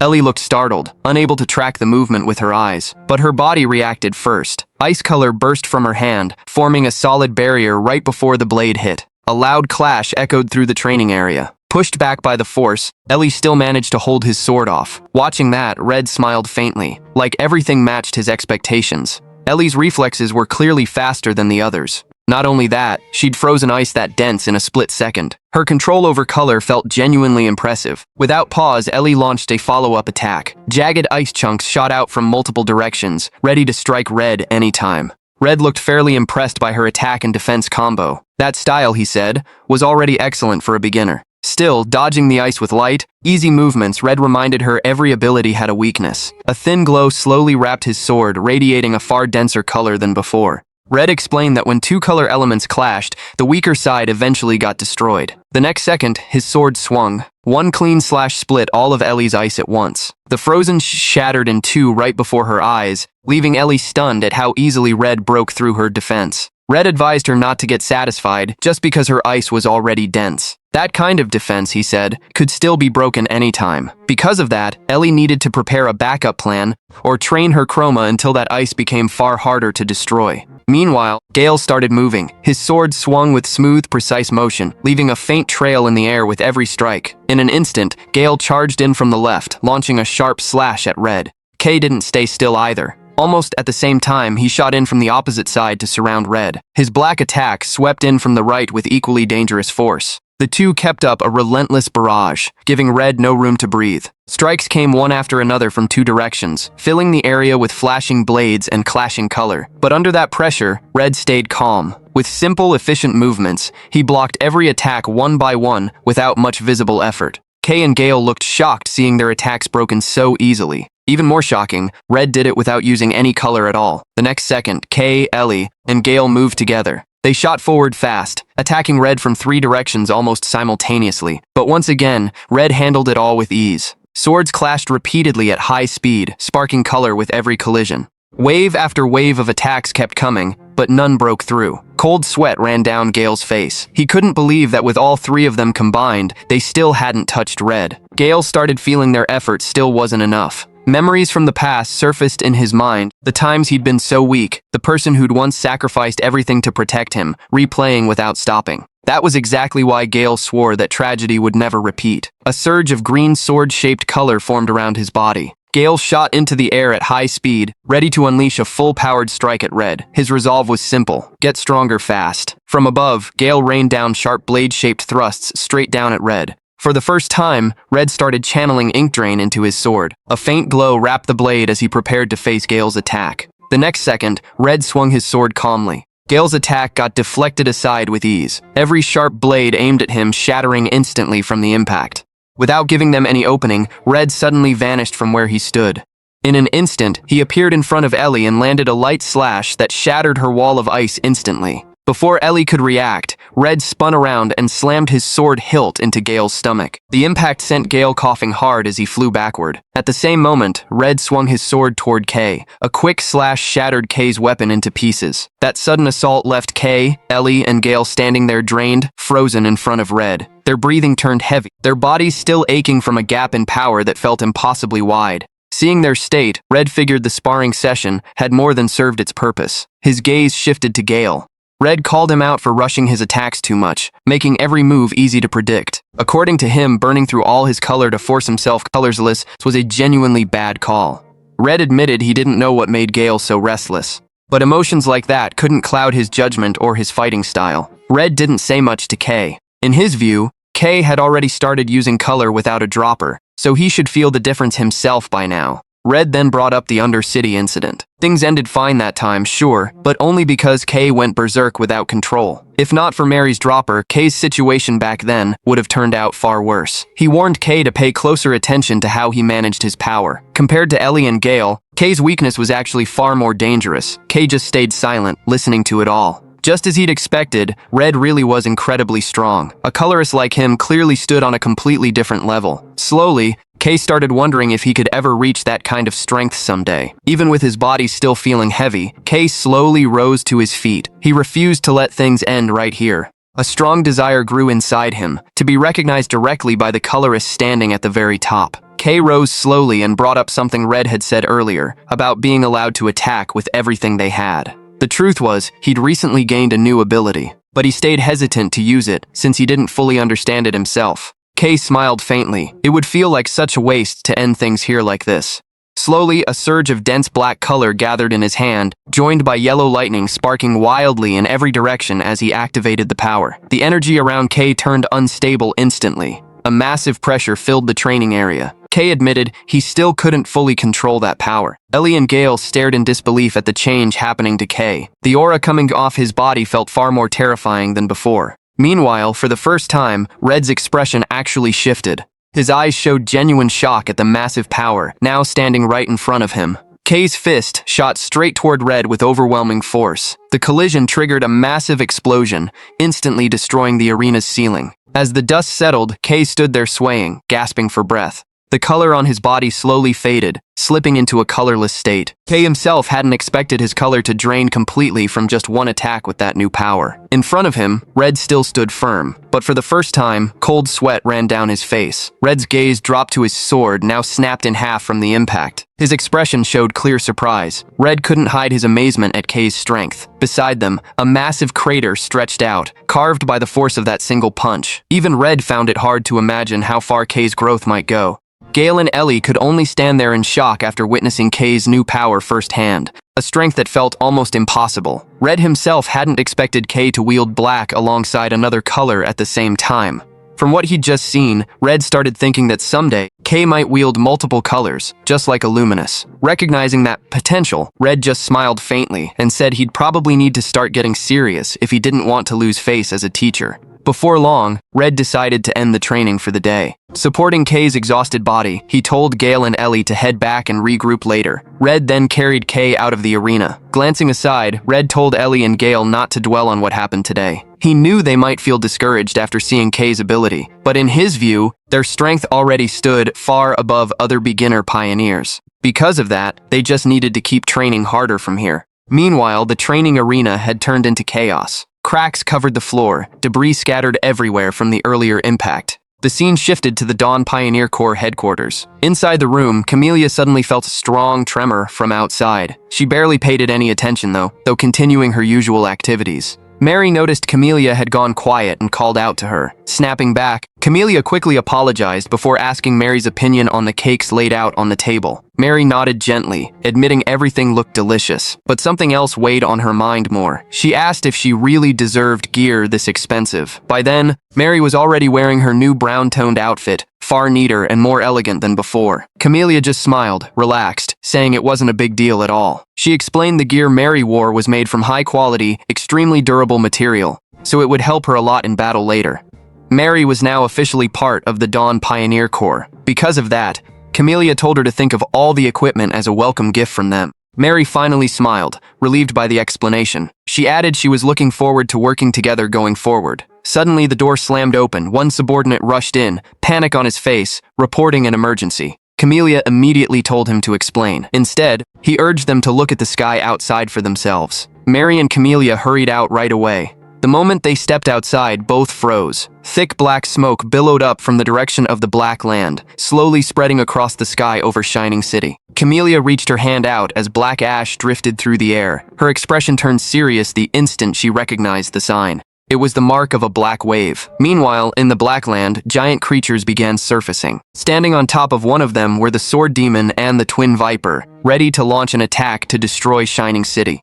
Monster creatures began rampaging, tearing through several settlements in the Black Land. Residents screamed in panic, urging each other to flee before it was too late. In the middle of that chaos, one man still refused to leave behind his ink containers and chromatic ore. His friend kept pushing him to run before he lost his life right there. Panic spread even faster once word got out that a wave had appeared. No one expected this phenomenon to happen again, especially since the fourth black wave had shown no warning signs at all. The sheer size of these creatures felt almost unreasonable, more like a walking disaster than a monster. It wasn't an exaggeration to say that even ancient civilizations, once at their peak, had vanished because of them. Rumor even claimed a single one of them could level an entire major city. Panic kept spreading fast as the creatures rampaged without stopping. Their attacks tore through buildings in every direction, while human bodies got thrown back by the sheer brutality of each strike.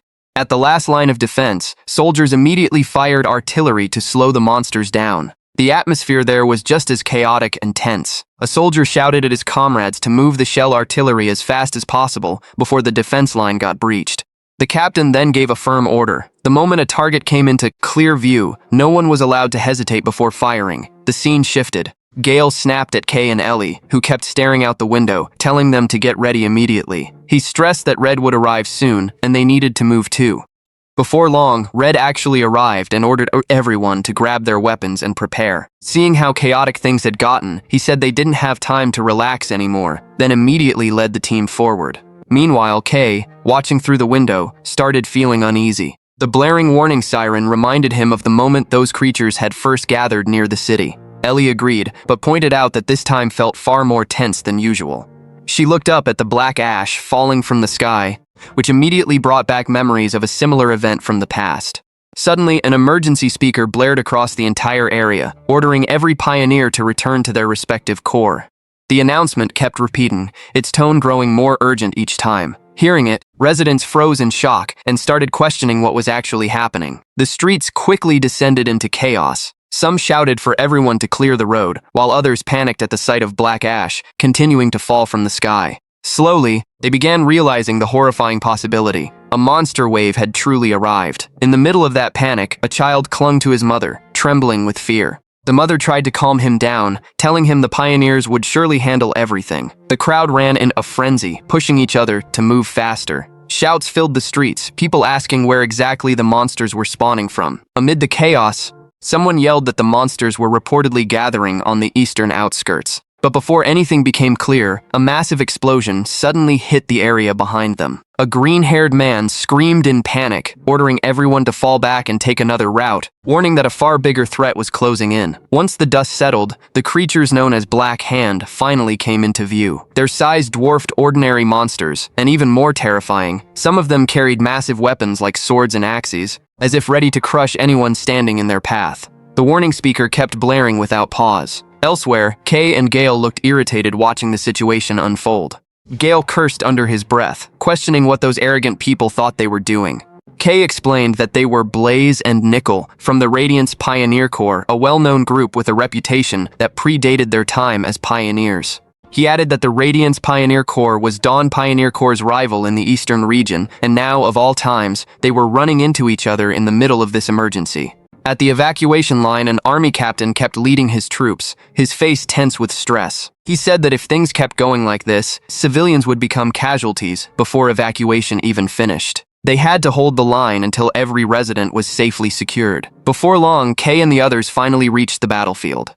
They moved in immediately, tearing through the creatures with brutal force, giving the watching soldiers a small sense of relief, finally seeing a real chance to survive. One soldier let out a grateful breath, while another shouted for the evacuation to speed up while the opportunity lasted. From that point on, the pioneers became the front line, clearing the path for the civilian evacuation. An orange-haired pioneer confidently declared that, ever since the Radiance Pioneer Corps arrived, no monster had managed to break through their defense. That claim got shattered instantly when a creature lunged forward and attacked the troops around them, catching everyone off guard. In a flash, Kay moved fast and sliced the monster clean in half, while the others jumped in to help clear out the rest one by one. At the evacuation zone, residents kept screaming in panic. Artillery fired non-stop, trying to hold back the wave of monsters closing in from the front. The chaos only got worse as people pushed each other to reach safety. Soldiers tried to calm things down while keeping the evacuation moving, warning that panic would only make the situation worse.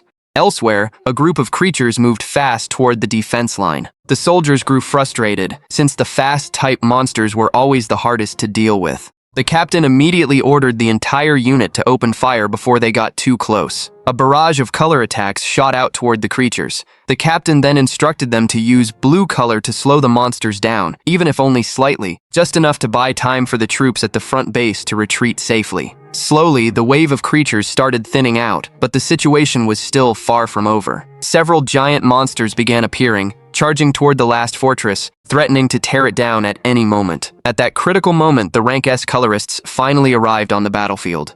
With a sharp smirk, Camellia said the situation had gotten too urgent and she'd keep her explanation brief. She announced that as commander of the Dawn Pioneer Corps, she'd be taking temporary command of every Pioneer Corps in the region. She added that a massive group of Black Hand had been detected, heading straight for the front base.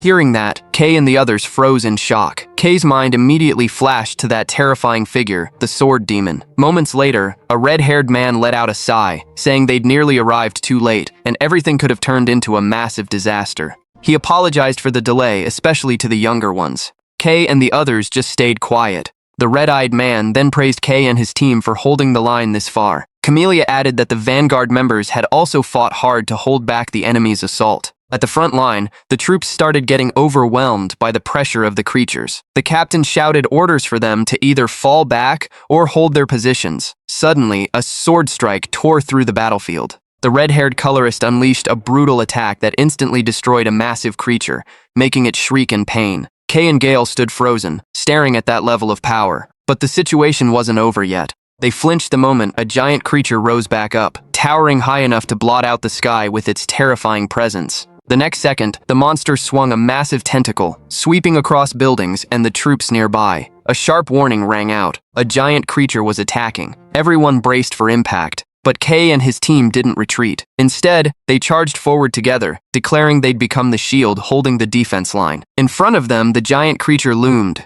ready to strike. Without hesitation, Kay and the others pushed forward, slashing and striking down every monster that got close. From above the battlefield, the Sword Demon watched the entire fight unfold. He recognized Kay's presence and saw him as the key to opening the Black Witch's veil. He was determined not to let Kay slip away again. Meanwhile, Camellia handed control over to Red, who calmly replied that he'd handle the situation there. Camellia herself sensed that someone out there had to be targeting Kay, so she asked Red to keep watch. At the same time, high above the battlefield, the Twin Viper and the Sword Demon observed the chaos with calm interest. Viper looked satisfied, her plan working out even better than expected. She hadn't imagined she could control this many creatures with just a few vials from blank, and she laughed like she herself was the Black Witch. She said her next plan would be far more interesting.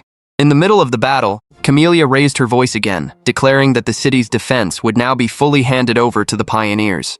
She ordered them to spread out, encircle the enemy from both sides, sweep through every creature, then regroup with the defense forces to focus their attack on the giant creature. Kay and the others answered firmly, ready. The pioneers moved without hesitation, scattering across the battlefield as the chaos spiraled further out of control. Camellia shouted for everyone to hold their ground and stay patient until they managed to repel the Black Hand's assault before executing a coordinated retreat. Elsewhere, the red-eyed man spoke calmly, saying he and the Dawn commander would move ahead to hold and stop the enemy at the front line. Camellia replied briefly that she'd follow from behind. Meanwhile, Kay actually felt a small sense of relief. Not because the situation had gotten any safer, but because Mary wasn't out on the battlefield. In his view, a situation this dangerous was way too risky for a beginner to get involved in close combat. Elsewhere, Mary was busy supporting the troops with her mechanical skills, backing up the operation from behind the front line. It was definitely safer for her to stay out of direct confrontation with the Black Hand.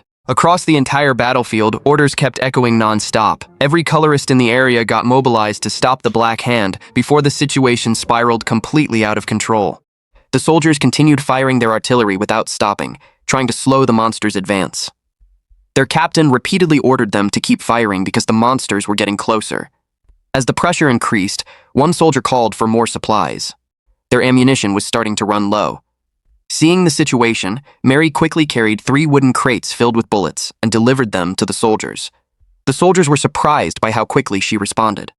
One of them admitted that moving those supplies alone would have taken much longer. After thanking Mary, they returned to their duties, while Mary immediately rushed off to help elsewhere. As she ran through the battlefield, Mary couldn't believe the scale of the monster attack. It was the first time she had witnessed something like this. When she looked to the side, she saw the pioneers fighting desperately against a growing number of monsters. One pioneer shouted for everyone to hold their positions. If they fell, the civilians who had not been evacuated yet would be in danger. Then Kay and Ellie suddenly rushed forward. People nearby immediately warned them that pushing deeper into the battlefield was too dangerous. But their concerns quickly faded. Kay, Ellie, and Gale moved together, cutting down monsters and forcing them back. Their performance even caught the attention of the other pioneers. One pioneer couldn't believe what he was seeing. Another commented that rookie pioneers these days were operating on a completely different level from most people. Meanwhile, a brown-haired pioneer felt frustrated. Watching newcomers outperform experienced fighters made him feel humiliated. The battle continued as the pioneers on the front line worked together to stop as many monsters as possible. While observing the battlefield, Kay noticed that the situation was more stable than he had expected. The pioneers from Radiance Corps were making a major contribution on the front line. At the same time, the other pioneers continued supporting them without leaving any openings. Because of that, Kay believed they should be able to hold the monster assault if things continued this way. But when he looked up, he noticed a much bigger problem. A giant monster was still moving toward Shining City. Although it was moving slowly, it never stopped advancing. Kay doubted that their current fighting force could stop it. He could only hope that the SS-rank Colorists would return soon after dealing with Black Hand. Then something suddenly rushed straight toward him. Kay immediately sensed its presence. A powerful impact shook the area as the figure crashed into the ground, sending dust and debris into the air. When the dust settled, Kay froze. Standing directly in front of him was Sword Demon, one of Black Hand's members. Sword Demon stared at Kay and revealed that he had finally found the key. The statement left Kay stunned. At the same time, Gale immediately ordered everyone to retreat and reorganize their formation. Ellie was equally shocked. She couldn't understand why Sword Demon was there when he was usually fighting on the front line. Kay quickly prepared himself, but the others urged him to retreat. They knew they had no chance of defeating Sword Demon. In their view, fighting him without the support of a rank S colorist was no different from courting death. Because everyone's attention was focused on the front line, Sword Demon saw an opportunity. He immediately drew his sword and charged toward Kay, determined to capture him no matter what. Within moments, Sword Demon was already standing right in front of him. He was about to strike, but at the last second, Red appeared and blocked the attack. Sword Demon was clearly surprised. He had not expected Red to show up. Red simply laughed and revealed that he had already anticipated this situation. Meanwhile, Kay could only stare in shock as his teacher suddenly appeared and saved him. While blocking Sword Demon's sword, Red revealed that he had already expected Sword Demon to target Kay. However, he was still surprised because Sword Demon was making no effort to hide his killing intent. Red immediately ordered his students to leave. He promised to finish the battle quickly, and Kay's group retreated while telling him to be careful. Back on the battlefield, Sword Demon looked annoyed that Red had once again gotten in his way. Red remained calm. Filled with anger, Sword Demon pointed his sword at Red and declared that he would end everything right there. The moment Red saw the silver sword, he realized it was an ancient relic. Red admitted that he did not know where Sword Demon had obtained such a valuable weapon. Even so, he acknowledged that the sword would be troublesome to deal with. Instead of backing down, Red tightened his grip on his own sword. He remarked that it was only fitting for Sword Demon to possess such a troublesome weapon. Otherwise, the fight would be boring. As both sides prepared to fight, their auras continued to rise. Meanwhile, Kay, Gale, and Ellie moved farther away from the battlefield. Behind them, the clash between Red and Sword Demon's energy created shockwaves that sent dust and debris flying in every direction. Even while retreating, Kay remained worried about Red. Watching this, Gale began wondering who Kay really was for Red to be so concerned about him. Ellie quickly pointed out that helping Red would only make things worse. If they interfered, they would simply become a burden. Then, their movements suddenly stopped. A strange song echoed inside their heads. Confused, Kay and the others looked around, trying to find where the song was coming from. At that moment, a mysterious figure spoke. The figure was curious about why Sword Demon had suddenly abandoned everything and rushed toward Kay earlier. The mysterious person also questioned what secret was hidden behind Black Witch's barrier, considering how determined Sword Demon had been to conceal it. Moments later, the figure revealed herself. It was Twin Viper. While holding her younger sister, she admitted that she could not understand why Sword Demon had gone to such lengths to hide the barrier. In her eyes, he was nothing more than a foolish sword fanatic. Viper then turned her attention toward Kay. She wondered whether Kay was the key Sword Demon had been searching for. According to Viper, Red's desperate efforts to protect him only made that possibility seem more likely. The moment Kay saw Viper, he immediately concluded that she was a member of Black Hand. That realization filled him with fear. Gale and Ellie immediately prepared their weapons. They understood how serious the situation was. Running away was no longer an option. The only thing they could do was hold their ground against Viper. The three quickly took their battle positions. At the same time, Ellie reminded everyone that their goal was simply to survive long enough for Red to defeat Sword Demon. Viper laughed after hearing that. She mocked the idea that even someone like Red could protect them forever. Then she suddenly moved. Before anyone could react, Viper rushed straight toward Kay. Kay froze in surprise. A moment later, Viper's fist came crashing toward him. Fortunately, Kay managed to block the attack. Even so, he struggled to withstand the impact. The collision cracked the surrounding area and sent shockwaves through the air. Sweat poured down Kay's face as he desperately resisted Viper's overwhelming strength. Meanwhile, Viper appeared to be enjoying the situation. Seeing an opening, Ellie immediately rushed in from the right and warned Viper to stay away from Kay.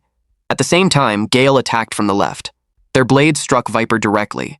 Green liquid sprayed out each time their swords cut into her body, but something immediately felt strange.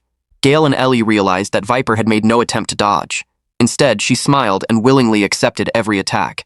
Kay did not stop. He immediately threw a punch at Viper and ordered Gale and Ellie to continue attacking without pause. Kay understood that if they stopped applying pressure, Viper's wounds would recover on their own. The three continued their relentless assault. Yet Viper remained completely still and accepted every strike. The longer it continued, the more uneasy Kay became. He could not understand why Viper refused to fight back. At the same time, he remained wary of Viper's younger sister, who had not participated in the battle at all. Her presence alone was unsettling. As the attacks continued, Viper let out a disappointed sigh. She mocked their strength and called the fight boring. Then she finally decided to get serious. According to Viper, playtime was over. What none of them realized was that Viper's green substance had already attached itself to Gale and Ellie.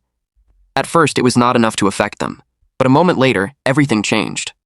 A tremendous pressure suddenly erupted from the green substance. The liquid began forcing its way out of their bodies. Gale and Ellie immediately coughed and staggered. Green fluid poured from their mouths as their bodies trembled uncontrollably. Neither of them understood what had poisoned them. Seeing their reactions, Viper laughed arrogantly. She mocked them for believing that reckless attacks could defeat her. But according to Viper, the outcome had already been decided. Kay, Gale, and Ellie had been contaminated by her power. And in Viper's eyes, that was nothing less than a death sentence. Viper explained that the substance inside her body could act as both poison and medicine. Laughing, she asked Gale how it felt to become one of her victims and described her poison as both a blessing and a deadly terror. Seeing Gale and Ellie on the verge of death, Viper smugly declared that lunchtime had finally arrived. But at that moment, Kay appeared. The moment he saw Gale and Ellie's condition, he rushed toward them without hesitation and began absorbing the poison covering their bodies. Slowly, the dark green substance seeped out through their pores before evaporating into the air. Ellie could hardly believe her eyes as the poison disappeared. Even Viper was visibly shocked. Within moments, Gale and Ellie had recovered so completely that even they found it hard to believe. Demanding an explanation, Viper stared at Kay. Kay calmly told her that her poison was essentially just another color. He had no idea how powerful it actually was, but one thing was certain. It had absolutely no effect on him. Those words immediately reminded Viper of the Black Witch. Kay's ability to absorb colors was extremely similar to a power she had seen before. She also recalled the demon that had once appeared in the city with a nearly identical ability. That led her to a conclusion. Kay wasn't erasing the influence of the Black Witch. He had modified it into an entirely new power. Another possibility soon crossed her mind. Perhaps Kay had been using pure black power all along. Even the Viper race itself didn't possess black power that dense. Although countless questions filled her mind, Viper ultimately ignored them. The power she had been searching for was now standing right in front of her, and she intended to take it no matter what. A massive wave of dark green energy erupted from Viper's body, covering the area with a terrifying killing aura. Kay, Gale, and Ellie immediately prepared for battle. Gale trembled as he realized that Viper could defeat him at any moment. Meanwhile, Ellie thanked Kay for saving her life, even though she understood that their situation had become even more dangerous.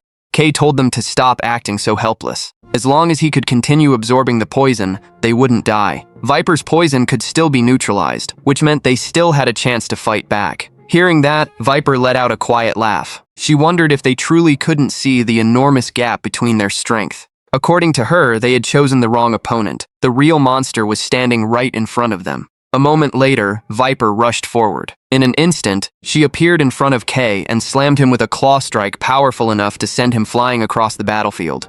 Without giving him any time to recover, she continued launching one brutal attack after another. Kay could do little more than defend himself and block the incoming assaults. As the fight continued, he realized that Viper was now far stronger and faster than before. Even after activating Chroma Manifestation, he still struggled to keep up. Viper kept pushing him back relentlessly. Simply surviving her attacks was already difficult. Finding an opening to counterattack felt nearly impossible. Seeing his struggle, Viper began mocking him. She claimed that no matter how many times Kay absorbed her poison, she could still crush him through physical strength alone. She also criticized his troublesome ability, saying he wasn't using it to its full potential. But then everything changed. A sudden slash struck Viper's body, and green blood sprayed from the wound. Surprised, she immediately turned around. The attacker was Gale. Furious, Gale shouted at Viper for continuously ignoring both him and Ellie. At the same time, Ellie began gathering ice energy around herself. She warned Kay to be careful before casting Frost Wall. Ice rapidly formed around Viper and expanded into a massive barrier after Triple Layer was activated. Using that brief opportunity, Ellie quickly pulled Kay away and told him to retreat while they still had the chance. Kay nodded, even though he had almost been caught by Ellie's attack himself. While staring at the ice prison surrounding Viper, Ellie warned everyone that the barrier wouldn't hold for long against someone that powerful. She was right. Cracks soon began spreading across the entire surface. According to Ellie, Viper's strength had already surpassed common sense. If any of them took a direct hit, their bodies could be destroyed instantly. And if the battle continued the same way, they would eventually be poisoned again. Without Kay's ability to neutralize the poison earlier, Gale and Ellie probably wouldn't even be able to keep fighting. Hearing that, Gale cursed under his breath before asking Kay a question. Could he still use that special power that had shocked Red before? At first, Kay looked confused, but after realizing what Gale meant, he nodded and confirmed that he could still use that power. However, Kay admitted that he still wasn't used to using that power and needed time to focus. Realizing they had no other option, Gale told him to start preparing immediately. He and Ellie agreed to hold Viper back for as long as possible so Kay could concentrate. Kay quickly sat down and focused all of his strength. Meanwhile, Gale and Ellie stepped forward and reminded him to hurry before they ended up dead. Not long after, a massive explosion shattered Ellie's ice wall. Fragments scattered everywhere, signaling that Viper had broken free. Without wasting a second, Viper charged forward while mocking them for buying time. Gale and Ellie immediately moved to stop her. Viper claimed she didn't care about either of them, but if they kept getting in her way, they would die right there. Her claws struck both Gale and Ellie directly, but Viper was surprised to see them still standing. Breathing heavily, Gale warned her not to come any closer. He was already close to collapsing, and Ellie wasn't in much better condition. Not wanting to fall behind Kay, both of them activated Chroma Manifestation at the same time. Color energy surged through their bodies and weapons, dramatically increasing their strength. Seeing that, Viper let out a laugh. She admitted it was impressive that low-ranked kids could use Chroma Manifestation and still possess such determination. But according to her, it still wasn't enough. As she gathered energy, Viper reminded them that maintaining chroma manifestation would put a huge burden on their bodies. A moment later, she attacked again. Wave after wave of strikes rained down on Gale and Ellie without pause. Viper declared that tricks like this would never stop her. Once their energy ran out, death would be waiting for them. Gale was already reaching his limit. His color energy was being consumed so quickly that he could barely stay on his feet. Ellie wasn't doing much better and forced herself to keep fighting despite the strain. Watching them struggle, Viper only grew more bored. She launched another deadly attack, intending to end everything.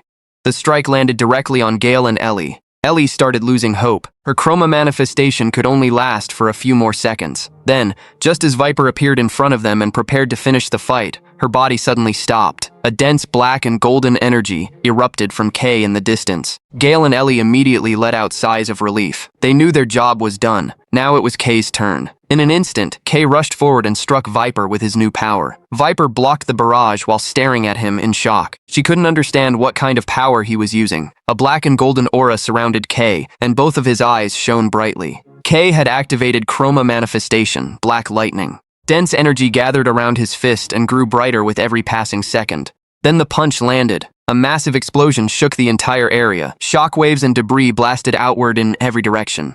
But Kay wasn't finished. He charged again and continued throwing relentless attacks. Even so, Viper still managed to evade every single one. She couldn't hide her surprise. The fact that Kay had suddenly gained physical strength equal to hers was completely beyond her expectations. Even so, Viper soon noticed something important. Kay was forcing his body beyond its limits. According to her, the black lightning form wouldn't last long and would slowly drain him until he collapsed. During the battle, Viper briefly glanced toward her younger sister, who was still standing motionless in the distance. The sight annoyed her. She considered the girl a coward.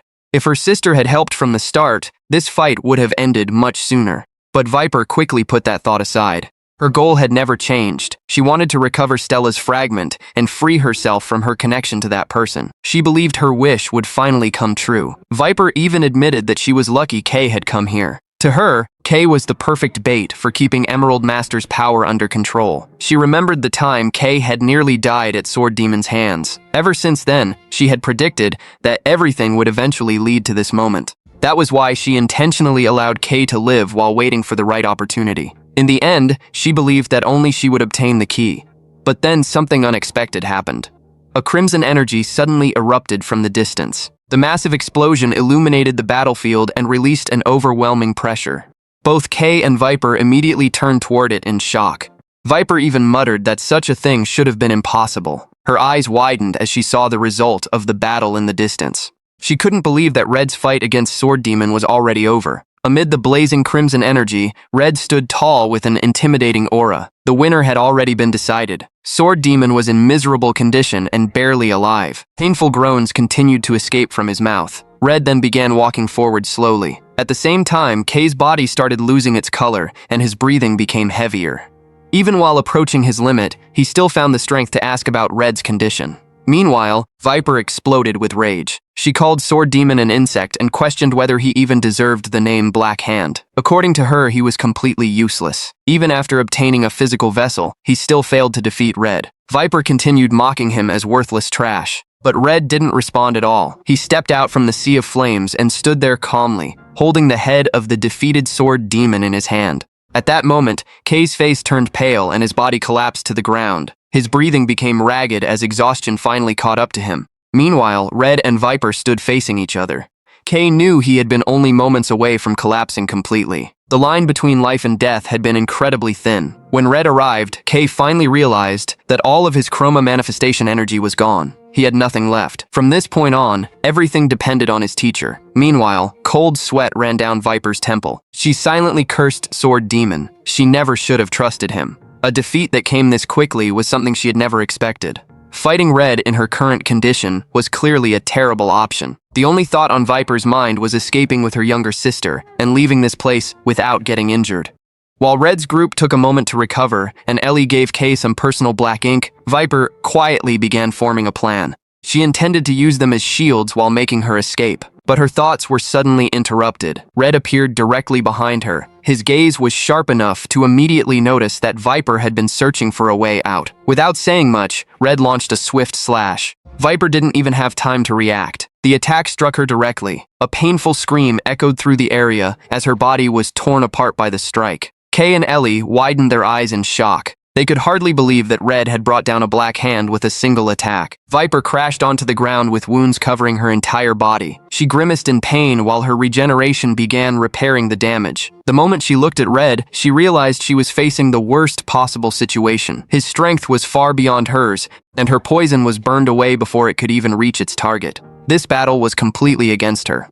Red then raised his sword. According to him, power on this level was still impressive even without being enhanced by chroma. He even wondered whether that ability came from an ancient relic. Red's attention then shifted to the sword in his hand. He felt that its previous owner had treated it far too roughly, yet strangely enough, the weapon was still in excellent condition. Letting out a sigh, Red remarked that a sword used in that manner would eventually break. To him, that was a real waste. Red then asked Sword Demon if he had another sword and told him to bring it out before death arrived. In a mocking tone, Red said he could use that sword far better than its current owner ever could. According to Red, there was no point in possessing a great weapon if you couldn't even swing it properly. Hearing the insult, Sword Demon could only growl in frustration. Red then switched swords. Just as he expected, the weapon he had used for years felt far more comfortable in his hand. With a sharp gaze, Red pointed his sword at Viper. It was obvious who his next target was. Not far away, Viper's younger sister sat silently and watched everything unfold. Tears continued running down her cheeks. More than anything, she wanted the fight to end. She lowered her head before finally breaking down in tears. Her mind returned to the countless times Viper had been hurt while protecting her. With a trembling voice, she begged everyone to stop hurting her sister. The next moment, an incredibly powerful wave of poisonous energy erupted from her body and swept across the battlefield. Red immediately turned toward it. The wave struck him directly, but the aura surrounding his body blocked it completely. At the same time, Kay continued absorbing energy to recover his strength while protecting Gale and Ellie from the spreading poison. Even so, the sudden explosion caught him by surprise. Poisonous mist spread throughout the entire area. Meanwhile, Viper's younger sister ran toward her while crying. She reached out her hand and apologized. According to her, Viper should never have been injured like this. The tears wouldn't stop falling. She knew that Viper always hated seeing her get hurt. Because of that, she told Viper not to worry. She would heal her. The moment her hand touched Viper's body, a massive vortex of energy appeared in the sky. The energy spun violently before gradually shrinking into a single point. Seeing that, Red looked visibly annoyed. This was exactly why he disliked the Black Hand. They always possessed strange abilities that were impossible to predict. Not long afterward, Viper's wounds began healing. At the same time, her body slowly transformed into a different form. This ability was known as erosion amplification, awakened fusion form venom. Viper quietly laughed as she examined her new body. She admitted that she never intended to reveal her true form in this place. But everything had changed because of Red. As soon as she finished speaking, Viper vanished. Using overwhelming speed, she charged forward with her claws. Red immediately raised his sword and blocked the attack. The collision unleashed a massive explosion of energy that devastated the surrounding area. The resulting shockwave swept over Kay, Gale, and Ellie. Viper continued attacking without pause. This time, even Red started getting pushed back. During the fight, Red realized that Viper's body had become significantly stronger. On top of that, deadly poison continuously leaked from her body and spread in every direction. Under normal circumstances, anyone would be poisoned before they could even get close to her. Red also noticed that Kay was still trying to maintain protection for the group from a distance. But that situation clearly couldn't last forever. Viper could die at any moment. Red never expected that protecting someone in a situation like this would carry such a huge risk. Even so, he had no choice. In the end, Red decided to release his true power. He removed one of the restraints that had been suppressing his strength. The moment the chain was released, a terrifying surge of energy exploded outward. Kay, Gale, and Ellie immediately felt an overwhelming heat. The temperature around them rose to an unbelievable level. Seeing that power, they began wondering whether this was still the same chroma they knew.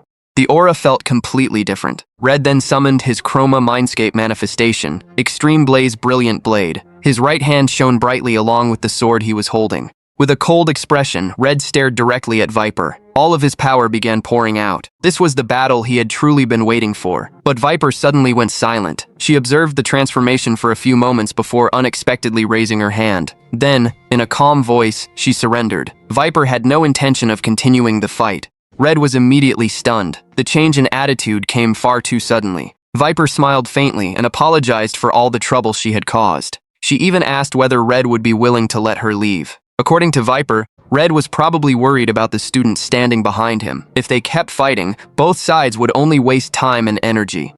Meanwhile, there was a far more urgent problem waiting for them. Rather than trying to kill each other in a long battle, wouldn't it be better to deal with that giant monster first? After saying that, Viper simply turned around and started walking away. She treated the conversation as if an agreement had already been reached. Before leaving completely, however, she picked up Sword Demon's head, which was still letting out weak groans. Viper couldn't even believe he was still alive. Most people would have died in that condition. She called Sword Demon a fool. He never should have challenged Red alone. The outcome had been obvious from the start. Even so, he had still played an important role in her plan. That was why she decided to heal him. Viper knew how painful her energy would be for Sword Demon during the recovery process. As for whether he would survive or not, that depended entirely on his own endurance. After that, Viper turned toward Kay and called out to him. Viper stared at Kay for a moment before letting out a small laugh. She said she would remember his name and hoped they would fight again someday. Kay simply watched her in silence. After saying that, Viper turned around and left. Kay and the others could only watch as her figure gradually disappeared into Blackland. Once their enemy was truly gone, Kay finally let out a long sigh of relief. They had survived. This battle had been far more dangerous than he had expected. Kay couldn't help remembering that this was the first time he had ever faced a Black Hand directly. When Lord Luminous had warned him about them before, he hadn't fully understood the threat. Now he did. If they continued entering Blackland, there was a high chance they would encounter enemies like Viper again, and that problem was much more serious than he had imagined. His thoughts were interrupted when Red suddenly spoke. According to him, their battle wasn't over yet. Their main target, the giant creature, was still alive and moving towards Shining City. Red explained that the Colorists were currently occupied dealing with the Black Hand. For now, only their team could effectively stop the giant creature. Hearing that, Kay finally realized that responsibility had now fallen on them. Red then looked at Kay, Gale, and Ellie. He asked whether they were still capable of fighting. According to Red, it would be a serious problem if they were already exhausted from the previous battle. The three of them were immediately stunned. As they looked toward the giant monster in the distance, they questioned what Red meant. That thing was clearly on an entirely different level, but Red answered calmly. According to him, that threat couldn't even be called a black wave yet. He then told them to listen carefully. The real black wave was far more terrifying than anything they were currently seeing. But before Red could continue, a sudden flash of lightning erupted from the direction of Shining City's border wall. Everyone turned in shock. The lightning transformed into a gigantic pillar of energy and shot directly toward the monster. The moment it struck, a massive explosion followed. The giant creature's body was torn apart instantly, leaving a huge hole through it. Kay, Gale, and Ellie could only stare in disbelief. They couldn't believe a single attack had caused that much damage. The monster let out a deafening roar of pain, but only moments later, every sign of life vanished. Its enormous body lost all strength and collapsed to the ground. Cheers immediately erupted across the defensive line. The soldiers shouted with excitement as they watched the giant monster fall. Amid the celebration stood a woman holding a massive dropper. She looked completely exhausted after releasing that incredible attack. And that was when Kay finally realized who had done it. The person who had brought down the giant creature with a single strike was Mary. The scene shifted to the heart of Shining City, where glowing buildings stood tall and filled the skyline. Inside one of them stood a giant tree, radiating a sacred aura through every corner of the room. Its branches were decorated with 7 or 8 colored crystals, glowing softly like stars. 3 figures stood in silence beneath that tree. Those crystals weren't ordinary objects. They were stella fragments, and one of them was the very fragment Kay had once found. The figure standing before him was none other than Lord Luminous herself. After finishing what she was doing, Lord Luminous slowly opened her eyes. She explained that the stella fragments protected the people of Shining City from the black ash, falling from the black land, stopping corruption from spreading through those deadly particles. But out there, the giant creature was still alive. That meant this scene was happening some time before the current moment. One of Lord Luminous's guards quickly reminded everyone not to let their guard down, since the situation was too dangerous to take lightly. The 3 figures in that room were Lord Luminous's personal protectors and the guardians of the colorful palace, known as the 3 primaries. So far, only 2 had appeared. The 3rd member hadn't been shown yet. The green-haired primary looked a little disappointed. She admitted she'd rushed to the location thinking the black wave had returned, only to find a single giant creature instead. Once the monster was dealt with, they still needed to investigate what had caused it to appear. The conversation shifted to Ignis, who was still fighting on the front lines. The green-haired primary complained that Ignis kept carrying everything on his own shoulders, even though he'd been serving as a colorist since the era of Lumiel and wasn't young anymore. It was time for him to rest. The blue-haired primary cut her off immediately, reminding her that Ignis was their senior and should be addressed by his title, Red, not his real name. Lord Luminous then changed the subject, asking for an update on the council's surveillance. The green-haired primary reported finding more and more suspicious activity, including ties between certain council members and criminals in the Undercity. Lord Luminous fell silent at the news. In her heart, she understood that many people were still afraid of Kay's black color, a fear that made them refuse to consider any other possibility. In the end, people only believed what they wanted to believe. Still, her resolve hadn't wavered. No matter what had to be sacrificed, she would keep protecting the future she believed in. Meanwhile, on the front lines, the soldiers kept hammering the giant creature without pause. Strike after strike landed on its massive body, but the results were barely visible. The monster kept pushing forward, showing no sign of stopping. The soldiers held their ground, gradually slowing its movement, until the creature suddenly came to a stop. They cheered, thinking their attacks had finally worked. That hope died instantly. The giant creature opened its mouth wide, gathering black energy from every direction. Every soldier froze in fear, Mary included, watching from a distance. If that attack was released, the casualties would be uncountable. The destructive energy finished gathering. The commanders screamed for everyone to fall back, but it was already too late. The massive attack shot straight toward the army and the city behind them. But right before impact, a blinding rainbow light suddenly split the sky. A massive rainbow barrier formed, holding back the monster's attack completely. The soldiers who saw it couldn't believe their eyes. Some even thought they were already dead. It took a moment before they realized their bodies were still whole, without a single scratch. One of the commanders shouted for the entire army to witness the miracle in front of them. It was Lord Luminous's blessing, the very power that had kept Shining City standing through 4 black waves. The city hadn't survived out of luck. It had survived because of protection that never stopped, guarding it against the Black Land. The soldiers' morale surged back instantly. Formations reformed, and cheers filled the battlefield. In the distance, Mary just watched it all in silence. Lord Luminous's power was, without question, beyond doubt. Everyone fought with everything they had to protect the city. The pioneers and the soldiers on the front line poured out every bit of strength they had left. Watching that, Mary couldn't just stand there and do nothing.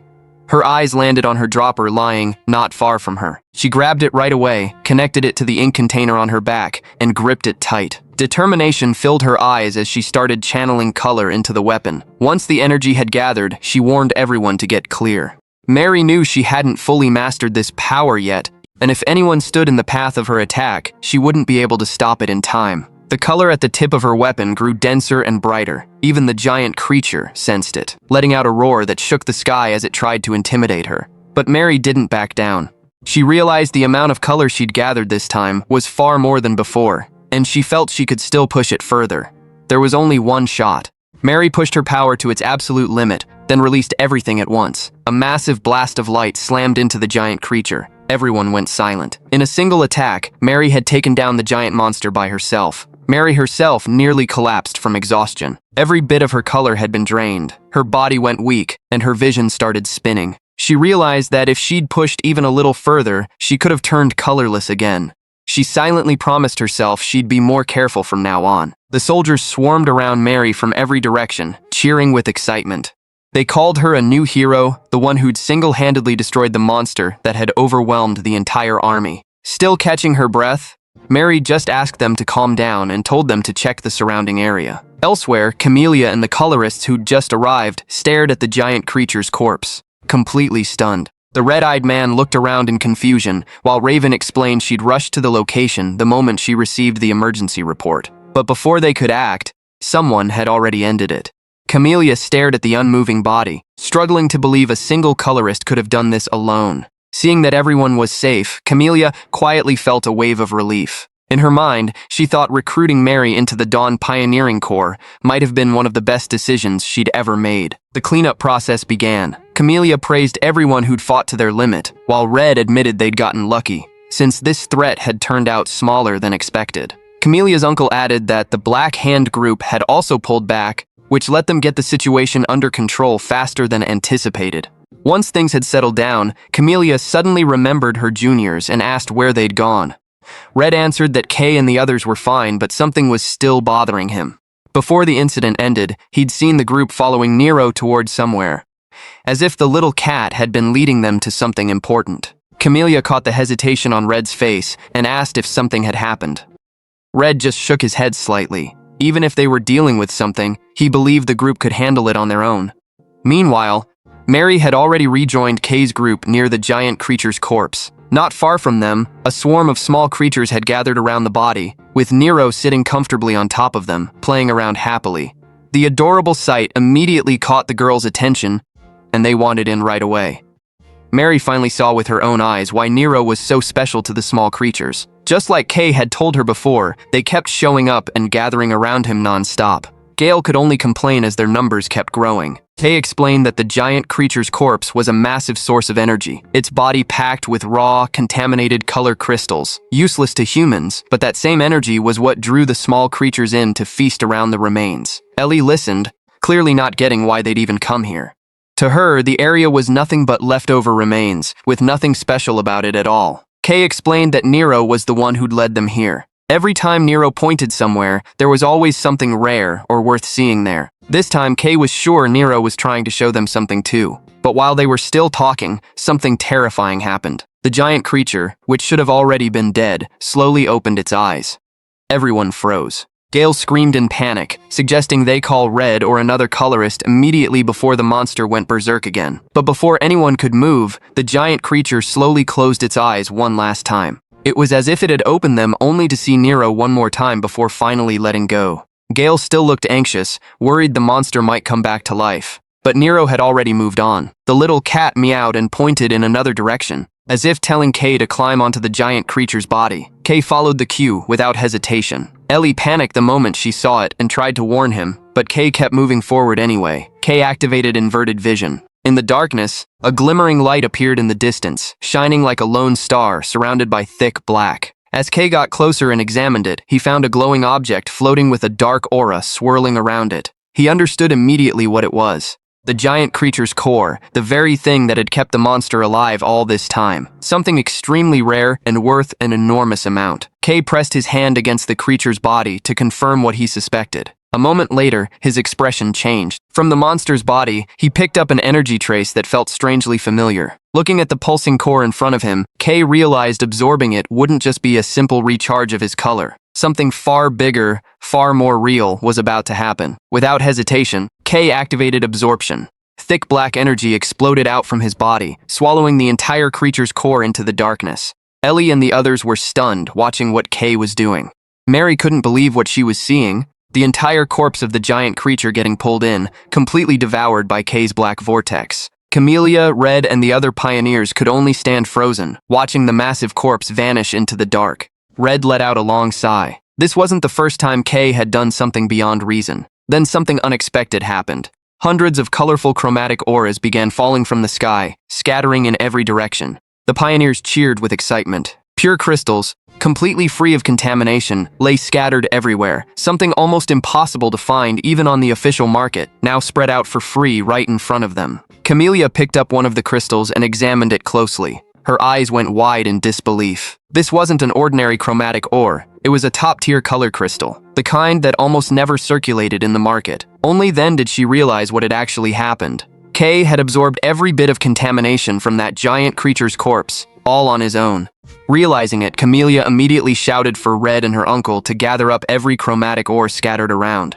All of it belonged to them, and not a single piece could be left behind. Shortly after the battle ended, Shining City broadcast an official announcement that the Eastern Gate had been cleared and the creature threat resolved. The broadcast played citywide, letting residents know things were safe again. Once the dust settled, a man in a yellow jacket felt relieved the damage hadn't been as bad as feared. His friend still shuddered. He remembered how close that giant monster had gotten to the city barrier. Nearby, a man in a hat regretted skipping the fight for the reward. Someone mocked him, pointing out he'd never even fought a creature before. Even with the danger gone, some residents stayed haunted by the siren. The sound brought back memories of the fourth wave from their childhood. Others reminded them the pioneers were ready to protect the city now. That privilege existed exactly for moments like this. The crowd agreed the Dawn Pioneer Corps had played a huge role in handling the incident. Then they went back to their day. The scene shifted to the Dawn Pioneer Corps headquarters. Camellia was exhausted. She dropped her head onto the desk, groaning that the paperwork felt like hell. Raven just watched her. Days of non-stop documents and leftover chaos had piled up. Camellia thanked Red's team for cleaning everything up without a single complaint. Ellie spotted Kay. She immediately asked how he was feeling after absorbing the giant creature. She worried that power might leave some kind of side effect. Gale looked concerned too. Kay assured them he felt completely fine, no strange symptoms at all. Still, Gale found it hard to believe Kay could absorb something that massive without any consequence. It only made him more curious about the ability. Kay admitted he hadn't expected his power to grow this far either. If anything, he was more confused about it than anyone else. Gale asked if anything had changed since absorbing the creature. Kay explained he could now control his color far more efficiently. Going colorless had become much harder for him too. Still, he suspected there were other changes he hadn't noticed yet. Camellia wondered what had made the giant creature suddenly go berserk in the first place. Still, she felt grateful Kay had absorbed the entire corpse. That spared them the cleanup and the extra paperwork. She also couldn't believe how hard the pioneers had fought over the chromatic ore earlier. Raven teased her, telling her to act a little more dignified as captain. Camelia's face turned red. She snapped at Raven to be quiet, insisting it was all for the Corps' finances. Besides, her juniors had taken down a giant creature and prevented pollution in the process. Every bit of that ore belonged to them. Camellia leaned back. She mentioned the guild hall had been buzzing about Kay's group. As rookies, they hadn't just beaten a giant creature. They'd face down the Black Hand and come back without losing a single member. No surprise it became the talk of the town, exactly matching the public's high expectations for Red's legendary team. As a result, Camelia's desk had piled up with recruitment offers and transfer requests for Kay's group, stacked like a mountain. Camellia exploded. She called them shameless vultures trying to poach her members. Not while she was still breathing, she said. Ellie responded flatly. All that praise felt completely overblown, she said, since they'd only survived through pure luck. Against the Black Hand, they hadn't been able to fight back at all, just tossed around like ragdolls. Without the chroma technique Red taught them, she added, they probably would have died. Camellia tried to reassure them. Holding out that long against the Black Hand was already an incredible feat in her eyes. She turned to Raven and asked where Red had been since yesterday. Raven answered briefly. Red had gone to meet Lord Luminous. Kay and Mary both froze in shock.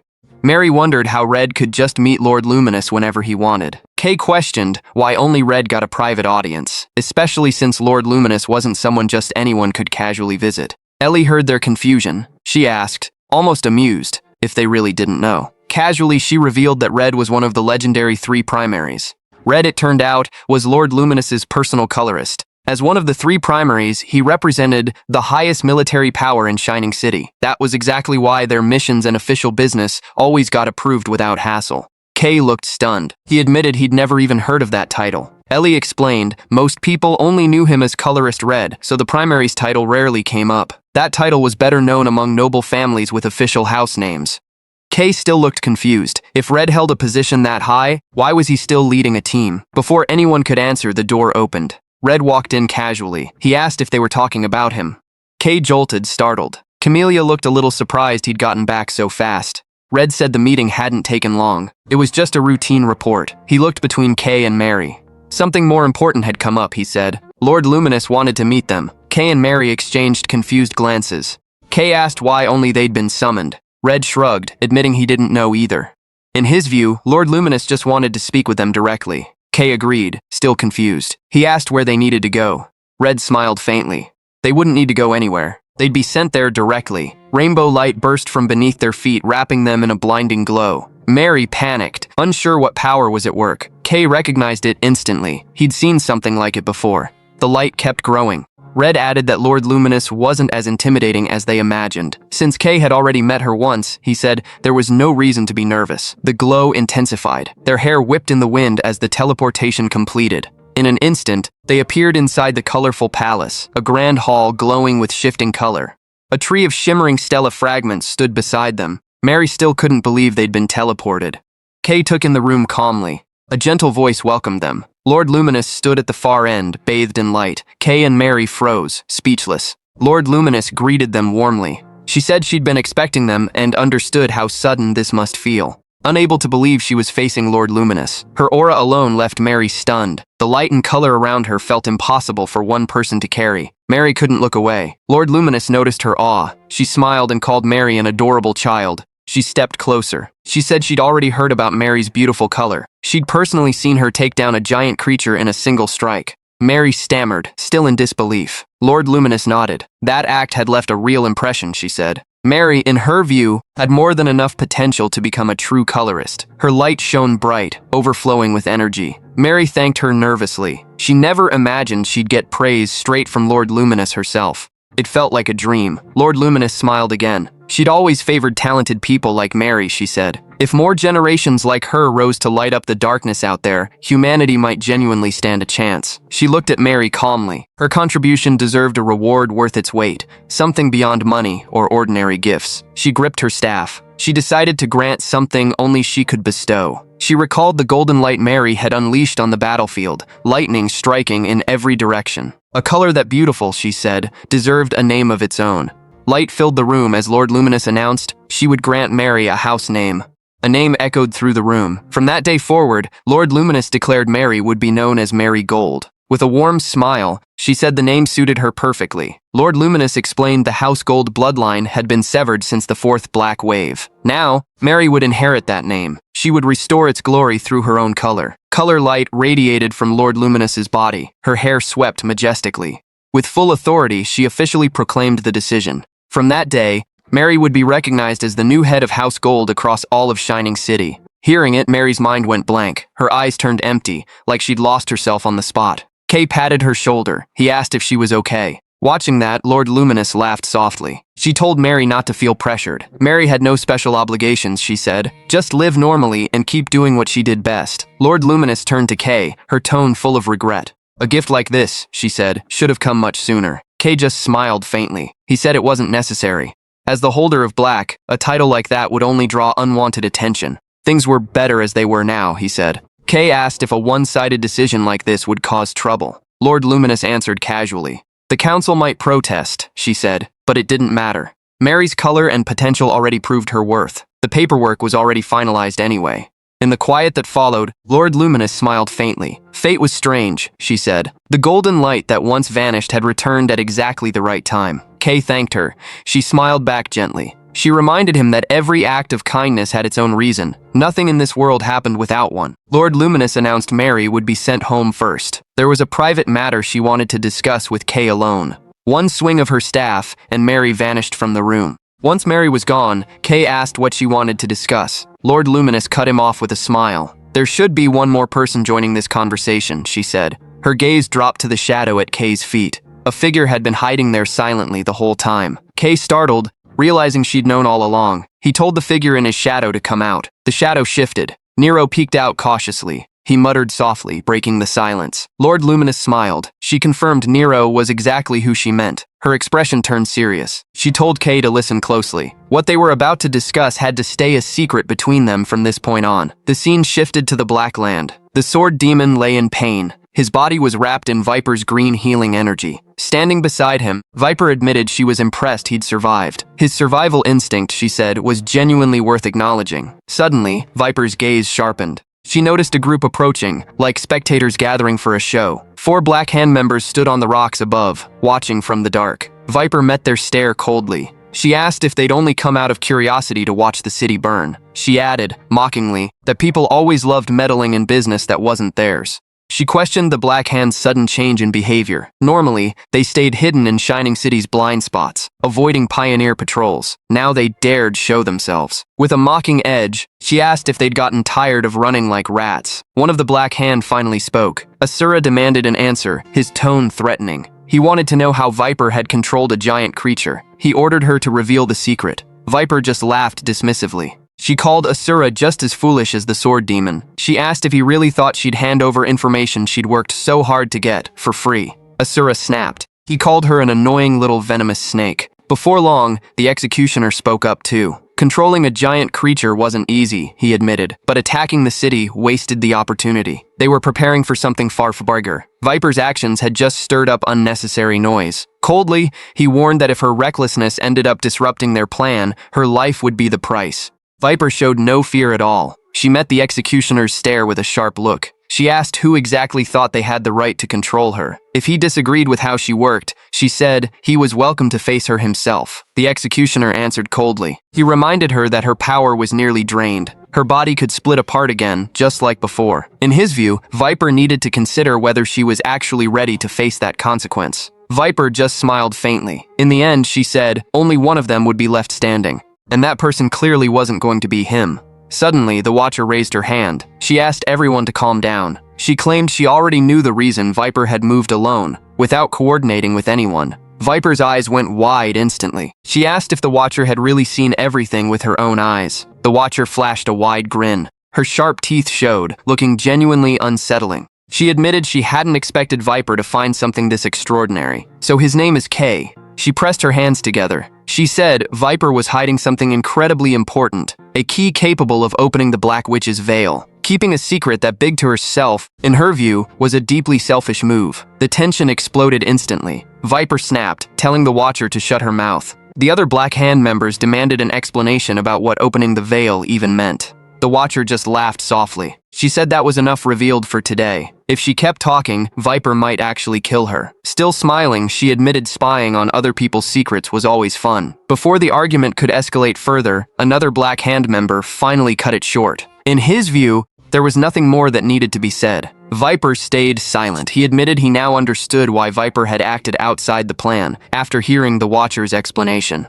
This time, he said, he'd forgive her. But from now on, Viper couldn't act alone again if it risked disrupting their larger plan. He made it clear all of this was part of a grand design already agreed upon by the entire Black Hand. He also reminded her not to forget she was just one piece on that game board. Hearing the warning, Viper stayed silent, unable to argue back. Every Black Hand member had always moved alone, until now. For the first time, they'd gathered for a single shared goal, and that chance couldn't be wasted. Their allies in the Undercity were already preparing things step by step. The tunnel beneath Shining City was nearly complete. That day wasn't far off. Shining City, a city wrapped in its own light, wouldn't last forever. Once its foundation began rotting from within, it would collapse on its own. The Black Hand would start everything from the city's darkest corner, eating away at it slowly until all of Shining City sank into darkness.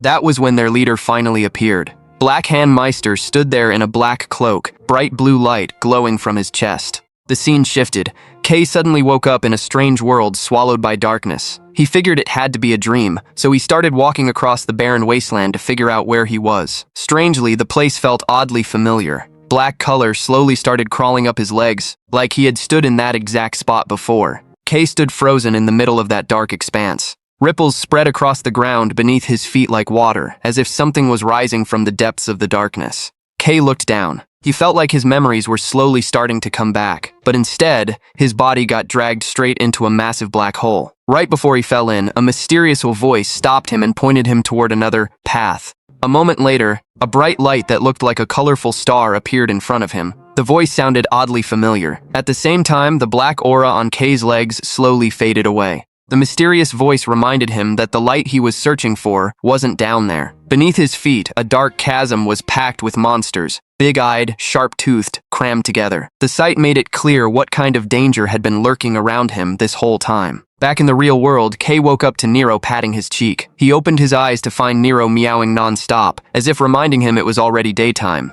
Kay answered lazily, then got out of bed and stretched. Kay started walking. The dream came back to him, the one that had felt so familiar, but he couldn't remember any of the details, and figured his new place was just messing with his sleep. A moment later, Kay opened the door. Shining City stretched out in front of him, packed with rows of crowded housing. Elsewhere, Mary kept trying to wake Ellie up, reminding her they'd promised to head to Lumina District that day. Mary combed through Ellie's hair while coaxing her to get up, but Ellie, still half asleep, just asked for a little more time. Mary immediately scolded her. According to her, Ellie was usually sharp and quick, but every morning, she somehow turned into the hardest person to wake up. Mary laid out Ellie's clothes and told her to hurry, so they wouldn't end up late again. Not long after, the two of them headed out. Outside, Kay and Gale were already waiting. Mary immediately apologized for being a little late. Gail guessed right away. It was because Mary had to wake Ellie up again. Mary confirmed it. According to her, Ellie really was the hardest one to wake up every single morning. Ellie quickly apologized for being a hassle to everyone, but Kay reassured her. He told her it was just a side effect of the incredible ability she had, so she didn't need to blame herself. Mary smiled. She never imagined they'd all end up living together in a place like this. Kay looked over the Red Team's new headquarters. He still couldn't believe Red actually managed to buy a building this big. His mind drifted back to when they'd only meant to find Mary a new place to live, after her old house got destroyed and stopped being safe because of the gangsters. That was when Red suggested the whole Red Team just live together under one roof. Kay and Mary were both confused. Gail couldn't even believe Red wanted all of them living in the same house. But Red explained that living under one roof would make it easier to move fast in an emergency, and it would make team training way more effective. Kay snapped back from his thoughts. Things had felt a little awkward at first, but he was starting to enjoy the noise every morning now. Ellie apologized to Mary again for being such a hassle. Mary just smiled and told her it was simply part of how her body worked, so she didn't need to keep blaming herself. Kay then asked if Ellie was really comfortable living with all of them. Ellie nodded. According to her, that kind of lifestyle wasn't anything unusual for nobles. Gail explained that in noble families, only the main heir got to lead the family, while everyone else had to prove their own worth. Mary looked a little confused. Gail added that Shining City didn't let anyone with color just sit around doing nothing. Even nobles had to contribute something, because if they didn't, they'd just be seen as a burden on their family. Gail explained that Ellie didn't actually need to worry about that, since she came from one of the 3 great houses. Still, plenty of noble descendants joined the Pioneer Corps just to prove their own strength. That was why Ellie saw a life like this as completely normal. Gail also reminded Mary that she now had a house name of her own, so she needed to understand how that world worked. Mary finally got it. She thanked Gail for explaining, since she'd never really understood how nobles lived. Kay got curious about how Gail knew all of that. Gail went quiet for a second at the question. Then he quickly changed the subject. He told everyone to hurry up, since the color workshop was always packed with visitors. Mary called him out for that. She pointed out that Gail was the one who brought up the topic in the first place. Gail just walked ahead anyway, pushing everyone to catch up. The scene shifted to Central Boulevard, Lumina District. They reached the color workshop and found a long line already waiting. Gail groaned. His guess had been right. The place was already packed with people. Gail joked that Ellie should use her 3 great houses' influence to get them priority. Ellie shut that down immediately. She said her family's authority wasn't something to use for personal convenience. Just then, a color workshop staff member walked up to them. He welcomed the Dawn Pioneer Corps group and told them they were expected. The staff member introduced himself as the one assigned to guide them during their visit. He explained that Lady Raven had already contacted the workshop ahead of time. Kay and Ellie both felt relieved hearing that, since it meant they wouldn't have to come back another day. The staff member then led them toward the VIP lounge. The scene shifted. Once inside the color workshop, Red Team froze in place, staring at a showroom packed with weapons and gear behind glass display cases. The staff member explained that every piece was made by master artisans using premium material sourced from within the deep, processed with specialized techniques. Because of that, the quality far outclassed anything mass-produced. Mary stood there, completely mesmerized by the craftsmanship. Kay got curious about the equipment used to make gear of that quality. The staff member explained that they served plenty of important clients, from famous corps to nobles to influential figures across Shining City. Because of that, wait times were usually long. He asked Red Team to be patient and promised to call them once it was their turn. The staff member cleared his throat and glanced around the room. He said what he was about to share technically wasn't supposed to be said, but they should know it beforehand. He told them Claude of House Yellow, another member of the 3 great houses like Ellie, was currently inside the color workshop. Kay immediately asked if Claude's presence would be a problem. Kay then asked Ellie if she knew him. Ellie said they'd never actually met, but she'd heard plenty of rumors about him. According to those rumors, Claude loved insulting people and treating his servants badly, and wouldn't hesitate to get violent over the smallest things. Because of that, he'd earned nicknames like the Shame of Yellow, Mad Dog, and Degenerate. The staff member explained that was exactly why he chose to warn Red Team. He'd also already informed the workshop's owner about Claude's arrival. Ellie thanked him for the warning and told him they didn't need to worry about it. The staff member excused himself. He said he'd be back once everything was ready. While they waited, Red Team started wandering around, checking out the gear on display. Mary looked so excited she seemed almost overwhelmed by how much was on display. Ellie smiled at the reaction and asked if this was Mary's first time at a color workshop. Mary nodded and said she'd already fallen in love with the place. As they wandered, Ellie's presence started drawing attention from the other visitors. People were caught off guard seeing a member of House Cyan at the color workshop, and word spread fast that she joined the Dawn Pioneer Corps under Colorist Red. Seeing the opportunity, some visitors approached Ellie directly, trying to build a good relationship with House Cyan. One of them even ordered a servant to fetch an item from another room just to give it to her. The other visitors immediately swarmed around Ellie. They greeted her, asked about the Cyan family, asked about her life in the Pioneer Corps, and even brought up potential cooperation with her family. They also praised her decision to join the Dawn Pioneer Corps. In their eyes, a member of the three great houses willingly stepping into the Black Land was something remarkable. Kay and Gale just watched from a distance. Gale found himself amazed again by how much influence the three great houses actually held, while Kay was only now realizing just how respected Ellie's family really was. Meanwhile, the commotion caught Claude's attention. He asked one of his subordinates what was going on. One of them started to check it out, but his colleague figured no one there could possibly outrank Claude, so there was no need to bother. Still, Claude's attention drifted toward Mary. From a distance, he noticed a yellow glow radiating off her. At first, he assumed she was from House Yellow, but he quickly realized something felt off. Even so, the color looked incredibly bright. Claude decided to walk over and see what the fuss was about. The moment he spotted Mary, Claude greeted her directly. Mary immediately remembered the staff member's warning. She realized the man standing in front of her was Claude, one of the three great houses.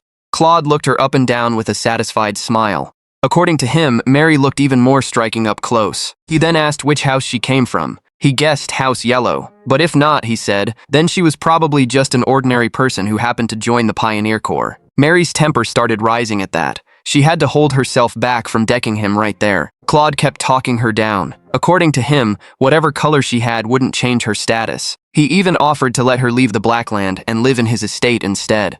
Mary was furious, but she held it together and just thanked him. Then Kay showed up out of nowhere and knocked Claude's hand away from Mary. Claude's eyes went wide, while Kay glared straight at him and told him to say that again. From a distance, Claude's two subordinates only just noticed their master had walked over to Red Team's group. Claude snapped. He called Kay a lowlife who didn't know his place. He grabbed Kay by the collar and mocked his color as disgusting. He claimed he'd teach Kay a lesson he wouldn't forget. But while he still had a grip on Kay's collar, Claude's hand accidentally brushed against Nero, who was perched on Kay's shoulder. Startled, Claude reflexively smacked Nero out of surprise. Nero dropped instantly, crying out in pain. Kay's expression snapped into pure rage the second he saw that. Claude kept ranting, completely unaware of what was about to hit him. In one clean motion, Kay's fist shot forward and slammed straight into Claude's face. Kay's punch sent Claude flying several meters, straight into one of the color workshop's glass display cases, shattering it completely. Mary and Gale froze, eyes wide. Claude's subordinates were just as stunned.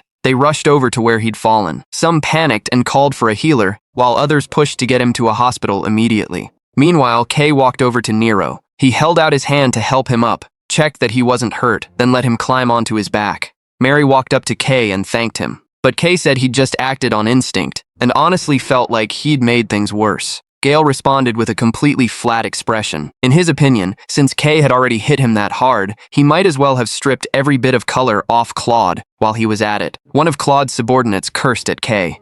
He pointed out that Kay had just attacked the heir of one of the three great houses. He pointed straight at Kay and threatened to make sure Kay could never live in this city again. He even threatened Kay, along with anyone standing beside him. Then he insulted Kay, calling him a black color user who had no business walking around the city. Kay just stayed silent through the insult. Mary's temper snapped instantly. According to her, people like them deserve to rot in the Undercity or the Black Land. Gale got angry too. He called them out for throwing open threats like that in front of a crowd. Mary's anger only grew. She threatened Claude's subordinates right back, reminding them that, as head of House Gold, she had the authority to have them exiled from the city. One of the subordinates went visibly nervous at that. He claimed he'd just met Lord Luminous, while the other, a yellow-haired subordinate, accused Mary of lying, since House Gold had supposedly gone extinct long ago. Just then, a voice cut in from a distance, questioning what all the commotion was about. Claude's subordinates spun around, startled. They immediately realized this newcomer held a status equal to Lord Claude himself. It turned out to be Ellie. She looked at them coldly and asked exactly what they thought they were doing to her companions. The noise had already started drawing a crowd of color workshop visitors. They were shocked to see Claude lying unconscious on the floor, worried this could blow up into a bigger problem since he was still an heir of one of the three great houses. One of the subordinates pointed at Kay again. He accused him of attacking Lord Claude, then turned on Ellie, mocking her as the daughter of House Cyan who couldn't even control her own subordinates. He demanded she punish Kay and the others, assuming they answered to her. Ellie told him to shut up. According to her, the more they kept talking, the worse it made them look. The subordinate was still shaken, but he stood his ground. He warned that House Yellow would file an official protest over this. Ellie stayed calm and told him to go ahead. Claude was still out cold on the floor. His subordinates saw his condition and doubled down on their threats. They were confident that once this incident got out, House Cyan would be the one to suffer the worst consequences. Ellie slowly let her color surface. She made it clear his subordinates weren't even worth her time and told them to leave immediately. Her color wrapped around her body as she mocked them. If they really had a problem, she said, they should challenge her to a formal duel like proper nobles, instead of just throwing threats around. The crowd watched all this and started whispering. Most of them figured Claude was probably the one who started the fight in the first place. Besides, even though black color had a dangerous reputation, Kay was still under Colorist Red's protection, so there was nothing to gain from picking a fight with him. Other visitors dismissed Claude's subordinates as just plain foolish for not reading the room. The whispers kept growing louder until the subordinates could only grit their teeth in frustration. Not long after, they carried Claude away and left. Once things settled down, Ellie walked over to Kay and the others. She mocked Claude's subordinates for having zero shame. Kay thanked her. He admitted that without her stepping in, this could have turned into a much bigger mess. Mary admitted she'd almost dragged Red into the whole situation too. Ellie just smiled. According to her, she'd only done what needed to be done. Ellie thought back to what Mary had said before, that they were a team now. She added, a little shy, that as friends, they had to look out for each other whenever things got hard. Mary smiled at that. She wrapped her arm around Ellie's and called her the best friend anyone could ask for. Ellie then turned to the crowd of visitors and apologized for making them witness all that chaos. The visitors said they didn't mind at all. They said they understood the situation and hoped to visit again sometime. Meanwhile, the color workshop staff stood there in shock at the damage from Kay and Claude's fight. They panicked over the destroyed furniture, worth hundreds of millions, and asked who was responsible. Red Team heard that and all looked away at once, whistling like they had no idea what happened. A moment later, they answered in perfect unison, blaming it all on Claude of House Yellow. The staff member led Red Team around the color workshop to see the spoits on display. He said every piece was made by the best craftsman in Shining City. The lead craftsman would build a custom spoit for each member of Red Team. Camellia had already paid for the rights, so they just needed to come back once everything was finished. Gale looked thrilled. According to him, he could finally use gear that actually deserved to be called proper equipment. Ellie teased that replacing everything Gale had destroyed must have cost a fortune. Meanwhile, Mary was busy examining the gear on display. She pictured the incredible results they could get if their materials were processed with equipment like that. Mary double-checked with Kay, asking if he was really okay using their entire credit to build new gear. Kay confirmed he had no problem with it. He was already satisfied with what he had and didn't feel like he needed to replace it. Mary heard that and happily decided to make the most of the credit. Mary walked over to one of the craftsmen and started asking about the process behind a spoit component. He was impressed by her knowledge and happily explained how it worked.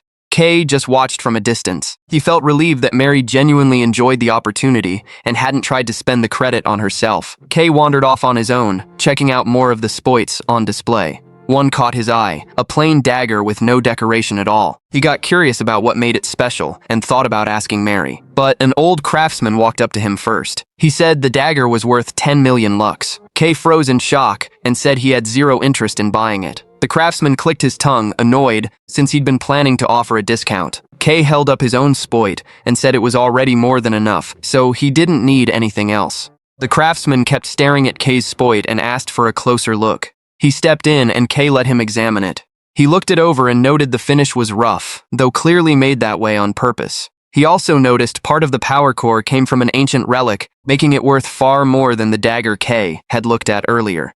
Kay explained that this spoit was the only thing capable of holding his black color without breaking apart. The craftsman said it was coming back to him now. He'd read about Kay in the newspaper before. Still, he found it strange the spoit wasn't made by the color workshop and asked who had built it. Kay glanced over at Mary, who was waving at him from a distance. He explained that his friend Mary had made it herself and said he trusted her skills completely.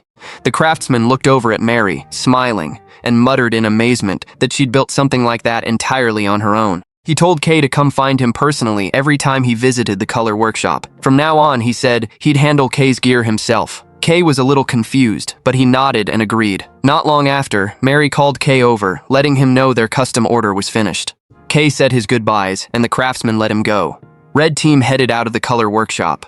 The staff walked them out, thanking them and confirming every finished spoit would be delivered straight to their headquarters. Once Red Team left, the staff member admitted he was worn out. His co-worker suggested drinks after work. Then he spotted the old craftsman still there. He was caught off guard, sure the old craftsman wouldn't show that day. The old craftsman just asked if he wasn't allowed there. The staff member got nervous and quickly apologized. The old craftsman told him to send Red Team straight to him from now on. The staff member was still shaken, but he nodded and promised to follow the order. The old craftsman found himself thinking back to Kay's spoit and Mary's skill.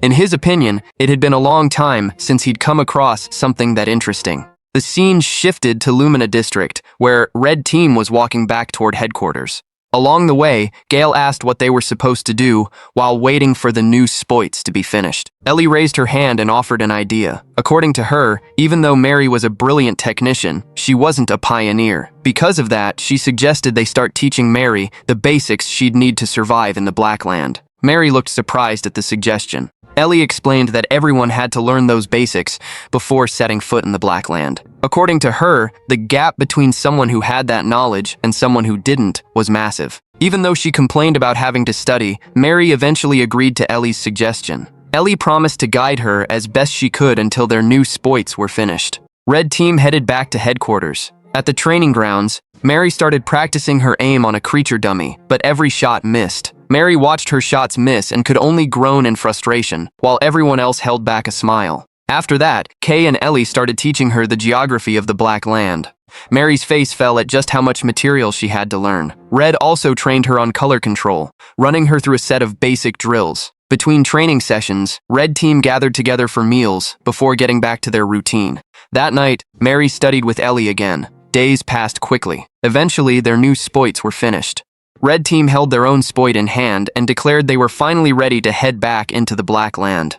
The next day, Red made sure everyone had gotten enough rest. Then he asked whether Mary and Ellie had gotten used to their new spoits yet. In his opinion, that short break had made everyone look noticeably more energized and confident. After that, Red announced that the warm-up phase was over. Red Team's mission was officially starting. He explained their top priority was collecting every Stella fragment they could find. Red also revealed they'd be running this mission differently from a typical exploration team. According to him, Stella fragments used to only appear in areas sealed behind Black Witch barriers. But after everything that had happened recently, that rule no longer applied. From now on, they'd be tracking every space distortion that showed up along Kay's trail and collecting whatever Stella fragments they found there. Kay broke into a cold sweat just hearing that. Red then dropped another piece of news. He wouldn't always be joining every expedition from here on.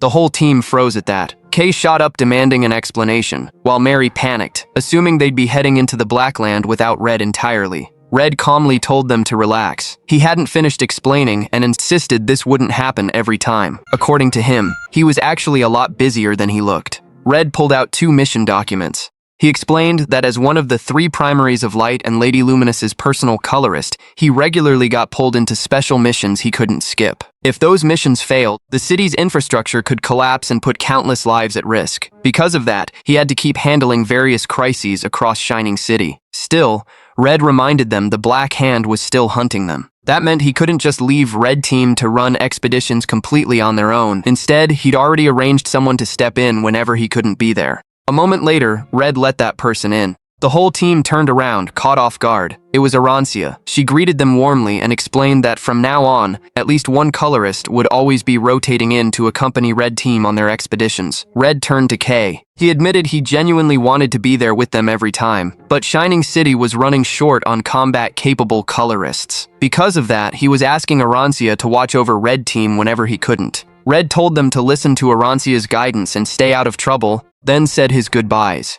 Before leaving, he glanced back with a smile and told them he was trusting everything to them. As the door closed behind Red, Arancia just shook her head, half joking that even though he wasn't their father, he'd gotten more nagging with age. She smiled faintly to herself. To her, Red hadn't changed one bit, still the type to carry every burden on his own. A memory surfaced the first time she'd met Red back in the slums. She pictured him back then, holding a wanted poster, and muttered that Red really hadn't changed at all. Arancia knocked on the whiteboard to grab Red Team's attention. She explained that she'd be leading the briefings from now on. So far, the city had already identified a few locations suspected of holding stellar fragments. Arancia explained that Lady Luminous had been sensing faint energy waves from new stellar fragments for a while now, but a lot of the surrounding areas still hadn't been fully explored. Even in places that had been explored, much of it remained uncharted territory. Arancia made it clear they didn't have exact coordinates for any stellar fragment yet. Because of that, they'd have to enter these regions, rely partly on luck, and sweep every area until they found something. Once she confirmed nobody had questions,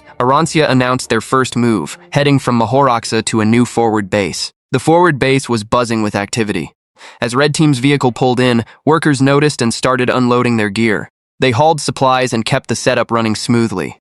One worker brought up a rumor about a strange humming sound lately. Another cut him off fast, not wanting to jinx anything. Red Team finally arrived at the forward base. Kay looked around, taking it in. They were finally back. It had been a long time since he'd last set foot in the Black Land. In front of them, the forward base stood massive, with the towering wall of the Black Land looming behind it. Arancia called Kay over and asked him to speak to the team. According to her, Kay was already a veteran at this point, so he needed to step up and lead this expedition. Meanwhile, she'd be supporting them from the back. Kay broke into a cold sweat when Arancia asked if he wasn't planning to step up as leader. She explained that this exploration was on Red Team themselves to carry out. They couldn't keep hiding behind someone else forever. According to her, people only got stronger by facing things head-on and taking the hits that came with it. The workers who spotted Arancia froze in shock. They double-checked she really was Lady Arancia and planned to tell their captain right away. According to them, her backing could get their request approved. Arancia just sighed and said she'd watch from where she stood, and that Red Team was free to do whatever they wanted. Red Team started making their way around the forward base.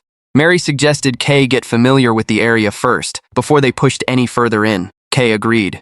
As they moved through the base, they passed workers going about their tasks. Near the base, one exhausted worker kept coughing. His co-worker asked if he'd gone into the deeper parts of the Black Land. He admitted he'd only been in briefly, but the erosion he'd taken was worse than he expected. His co-worker snapped at him for gambling with his life, but he just said his co-worker already knew what shape he was in and asked for tougher work instead.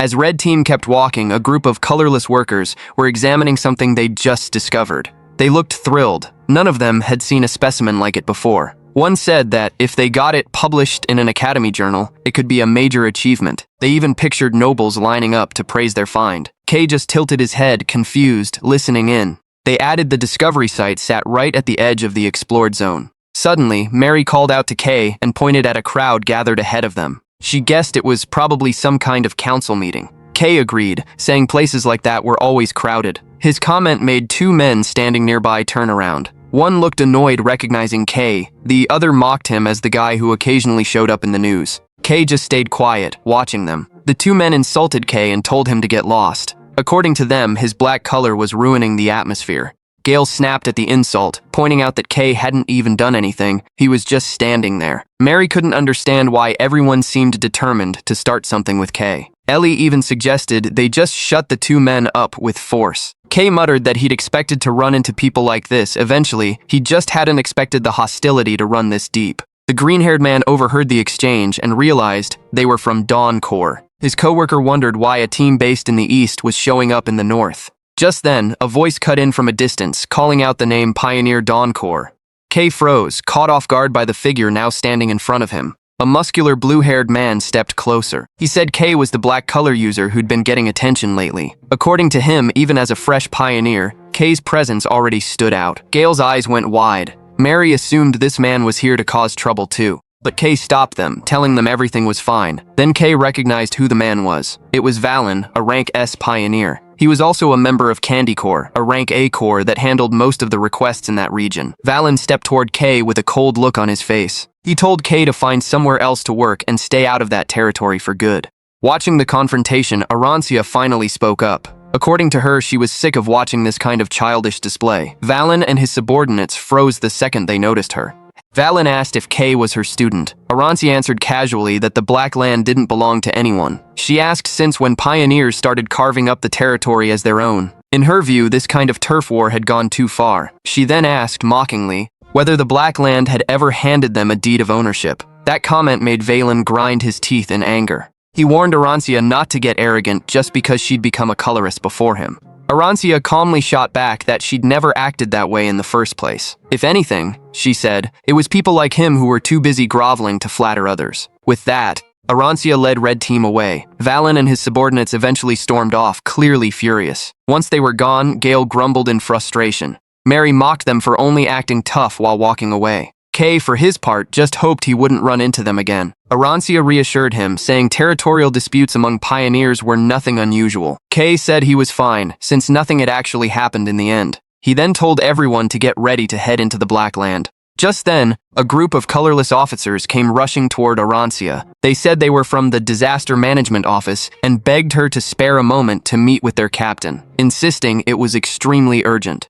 Arancia let out a sigh. She explained, again, that she was only there that day as Red Team's escort, something she'd already told them more than once. Kay watched the whole thing unfold and muttered that being famous was turning out to be way more trouble than it was worth. A second later, Arancia finally ran out of patience. She firmly told everyone to stop bothering her and leave immediately. Not long after, Red Team headed into the Black Land alongside Arancia. Once they arrived, Mary pointed out that Arancia had ended up turning down the officer's request after all. Kay explained that, on a normal day, Arancia would have helped them without hesitation. He thought about just how fragile the situation was for the city's officers. In his view, if Arancia stepped in, almost any problem could get solved, no matter how big. That was exactly why everyone relied on her so heavily. Arancia walked ahead of the group, then glanced back. She said if she'd had more time, she definitely would have helped them out. But that day, their priority had to be the first mission, tracking down the Stella fragment, with her leading temporarily. Arancia smiled faintly. She admitted it had been a long time since she'd explored the Black Land with a different team, and the trip was bringing back old memories.